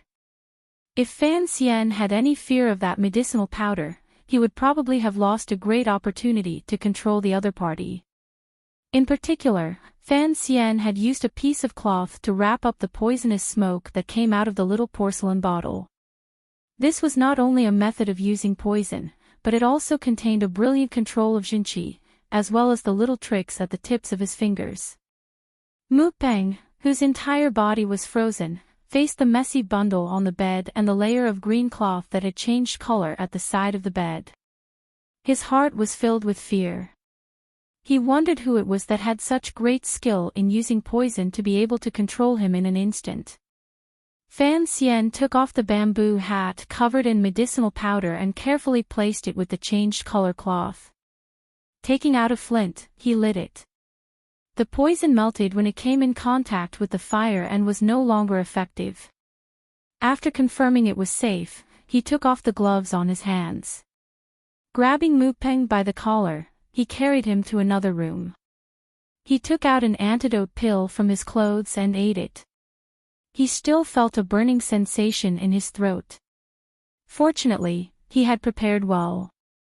Otherwise, he didn't know what would have happened if the medicinal powder had landed directly on his face. Thinking of this, he couldn't help but shiver. Looking at the motionless Mu Ping in front of him, he thought for a moment. Then, he forcefully pried open his lips, crushed a pill, and sent it in.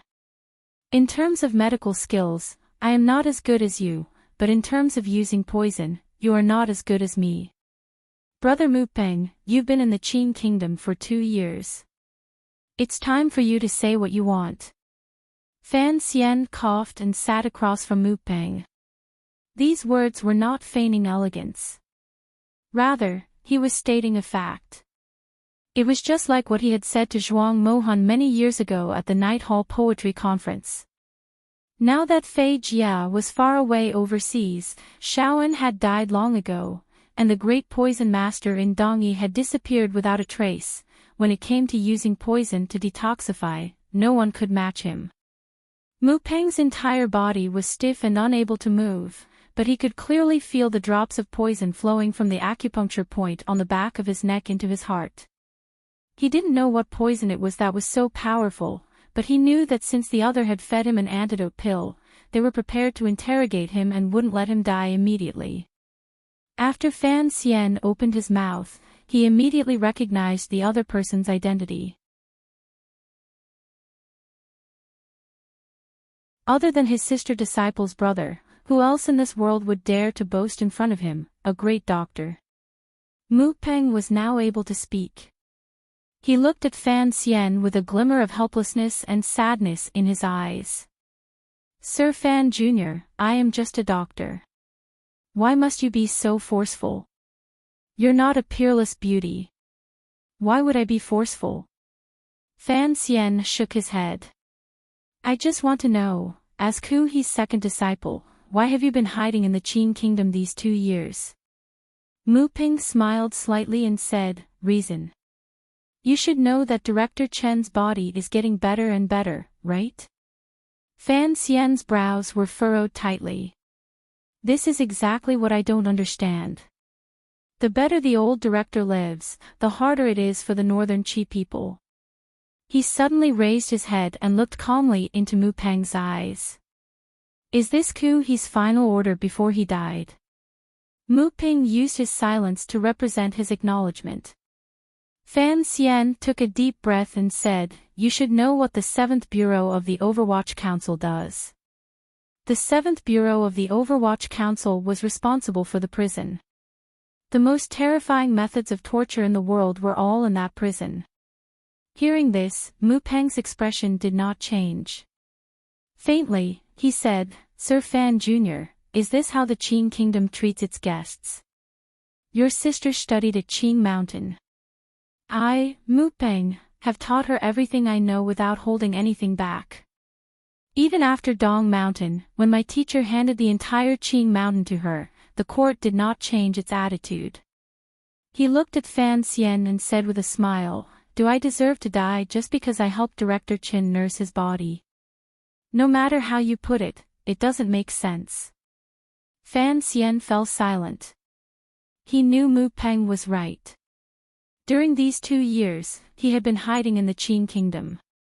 After the Overwatch Council's investigation, he had indeed not done anything. He had only done his best to nurse Director Chen's body. The problem was that this matter itself was very strange. The great Grandmaster Ku He's final order was for Hai Tang to gather the Hu tribes on the grasslands and, with Northern Qi's support, become the Qin kingdom's greatest foreign threat. The second was for Mu Peng to head south. Was there some great benefit for Northern Qi to let Qin Pingping continue to live? Fan Xian could not understand this question. That was why he had acted against Mu Peng alone. You prepared to leave. Since my sister has returned, what if I don't leave? Mu Peng said. However, I still left a bit too late and was caught by you. I sensed your existence a few months ago. However, you rarely came down from Qing Mountain in the past, so I was unable to confirm your identity. Ruoro was only helping me confirm it, Fan Xian said with his head lowered. For Ruoro's sake, I won't kill you for now.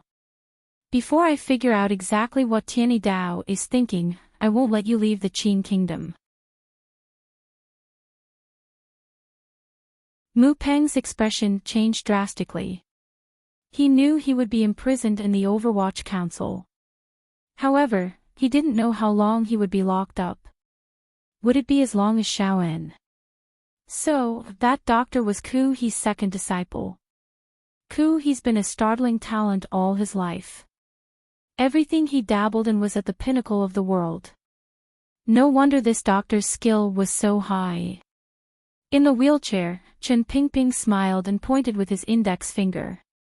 He had the old servant behind him push him deeper into Chen Garden. Fan Xian followed silently behind the wheelchair and listened to the squeaking sounds, as well as the babbling of women singing in the distance. It was already night. The singing began again in the quiet Chen Garden. It made one's heart flutter. I don't care how you deal with it. It's just a famous doctor. Why did you come all the way here? Chen Pingping gently tapped the armrest of the wheelchair. This was his habit for many years. His fingertips tapped down and made an empty sound. In a sharp and raspy voice, he said, in any case, you haven't fed me poison these 2 years. Fan Xian stood with his head down under the tree beside the wheelchair and shook his head. He didn't believe Chen Pingping's words at all. Given Chen Pingping's ability to read people, how could he not see the problem with Mu Peng? He thought for a bit and then said, I just don't understand why he ordered Mupeng to go south before he died. During these 2 years, not only had Mupeng paid great attention to Chen Pingping's body, he had also, through various channels, organized a large batch of medicinal herbs that were rarely seen even in the Qing royal palace. Combined with his miraculous hands, he had successfully stopped Chen Pingping's aging and old injuries, allowing this old man to live a healthy life. Chen Pingping turned his wheelchair and faced Fan Xian. He waved his hand to indicate for the old servant to leave. He then supported his chin on his hand and sank into silence. The light from the room in Chen Garden shone on his back. Fan Xian couldn't see his old face clearly. He could only see a figure as thick as ink. He was an extraordinary person. If it is as you say, Haitong's past and the arrangements of Shihu all originated from his plans before he died, then Muping going south to protect my life was also a part of his plan. Fan Xian had come a second time to force his old comrade to listen to a council report for a long time. Chen Pingping said somewhat helplessly, that old baldy, if he dies, then he dies. Why worry so much? Actually, you should know the reason why he risked his life to protect my life. Chen Pingping scratched his slightly itchy back. Shihu is an external threat to the Qing kingdom. If I live, I will certainly become an internal threat to the Qing kingdom. Although the old man did not directly state his judgment, a chill rose in Fan Xian's heart. After standing frozen for a moment, he walked forward and stood behind Chen Pingping. Gently pulling down the old hand, he helped him scratch his itch. In a quiet voice, he said, during these 2 years, you haven't done anything. The emperor also has some affection for you. Most importantly, there have been many traitors in the court. For the sake of his family's face and the glory of your life as ruler and official, he would not have any designs on you. Fan Xian understood the Qing emperor, so this deduction should not be wrong. The Qing emperor and Chen Pingping had been ruler and official for a lifetime. Their relationship was different. They had known each other for over 30 years and had never had any animosity or doubt. They had done many great things under heaven and could truly be considered an anomaly in the court. If it was said that Chen Pingping had disloyalty toward the Qing emperor, no one would believe it. If it was said that the Qing emperor feared Chen Pingping's power, no one would believe it. The emperor wanted to set an example for all his officials and leave his image as a benevolent ruler in the history books. If he couldn't even tolerate a loyal dog like Chen Pingping, what would he use to convince later generations? The problem is, no matter what kind of affection, it will gradually fade. Chen Pingping felt Fan Xian's hand moving on his back and sighed comfortably. Affection is like my pitiful back. After a long time and getting old, it easily dries up and itches. Without new contributions to moisturize it, everyone wants to scratch it. Fan Xian's hand paused. He shook his head and said, the emperor treats you differently than other officials. It is indeed different. In this, I am grateful for the emperor's kindness, Chen Pingping slowly said. Chen Pingping slowly said, but I am also different from other officials. You had your suspicions about what happened 2 years ago, and I listened to your advice and did not continue. But His Majesty also has suspicions about what happened 2 years ago, and he will always feel uncomfortable. Fan Xian was silent. After the Jingdo rebellion 2 years ago, he had been very confused about the role Chen Pingping and the Overwatch Council played in this matter.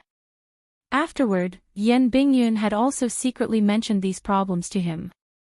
Although on the surface, Chen Pingping was relying on the emperor's shocking plan and playing tricks, Fan Xian knew that the situation at the time was truly delicate.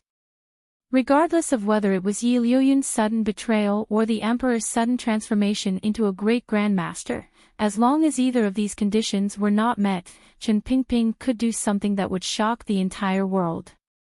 During the Dong Mountain incident, I once had some hope and some thoughts. Although I hid these thoughts well and deeply, the eldest princess faintly saw through them. Thus, during the entire Jingdo rebellion, she never paid attention to me. She knew that at the time, our goals were very close. After the matter, He also saw a little. Thus, before he died, he had Mupeng protect my life and extend my lifespan. What thoughts? Although Fan Xian knew, hearing Chen Pingping admit it personally still made it difficult for him to suppress his shock. His mouth was dry, and he couldn't speak. I didn't think that the emperor would be able to walk down Dong Mountain alive, Chen Pingping said with his head lowered. When I received the emperor's message in Weizhou that day, I sighed with emotion. Why was it so difficult for a person to die? In the end, the emperor only revealed half of his face to me when he planned the Dong Mountain situation.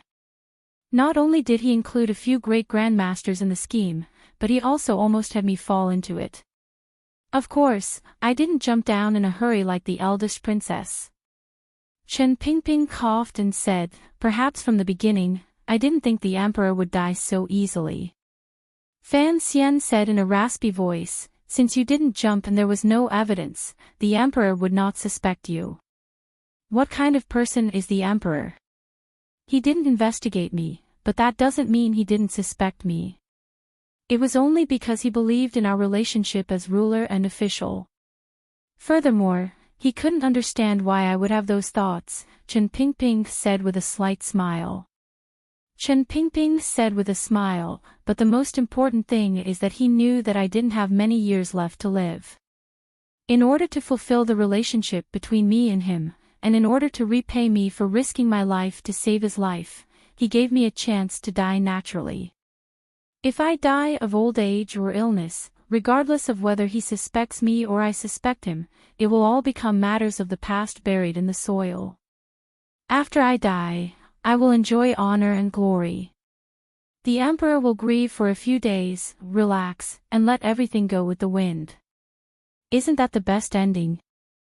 Chen Pingping solemnly said, I have to admit that this is the emperor's kindness to me. This is the best ending he has chosen for me. Thus, 2 years ago, you told me to let go, so I let go and waited for the day I died of old age. But, the problem at hand is... A glimmer of absurdity appeared in Chen Pingping's smile. Contrary to my and the emperor's expectations, my tattered body has survived until today. If nothing unexpected happens, it seems I can live for a few more years. The longer I live, the more uncomfortable the emperor's heart will be. There will come a day when he will come face to face and ask me some stories. Wasn't He waiting for this to happen before he died? At this point, Fan Xian had nothing else to say. If the emperor truly sensed and believed Chen Pingping's disloyalty, it would certainly be a great upheaval in the Qing court. Sandwiched between the two of them, he couldn't just watch as Chen Pingping died. The Qing kingdom would certainly fall into chaos. He's foresight before his death was deep and sinister. Among the complicated matters of the world, he had accurately grasped the only crack in the Qing kingdom's future. It was truly impressive. He knew what Chen Pingping said was correct. The emperor had shown Chen Pingping enough kindness. If Chen Pingping died of natural causes, the emperor would not feel any guilt and would no longer care about the thoughts Chen Pingping once had in the Dong Mountain matter. It could truly be said to be a happy ending for everyone. However, Chen Pingping lived on healthily. It was impossible for Fan Xian or the emperor to gently persuade the director, who had given his entire life to the Qing court, to die earlier. Die. Once you die, the Qing kingdom will be at peace. I seem to be a person who should have died a long time ago. Chen Pingping pressed his dry lips together and faintly said, it is only when death is at hand that I realize that I am still afraid of death. As the founder of the Overwatch Council, Chen Pingping, who countless people feared upon hearing his name, would admit to being afraid of death. If outsiders heard this, they would probably be very surprised. Fan Xian only listened quietly. He was someone who had died once. He knew what an unbearable process it was to quietly wait for death to come. Decades ago, the lands were in turmoil. In the north, there was Shao An, and in the south, there was Qin Pingping. Even these two most powerful figures in the world of darkness appeared weak and small in the face of death. When Shao An died, Fan Xian had been at the side to send him off. At this moment, he looked at the skinny old man in the wheelchair and thought sadly that no matter how the situation developed in the future, he only hoped that when Qin Pingping passed away, he could be at the side of this lonely old man who had no children and send him off. The emperor will not be as ruthless as he wishes, Fan Xian suddenly thought of something and said with a smile. The emperor's personality has changed a lot. Even if he was once suspicious of you, these 2 years have proven that you have no intentions of anything else. He won't do anything. Qin Pingping also smiled and patted the hand Fan Xian placed on his shoulder.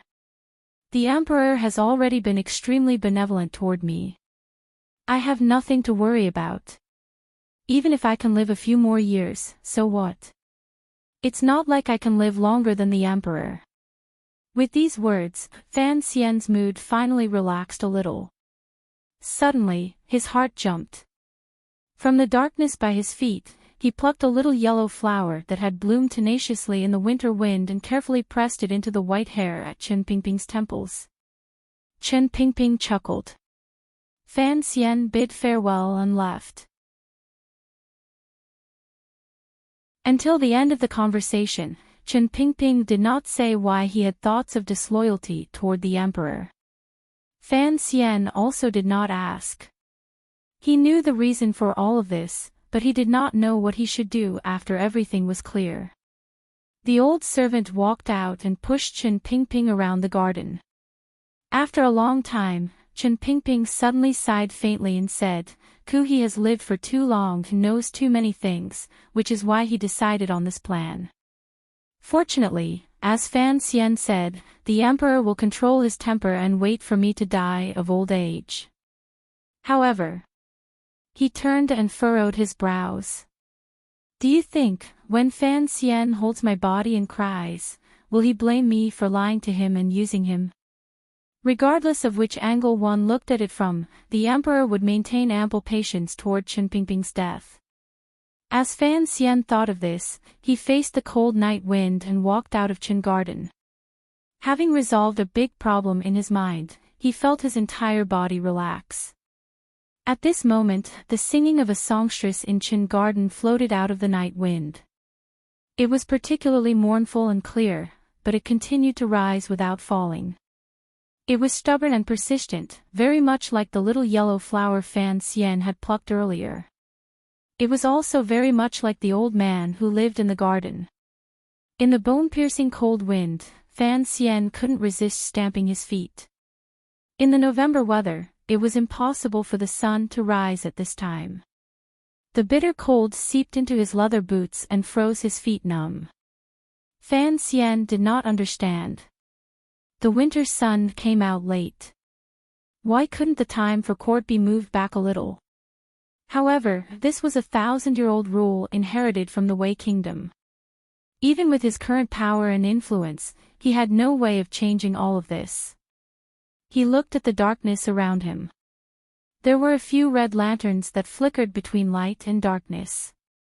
He thought to himself that it did indeed feel like a ghost movie. Today was the day of the court conference. Following court custom, the civil and military officials climbed out of their warm beds in the middle of the night and came to stand guard in front of the palace doors. There were many people acting out a ghost movie with Fan Xian. The scholar was also stamping his feet beside him. He had no dignity at all as the foremost civil official in court.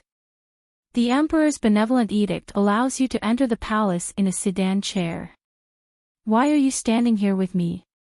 Fan Xian hugged the warm stove and exhaled white steam.